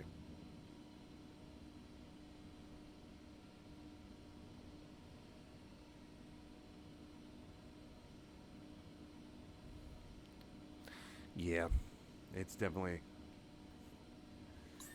a thing, that's for certain. Let's see if I can see an ID mover. Or an ID number. Wow, an ID mover. I'm dumb. Now that we're in, take a look at what Lucky got. The man crouches down, opens his backpack, and reveals 2 grenades. Lucky got these from a guy at a burger place. Lucky don't play with the bigger grenades than this. These more like little toys. Loud as it is around here, they ain't likely to make much of a ruckus. If we get into any more scuffles, they might be handy. We best be choosy. Only got us the 2. He zips his backpack, tips his hat, and smiles.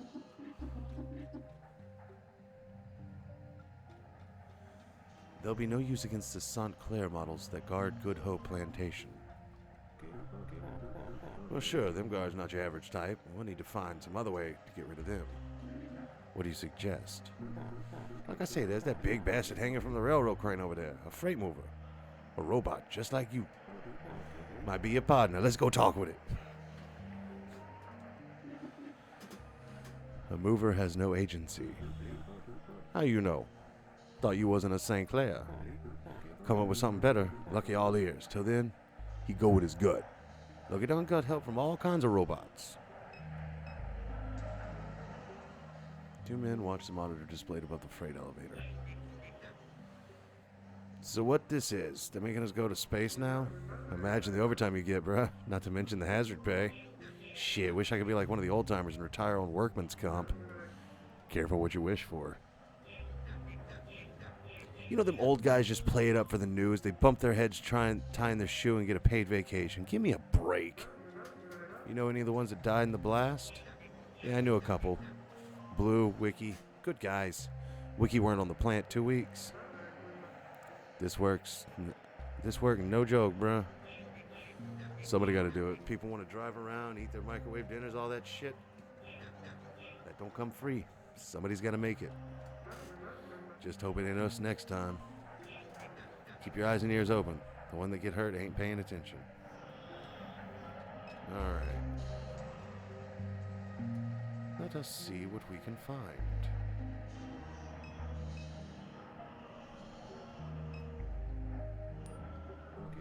That's the headquarters right that way.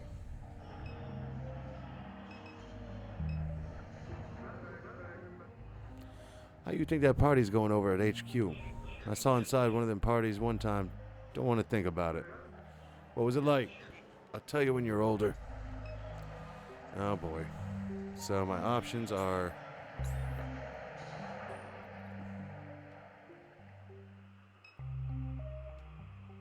The door to the crane platform is locked. We need to disable security to get through.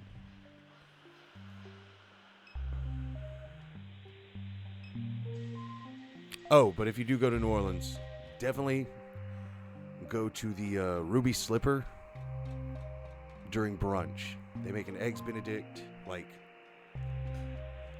3 different Eggs Benedicts on a plate.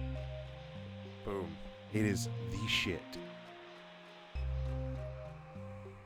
Like, they got all kinds of shit. So we gotta disable security.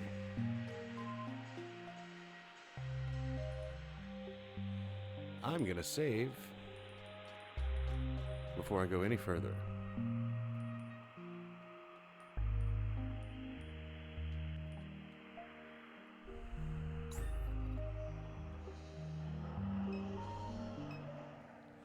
A montage unfolds on the display. Laptops, satellites, fiber optic cables, a diverse smiling workforce. A stock voice narrates. SHIELD's commitment to sustainability is built into our business model and code of conduct. To protect our planet's ecosystem, SHIELD leverages informatics and machine learning to harness extraplanetary resources, such as magnified solar energy and astral ore.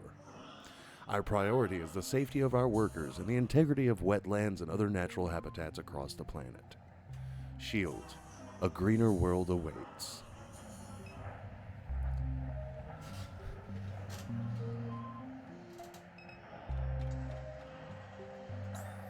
Entrance.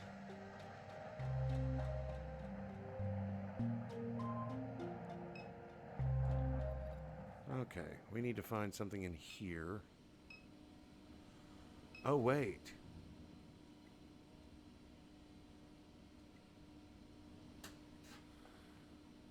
So we can call in a false sighting of the drone priest.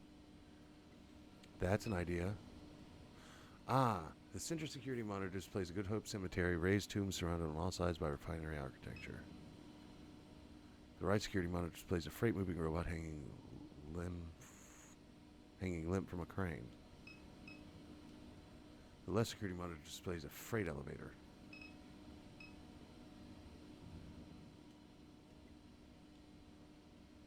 I don't know.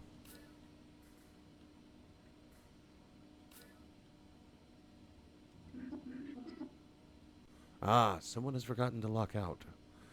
Fortunate for us. Freight elevator lock engaged. Drone bay lock engaged. Type of command. Security status.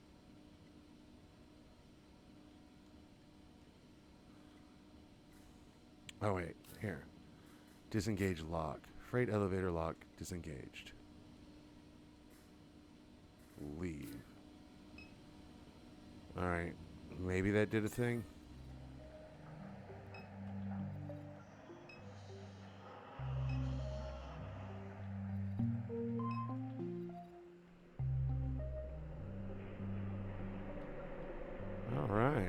Super cool. Wires drift in the wind above the catwalk. Your eyes follow them upwards to a large freight mover hanging from a railroad crane.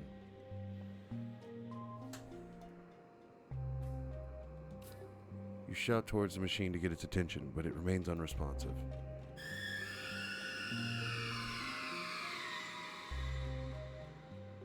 Sheesh. Million emits a high-frequency whine. Silence follows. A voice swells from the sky as the mover begins to speak.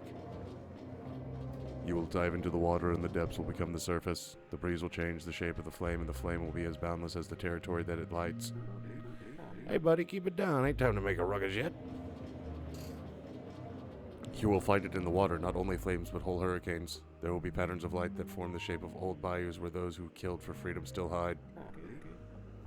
There's like a poem or something? Rattling cages on the tracks and whispering at the pond. Perhaps the pond will whisper back. The ground that soiled those bloody days. The lights of the lanterns became this very flame. Be straight with me. You want to help us out or not? You will find the old pull boat where the ghost still hides their eyes. There are mall eyes and ditch eyes and bayou eyes. There are eagle eyes and duck eyes and cardinal eyes. There are your eyes, and your eyes are the refinery eyes.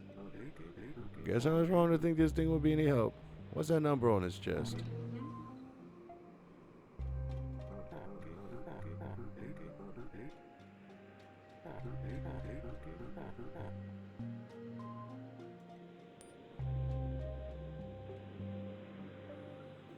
Okay, 016.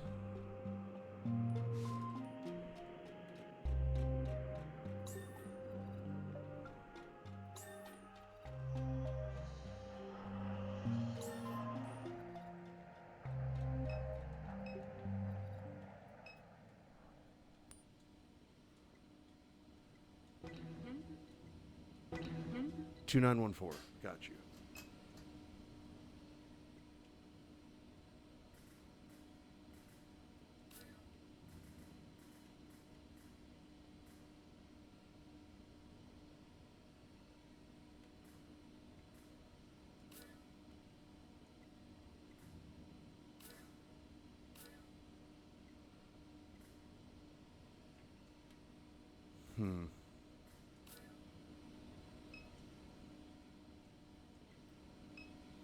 Where the fuck am I supposed to type this out? 2914, 2914, 2914, 2914.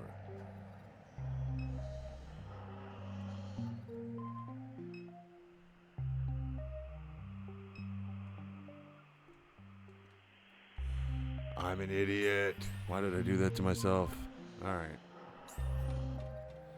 It would be a hoot indeed.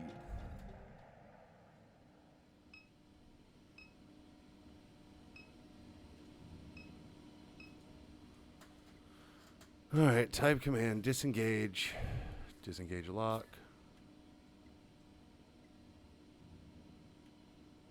Type command, security status.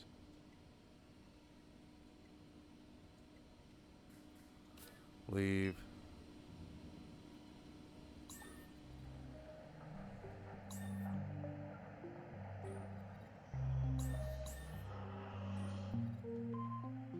There's gotta be something around here I can use to type on it. That's it. Okay. So where the fuck do I type this code in at?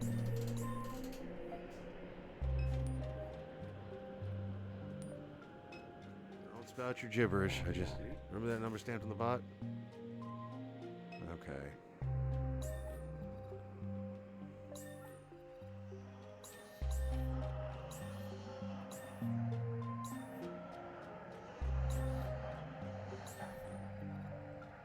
Ah, there we go.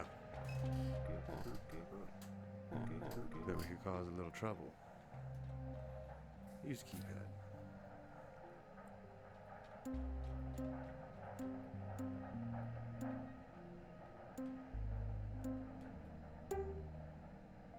Startup sequence initiated. Please enter the movement path code. The what now?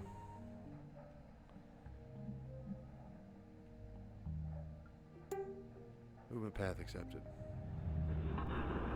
Hold up, where's that thing going? if that's determined by the movement code you just entered. Punch in whatever came to mind, but this ain't the direction I hoped. Oh, God. They wouldn't have a code that sends the damn thing straight into the gas flare. Can we stop it? Oh, no, we can't. Oh, dear Lord Jesus Christ. Oh, my. That thing rambled a bit, but I wasn't trying to kill it. You set out to cause a distraction. This most certainly qualifies. Guess that's what happens when you talk your old poetry to old Lucky. Let's hope the explosion drew a few guards away from headquarters. If this don't do it, nothing will. Wait, y'all hear something? Right. Oh, it's Priest. Can anybody tell me if this thing's hostile? They can't decommission me. They'll never decommission me. They will never decommission the drone priest, baby. The drone priest is going to kill you. Gone, gone forever. This whole refinery damn clown show. Come, my little ones, let's dance.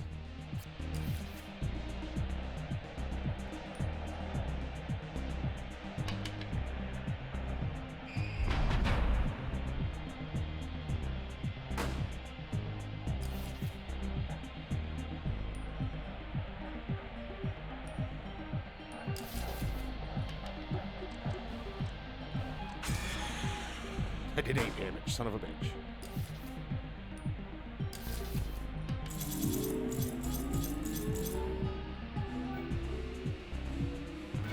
Ah, fuck. I already forgot what I was doing. Lucky time.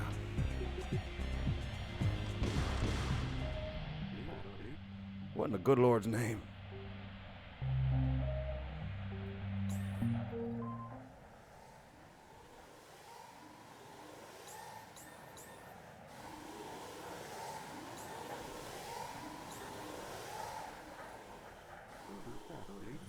Look at no gods. Guess Lucky was right.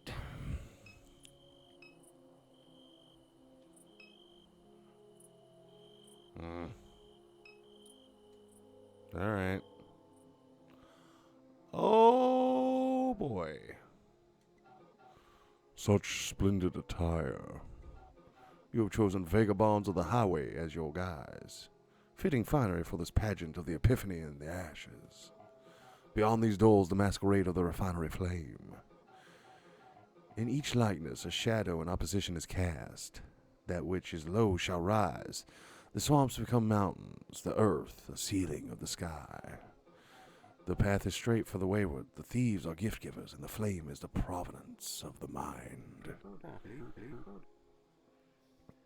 I didn't know what to expect, but it sure as hell weren't this. Don't attract attention. Let's move along. Please enter, vagabonds. Well, burb.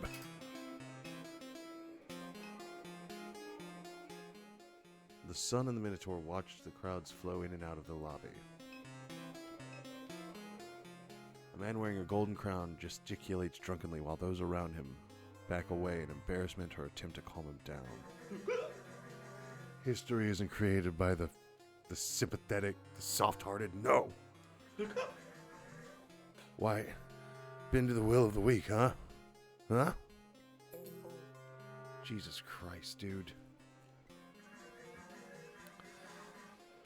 Why punish those who carry passion and virtue in their hearts? Power is the very essence of life. Power, not compassion or goodwill or any stuff like that. That's great, Bruce. Garrett. I'm a Garrett now. How many times do I have to say it? I'm not calling you by your cult name. It's not a cult. Definitely is. It's a place for visionaries to thrive, and tonight we'll leave this world. Yes, I saw Kennard John bragging about that online. Godspeed.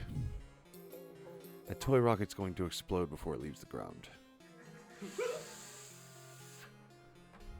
The engineering is sound. I'm helping to launch it. You're blitzed. You couldn't even walk a straight line.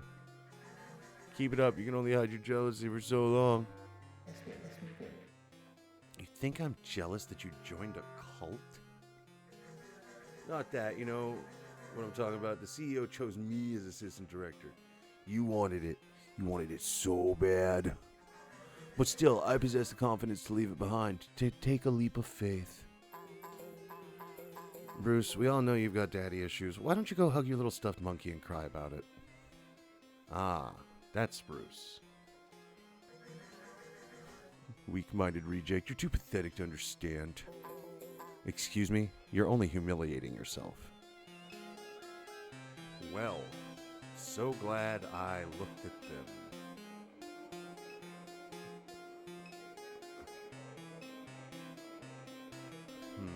Okay, we'll listen into the couple. You came to this one last year? When they lit the Nutria on fire? Oh my god, really? That's fucked. Yeah, they say Thomas St. Clair shows up every year. He might be here tonight. There's just no way to know with all the costumes.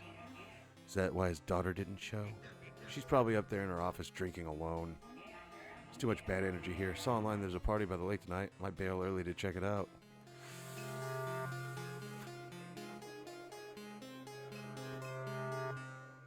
Keith smokes a cigarette while watching the pageant. You made it after all. Lot to take in, huh? How'd you get through? How did you get through? Called my buddy who had security around here. Told me to come on down. Why didn't you mention that at the bar? Slipped my mind. Oh, absolutely not, Goblin Man. Claws already. Think about what to call my website since I left the bar. Finally settled on a name. You ready? Keith's Corner. How you like that? The executives, the landlords, the so-called philanthropists, they'll be cornered in Keith's Corner. Want the website to look like a boxing ring. Want the logo to have boxing gloves on it. Might even do some live streams. Pretty cool idea. Alright. There are many currents of deceit and mistrust coursing through the room tonight. Yeah, I do not have the skill level or patience for Zomboid for sure. That game is too difficult for my baby brain to handle. Some wear masks to speak truthfully without fear of reprisal. Other wears masks to further deceive. Laura St. Clair, the regional CEO, is unwell. That's why she doesn't join us tonight. She was once the darling of the pageant, but no more. Her power is slipping. She's at odds with her father on one side and the board on the other.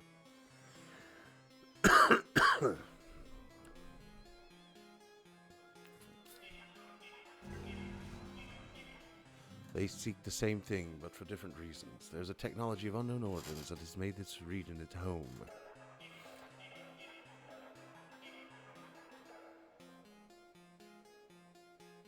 Lore believes it holds the key to powering a mining fleet that can travel great distances for the purpose of gathering ore. It is a final bid to move S.H.I.E.L.D. away from Earth extraction.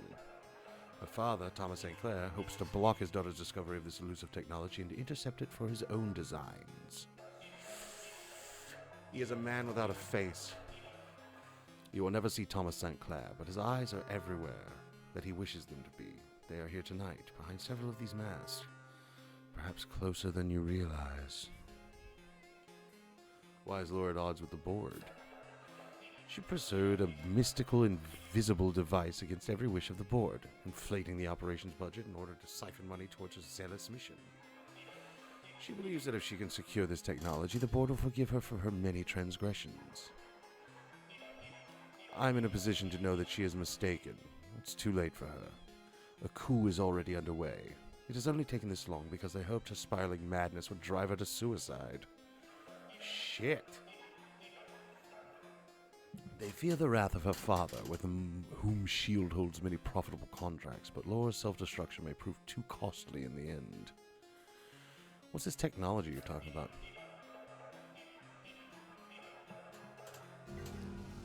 A vessel of light that has remained hidden in the lake for decades. A visitor from a distant star, a hoax, an angel, a military weapon, a drone. Distortion created by gases combusting in the swamp. No one has been able to capture the specimen or even verify its existence. Laura's become more irate with each proposed theory. She grows darker by the day, and the device escapes her reach at every turn. Leave.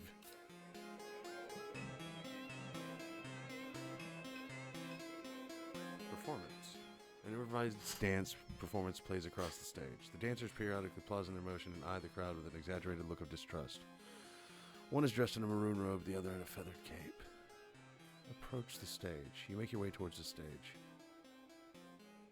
Mimic the dance. You begin to mirror the unnatural contortions of the performers as they crab walk across the stage. Other spectators dodge you or give a start as you graze the backs of their legs. The onstage performers notice your mimicry. They stop their movement with a severe look of disapproval. You stop as well and meet their expression.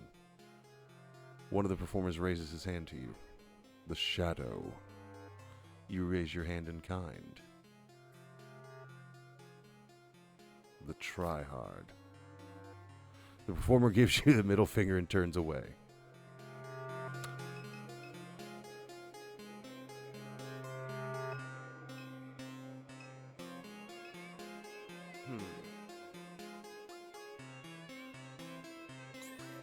Elevator.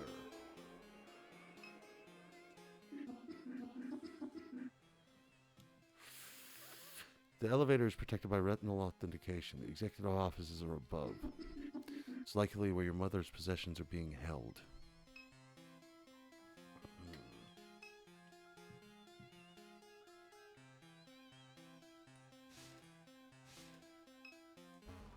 Yeah, we're the shot. Tonight we search the stars for God's signal. Alright, man. That's enough of your nonsense for one night, Bruce. You're drunk. Let's go find somewhere to lay you down. Well, that was awful. Ever since he became Laura St. Clair's assistant, he's been like this. Callous, arrogant, rude. Now he's gotten into this crap at the mall. I've had enough. I blame his dad. He's always been so cold to Bruce, feeding his insecurities. Like father, like son. If that man had just said one nice thing to him, I bet he wouldn't be trying to launch himself into space. He's drying out by the elevator. Let's see if he apologizes when he comes to. Well, time to steal your eyes, boy. Give me your fucking eyes. This was the individual causing a scene in the ballroom. They're all so damn jealous, aren't they? They all want my position, petty bastards. They want what I have. A view from the inside. A view of the river, the lights. Well, screw them. Screw them. Screw them, screw them, screw them, screw them. The drunken king falls into the gibbering sleep. Grape him. Ah, clever. If he's an assistant to Laura St. Clair, then he would have access to the executive suite. Grab his arms. You put the drunken king's arm over your shoulder and hoist him up. You drag the slouchy king towards the retinal scanner. Fucking what? The LED sensor passes over his eye before you drop him to the ground. Later, Bruce. Yep. That's a terrifying fucking crew. A terrorist hobo, a faceless person, a robot, and a dog.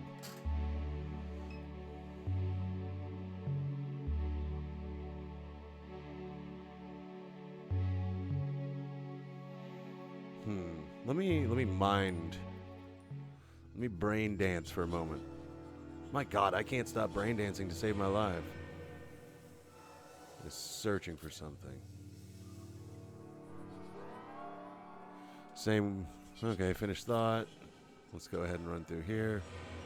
Laura St. Clair is searching for something. She's searching for an elusive technology. She believes the same identity that your mom witnessed. Gotcha. Finish that thought. Something in the lake. What is it?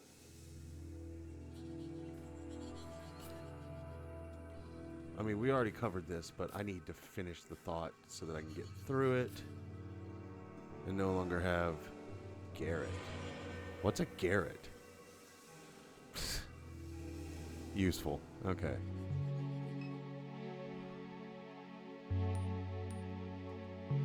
All right. Well, hello.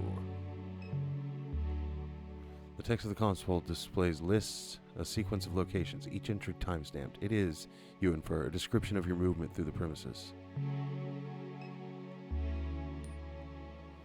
The regional Shield CEO stares out the expanse of the refinery beyond the office window.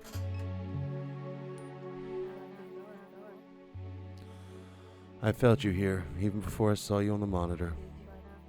You're silent, just like Catherine. I'd look out over the town and imagine where she might be. Never anywhere. Just silent. Things have been feeling vague, haven't they? Those highways you're always on. You don't sleep. You don't feel. Not anything. Vague, nothing, nowhere. I don't sleep either. When I sit up in bed and open my eyes, I see things on the wall. They pantomime. They beg. But I don't turn away. There was a time when I would. But I've lost the energy. Now, I watch. I'm not here tonight for the party.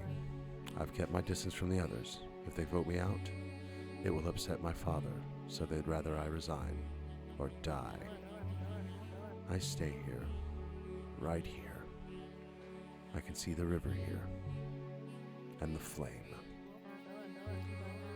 I thought it would be me that light would come to see.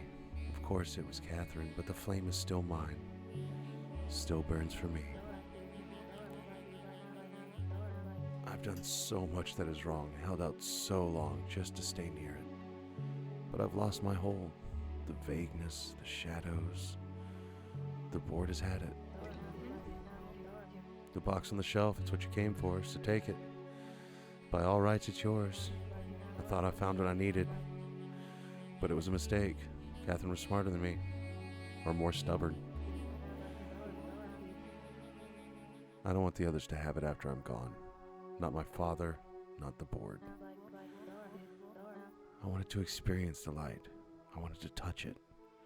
But I can't stand around any longer. That's all. Go find your brother. All right.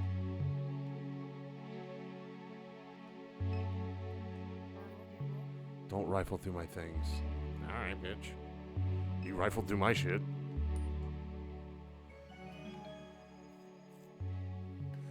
You find within the box miscellaneous artifacts from your mom's life.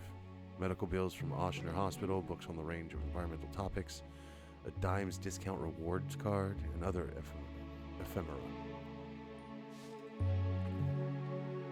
Cool. Perfect.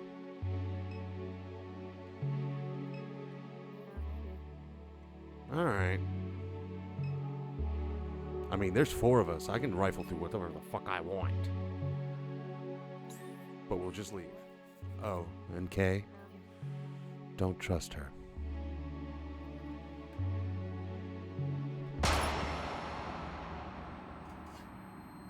Well.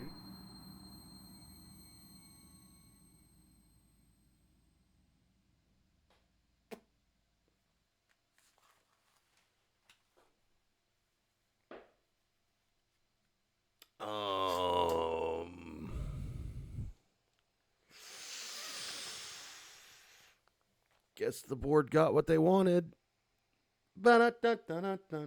Shit. Did she just... We must go. Now. Say no more. This is where I get off. I suppose they'll be looking for all of us once that woman's body is discovered. Doggy's advice? Keep a low profile. Come along, Putz. Lucky walks down the highway and onto the obscurity of the surrounding swamp. We have what we came for, the box of Catherine's possessions, though its contents leave me more perplexed than before we arrived. Most of what it contained was trash, scraps of paper, scribbled notes. The only thing of any interest was the dimes discount coupon card. Did your mother visit the gas station before she died? Why would Shield think to grab it? This puts us no closer to finding Blake. I know where to put this. So we are going to go to home.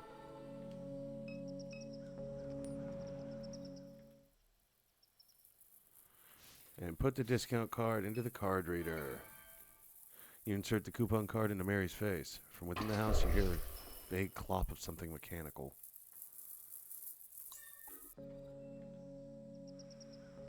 Alright. Let's see if it's in my bedroom. Nope. It's the laundry room.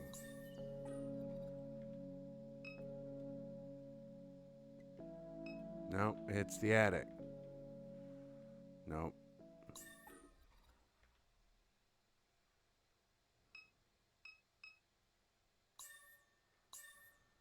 It's the living room. Vague clump of something inside.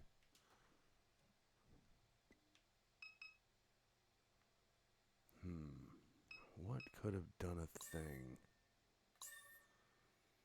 Bedroom.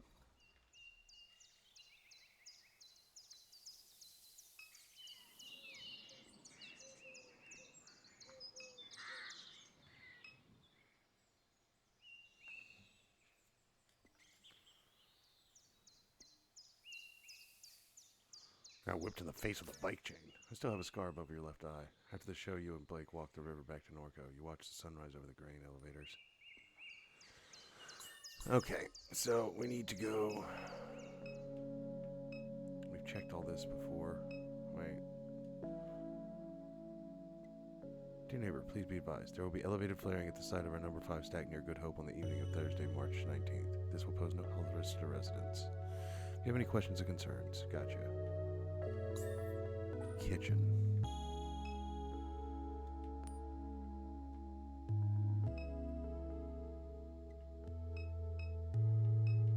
It's got to be something in the attic that I just didn't see.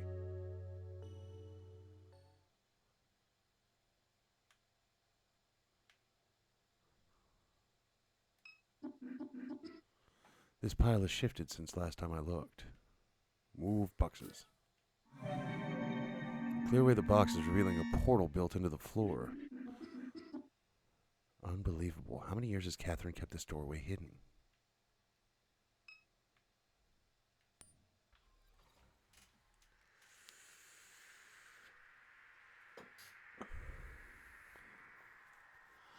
Yep.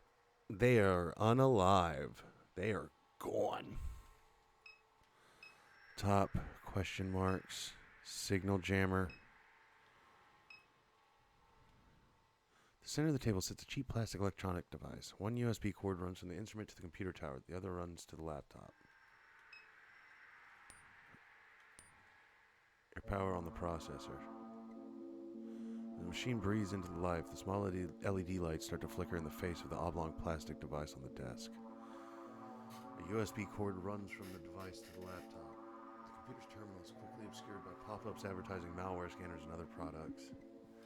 The indecipherable static blossoms from the speakers in distorted bursts. The noise begins to cohere into a cracked simulation of your mother's voice. Complete. Extracting 1400091 zip. 3.54 MIBS. Driver update required. No Wi-Fi connection detected. What is it? Enumerating alphabetical index K? Please, is this child age 23? For your cognitive versioning needs, choose the Greater New Orleans Neural Versioning Clinic. Dear God. Driver update required. Enumerating alphabetical index. Array member deleted. What is that? No, please, no. If you can hear, please hear me, please. Away that robot, please. Please get away. What the fuck?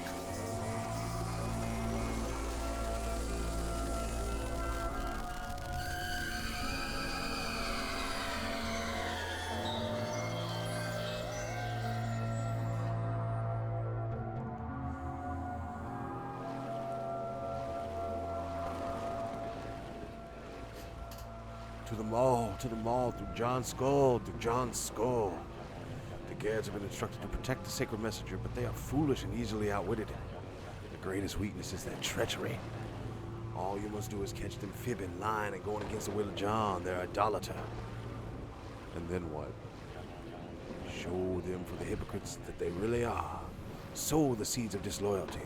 This will present an opportunity for you to gain what you seek.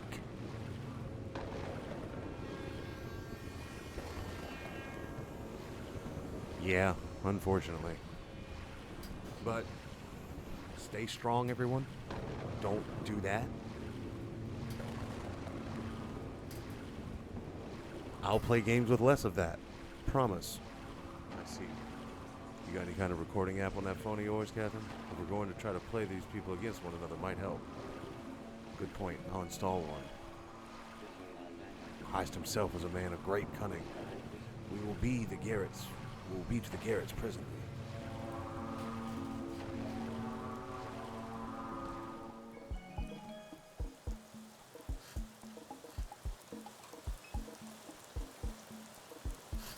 Gooch.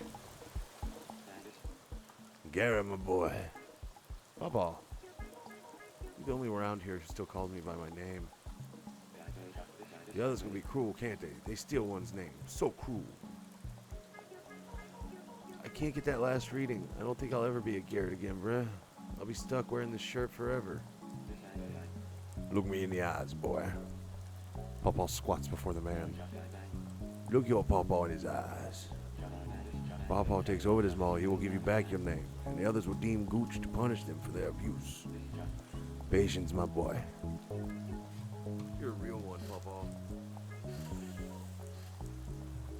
Just keep a low profile. John's coming by tonight. Papa smiles wide. John's coming by tonight? Yeah, Papa. Even put a lock on the door to keep you out. The little fuck. Just record me saying the passphrase. Play it for the acoustic lock and you can come in and out like normal. My splendid child. To record voice memos, first hover over the piece of dialogue that you want to record. An icon will then appear beneath the dialogue. Click this icon to record. If the icon is green, the dialogue has already been recorded. Here's a passphrase. It's... Prayers up, boys. We're going to Mars.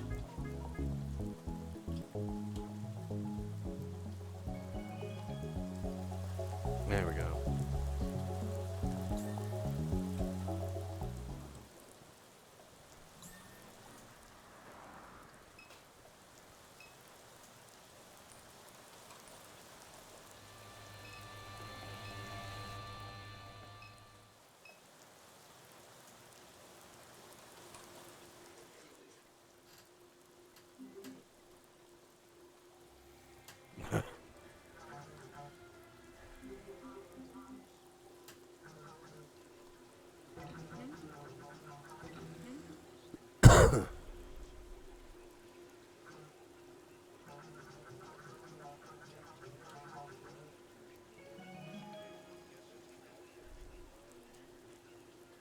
All right. There we go. I wonder what Papa's combat's like. Let's get Keith in the party too. Hey, Keith. Hey, I feel bad about what I asked. I didn't mean for it to come out like that. Forget it. I just need a second. Any developments on your end? Nah, not a thing. Nobody coming in or out. In fact, I might call it. Go grab me something to eat. Be seeing you around, sister. See you around, Keith.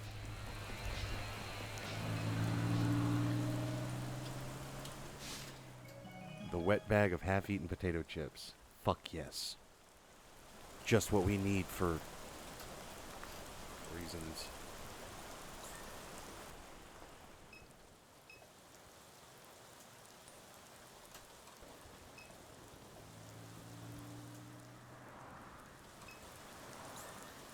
Loading bay.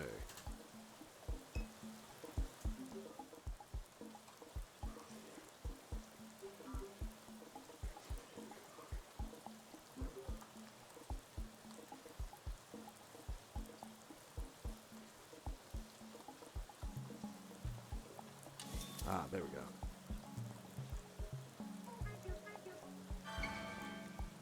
That did it. Door should be open.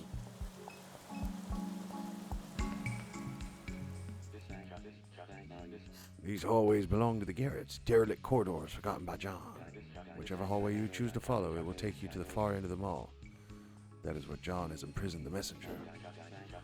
A giant Garrett guards the door to the cathedral. He is their newest recruit, naive in his allegiance to this profane fellowship. Let us find him and grind his allegiance into dust. Puck, my man. Garrett, my boy, how are things in the hallowed corridors of this exalted place? Oh, good. Everyone's getting ready for tonight's sermon. John will be here any minute. Once he arrives, we're locking down the mall. Better put my phone away. Just can't stop scrolling. Been standing here for hours, scrolling. It's all I do. John would never enter through these chambers. These hallways are yours. Scroll freely, my Garrett. I like your style, Puck.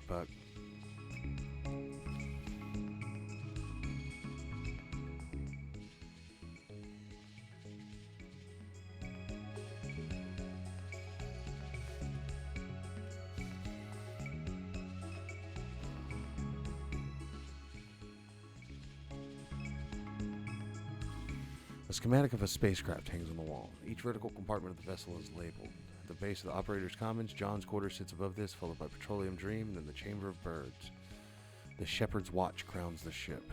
Down the center of the thing is a divided line labeled Jacob's Ladder. What are they getting up to in this place? It's a monument to the arrogance of John, but it won't be his to fly.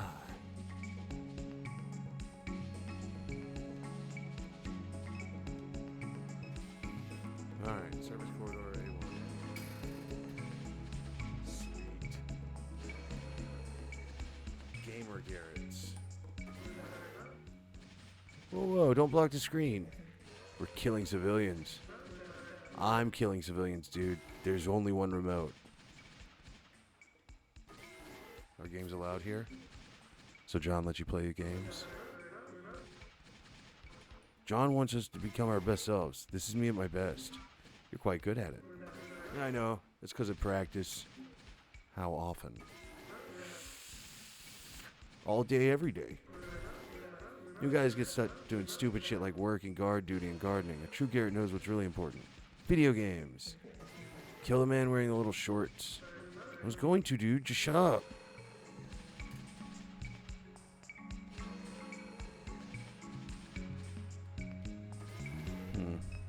I guess I just keep going.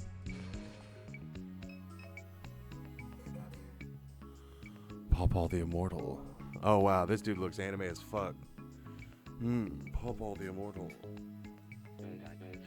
Why the most faithful among the Garretts blesses my door. As soon as we get the angle grinder, that won't be your closet anymore. What'd you do with Garrett? He went in there and never came out. Perhaps you had your nose buried in one of John's heretical little books when he left. The door's coming off, you bastard. Language, Garrett. Are we not in the house of God? Asshole. A wheeled steel container garden sits beneath a buzzing LED lamp. The crop is a scattered mix of herbs and winter sprouts. Snacks for the Garrett. Howdy, boys. The door's locked by a keypad.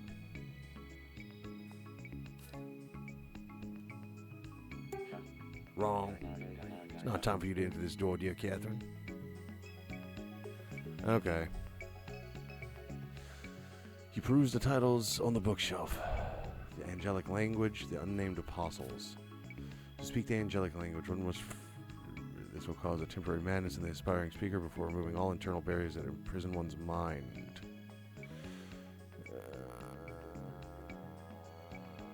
Okay, but should she inhabit Earth, another barrier will stand between herself and the divine language. The planet is shrouded in a sphere of distortion caused by cell towers and other sources of electromagnetic field radiation. God, it's 5G. Jesus. The blight corrupts incoming signals and makes the angelic communication that many of our ancestors enjoyed impossible. In order to speak directly with God's children who reside in nearby corners of our galaxy, the aspirant must not simply kiss the mouth of an angel, but must travel far from the distortion of Earth. Oh, shit. Controller is dead. Hold on. We're going to plug it in. Alright. Ashburn must then pray with a pure heart and mind at the foot of the altar to the divine feminine. Only then will the language that encodes the fabric of our reality become intelligible. Whamp whamp. Unnamed apostles. The unnamed apostles understand the highly malleable and holographic aspect. I'm gonna. They're capable of enlarging. Yeah. I don't think there's anything pertinent in here, so we're just gonna leave.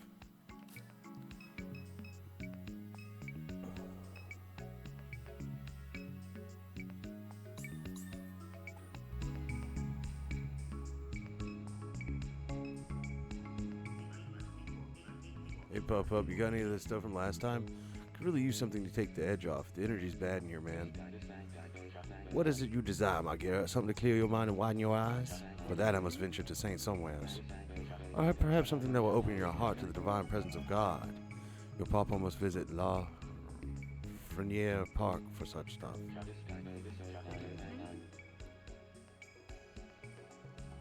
Okay, or is it an easy, restful sleep that you desire? If so, Santa will have what you need.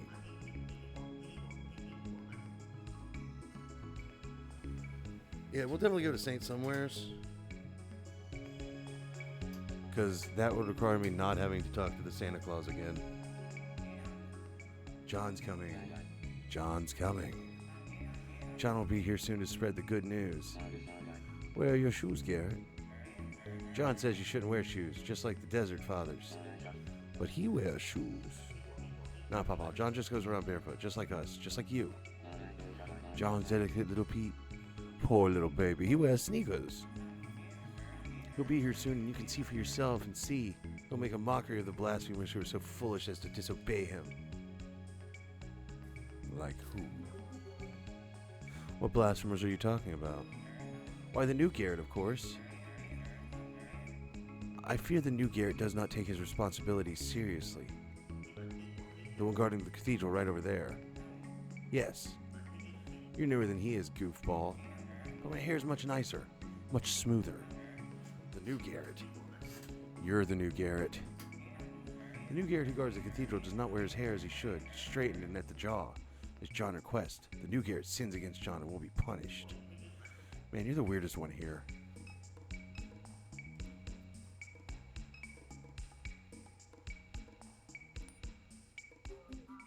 He's blocking the door.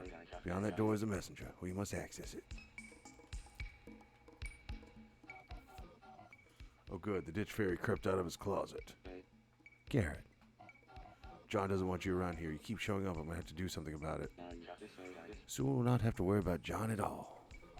Yeah, whatever you say, you twisted old freak. John and the other Garretts, they aren't like us. They lack our conviction. Like hell, they're here for the same reason I am. And what reason is that? Because modernism is cancer. Drugs, consumerism, porn addiction, algorithm hijacking people's lives. Me and the boys reject all that stuff. No drugs, no trash food, no soft drinks, no porn, no video games. If I didn't trust my boys, I wouldn't be standing here right now, I promise you that. Oh, God. These Garretts, they'll only disappoint you in the end.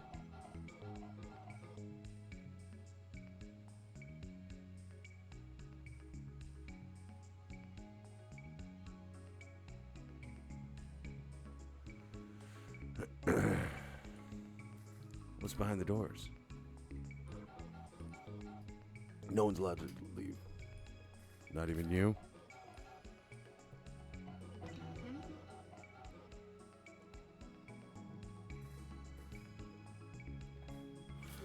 What's this ceremony all about? No clue. At the Garretts at the Ark, they say John found something in the lake. That's all any of us know. I need to go record some voice memos. Oh, hey, hi. Flanelas? Garrett. I mean, I was running this booth before the Garretts moved in. But it looked like fun. Cool shirts. Would you like to buy a phone case? I got a real nice selection, only 5 apiece. Sure. Been meaning to pick one up. What you got? I see I have lots of cases. What are you interested in? Frog. My favorite case. I'm also happy. It's a happy little frog. Only $5. Would you like it? Yes, I'll buy it right now. Here you go. No thanks. Come back soon. Alright, so I can do this real fast. Frog. Way better. Alright, let's go back and get some voice memos.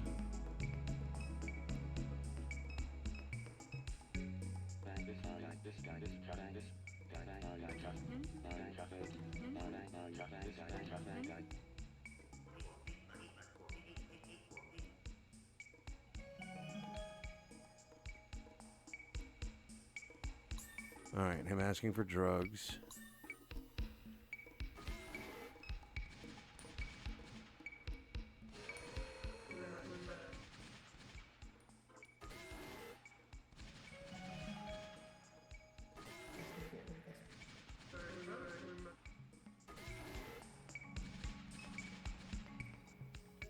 Let's see if I can get this one.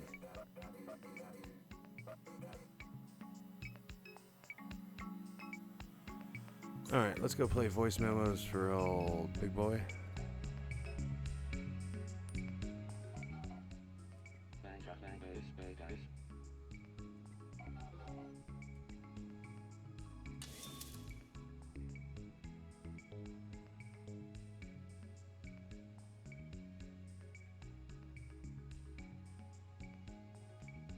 Ah, there we go.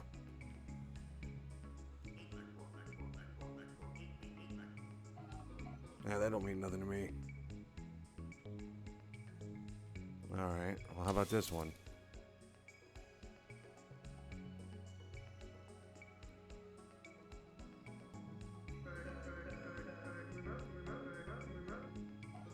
What? He really said that? Damn. Whatever, he's still a teenager. He'll snap out of it. The older Garrett's no better. Pretty disappointing, though, not gonna lie.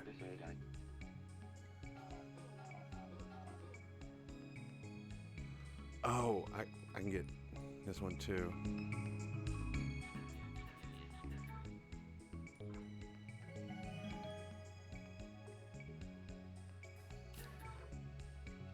Consumerism. Yep, I did. More dirt just for you.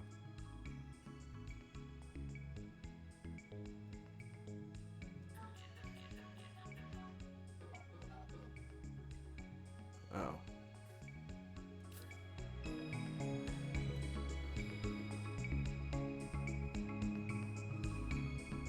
Yeah, fuck all that. But I'll try it.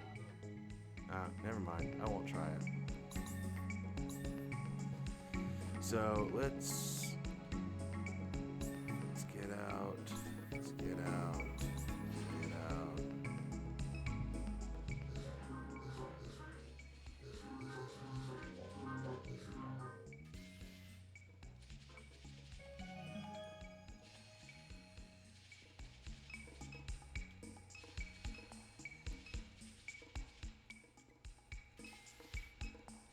Okay.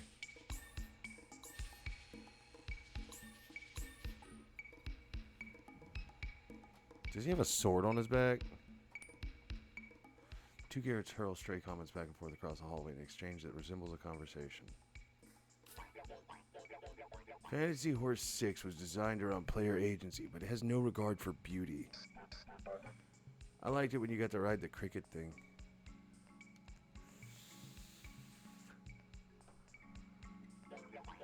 Torment, frustration, antagonism, even indifference. These are valid things to design for. Pleasure and enjoyment aren't essential to the experience of art.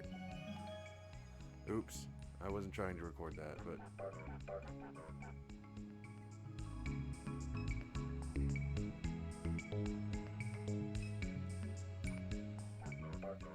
Ditchman, you still in that wild Da Vinci Code shit? Yes, I am, my boy. Found Jesus' grandkid yet or whatever? I did indeed. She's right here with us. What, that old lady? Quit. Hey lady, are you Jesus' grandkid? Of course. Just look at the jewel that hangs from her neck. Garrett, the jewel of the Magdalene. Pup, you know I love you, but that thing looks like it came out of a cereal box. Anyway, keep it up, pup. Let's go fly Jesus' grandkids around in a rocket, huh? Splendid. And what new trickery have you been up to of late, rotten fellow? Papa winks at Catherine.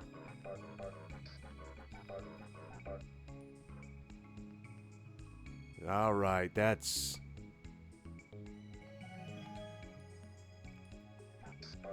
Slurp, slurp, you know how we do? John will be very displeased to know what happens in these corridors.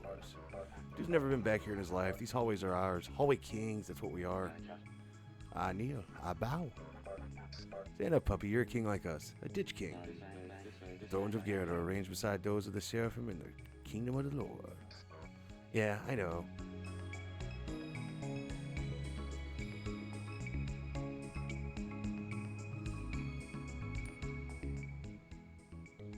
Okay. So now we gotta go back.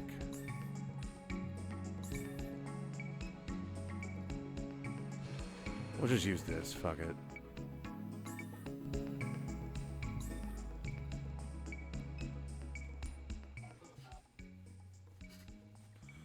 Oh boy. Do I.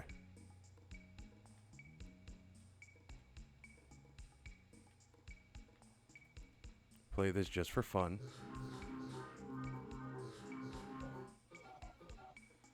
So we all use our phone.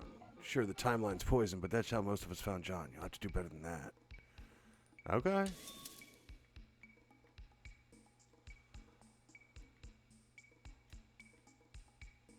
Let's trash that for now. Sorry, buddy.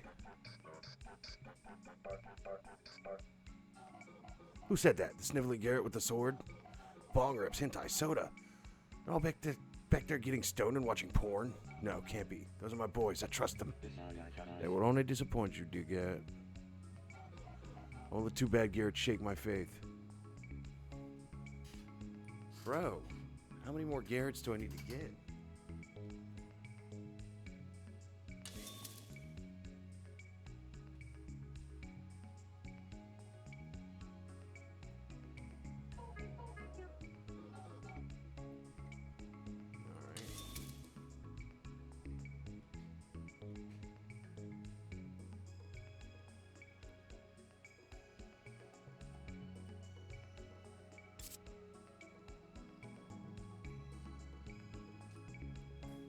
All right. Well.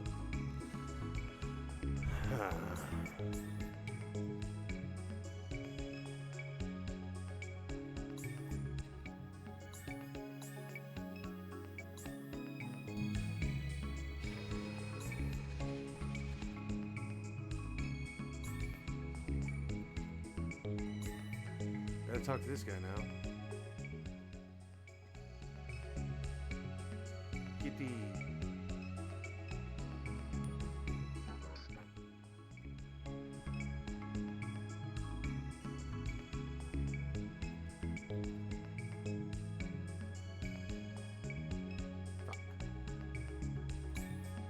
Atrium West Wing. There we go.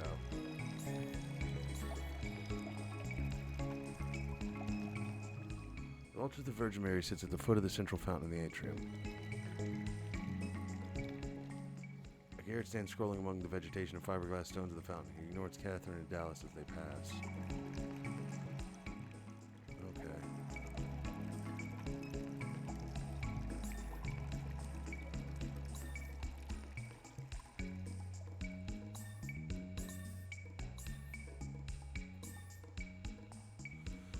Well. Oh. Wait. He has something to say. The thing Superduck wants. It must be behind the door. I think you're right. So what do we do?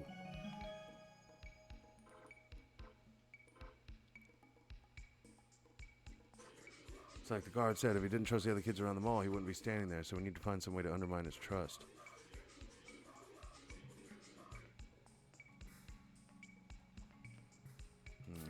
Okay. Who else we got? Yes?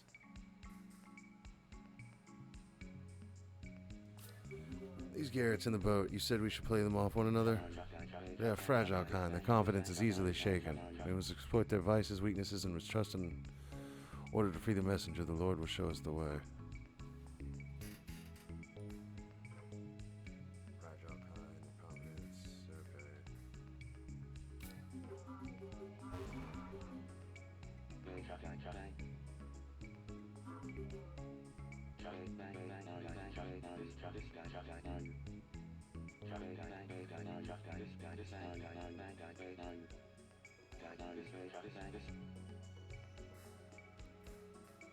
I guess I need one more complainer.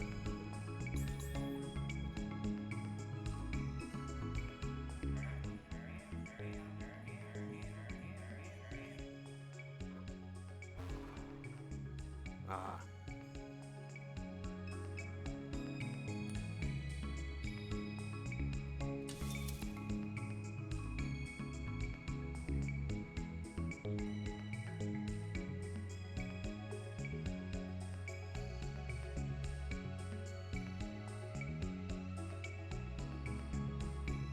Already used that.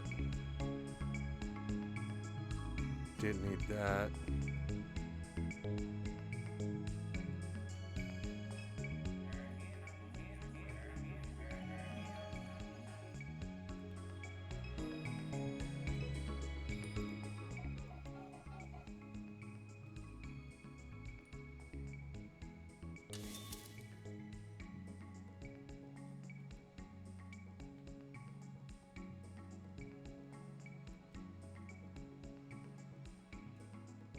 There it is.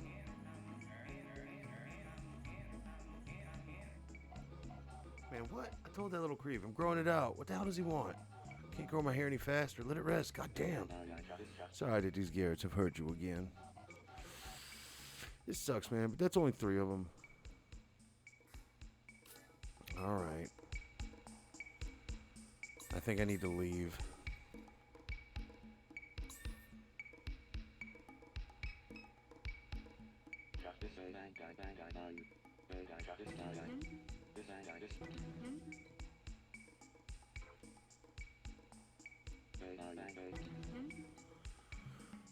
Let's go to the run-free park. I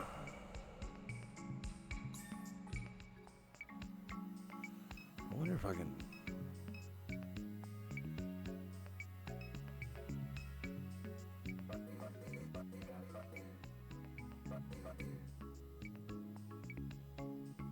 Take your glasses.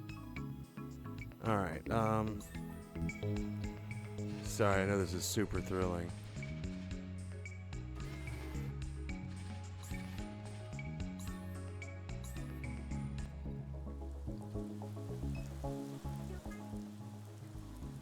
How are you holding up? Just wish I had a snack.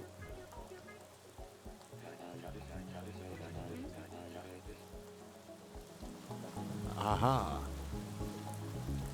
There you go, buddy. Chips. Oh, and they're so moist. Finally, some real... Ooh. Gross. John told us we're supposed to be fasting. No, thank you. I'd much rather enjoy half a bag of perfectly moistened potato chips. How are the chips? They're delicious. John told us we're supposed to be fasting. No, thank you.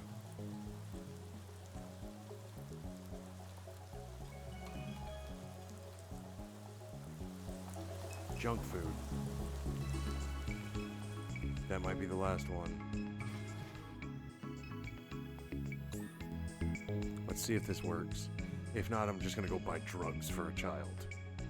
In this video game.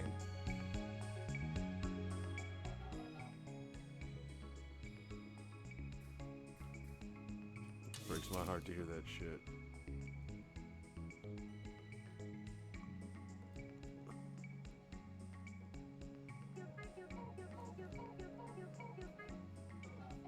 He's not upholding the fast, that glutton. But still, yet again, Garrett has disappointed you. How much more it is are you able to take, dear Garrett? I don't know, man. I'm really starting to lose it. Alright, let's go buy drugs, I guess?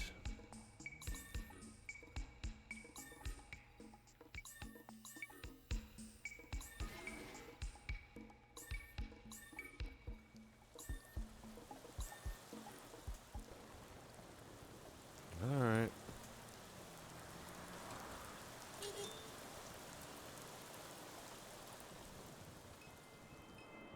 Holly Grove. Throw in free park.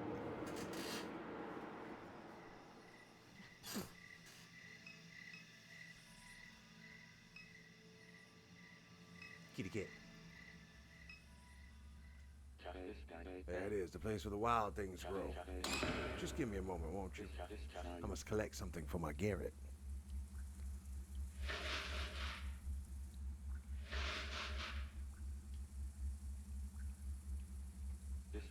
A gift fit for Garrett. He will be so pleased. What was added to? Psychedelics. Hell yeah. Okay. So we did that. And then I'm going to do a quick side mission. Because I have the money to do it.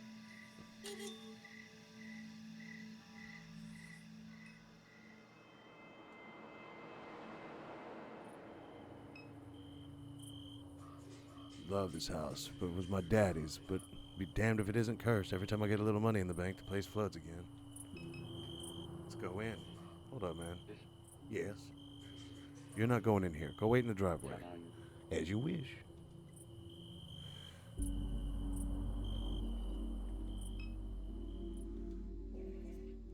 It's the birthday boy. How's it over here, kiddo? Fine homework. Austin's sick. You sick, Austin? Yes, sir. Well, this sir. His dad makes him say that now. What's he know about manners? So it's bad then, that he wants to teach my child respect? Dallas waves away the comment. I'm not sorrow, right, Austin? I'm your pops. Yes, sir. Knew you were going to say that. Got you a little something for your birthday. It's under the tree. Oh, come on. I told you. It's small, trust me. Well, let me go see what it is. Would you look at this? A new tie.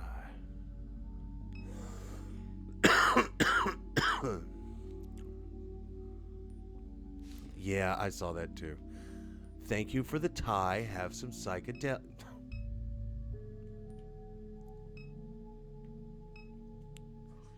Look at my grandchild. Always playing games. Don't mind long as he keeps his grades up. All right. Oh, what do you think? Austin picked it out. Austin, I love it, buddy. Mom said you need a new tie. We got it at the dollar store. Pops doesn't need to know that, Austin. Oh. Hey, there's nothing wrong with this. It's the best tie I've ever seen. Your Pops can't wait to show it off. Love you, little man. Love you, Pops. Now that's music to my ears. Alright. We did a good thing. Car flooded last summer when the pumping station went down. Ruined the transmission. City said they'd send me a check. Still waiting on it. Been borrowing my daughter's car in the meantime. Then why are we ride sharing, motherfucker?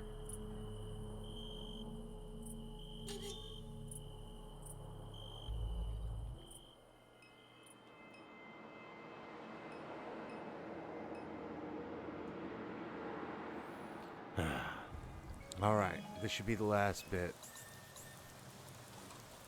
I'm going to give the child Hey. Piss off. You're too close to cables. You gotta go. There we go. And loading bay.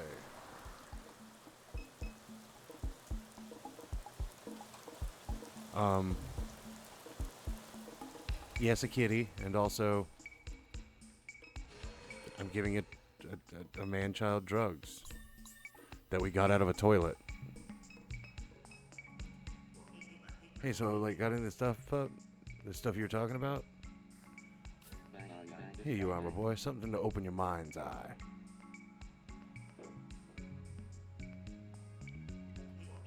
You're always coming through, pup. A little something psychedelic will get me through the evening. It'll help me see God at tonight's sermon. You know, honestly, don't think I could stand these other Garretts while sober, man. No. Allow me to delete my previous what? Bro, this is like my fucking phone. No memory.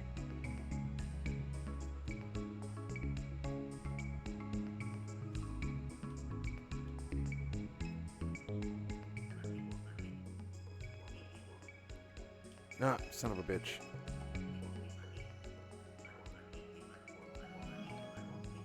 Yeah, didn't ask. Moving on. What now? You got more recordings? Breaks my heart to hear that shit.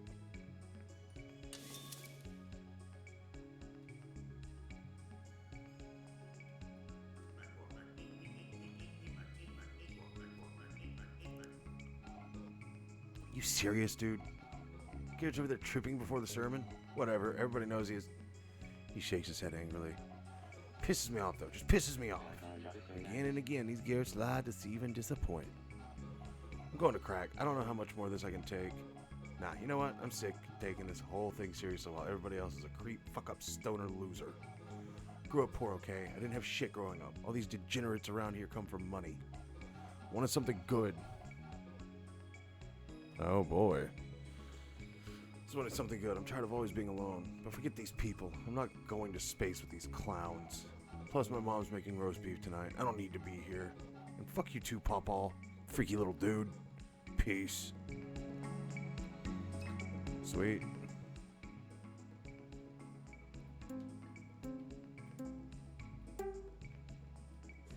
The Garrett guard at the door said the code can be deciphered by reading John's scripture. Alright. You know what? I have no clue what time it is. Hold on. Oh yeah, perfect. Perfect. We gonna save.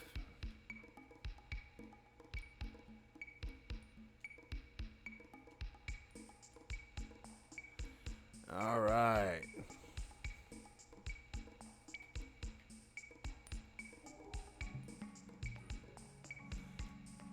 Yep, we gonna quit the game real fast. All right. Why am I was trying to move the mouse on my computer with the long day. All right. I hope everybody had a good time. I had a blast. I will say it was a more intense game than I was expecting. Don't know if I'm going to pick it right back up.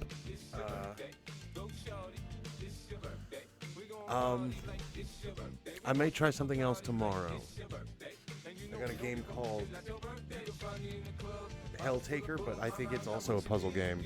So, I'm in puzzle game hell. But that being said, let's see who's live.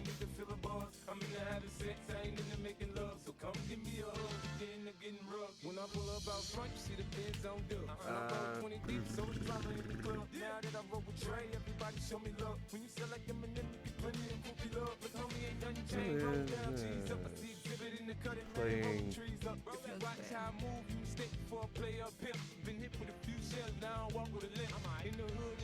I don't know what that game is. I'm trying to find a good, interesting game. That's chess. Hey, Resident Evil 4. Fuck it. How about that? You know what? Maybe. Well, it's tomorrow, Wednesday. It'll be a late one. It'll be a really late one. Like midnight-ish. But, yeah, fuck it. Raid.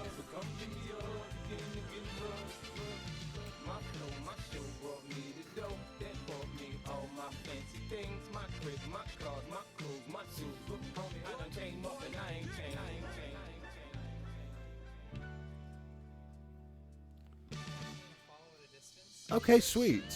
Yeah, it'll be like midnight or 11 when I start streaming. Or I may stream like from 9 till 11-ish. A very short stream, unfortunately, because, you know, I have stuff to do after I get off work. But we'll make it work. We will try to make it work.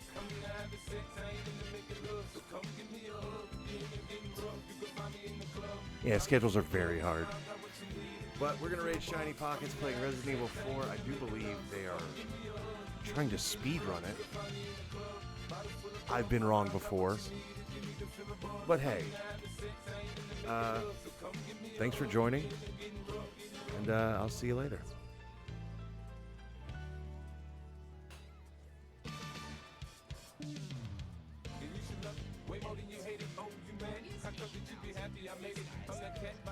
Toasting to the good, like moved out the hood, now you tryna pull me back, right? My junk get the bumping in the club, it's on, I'm with my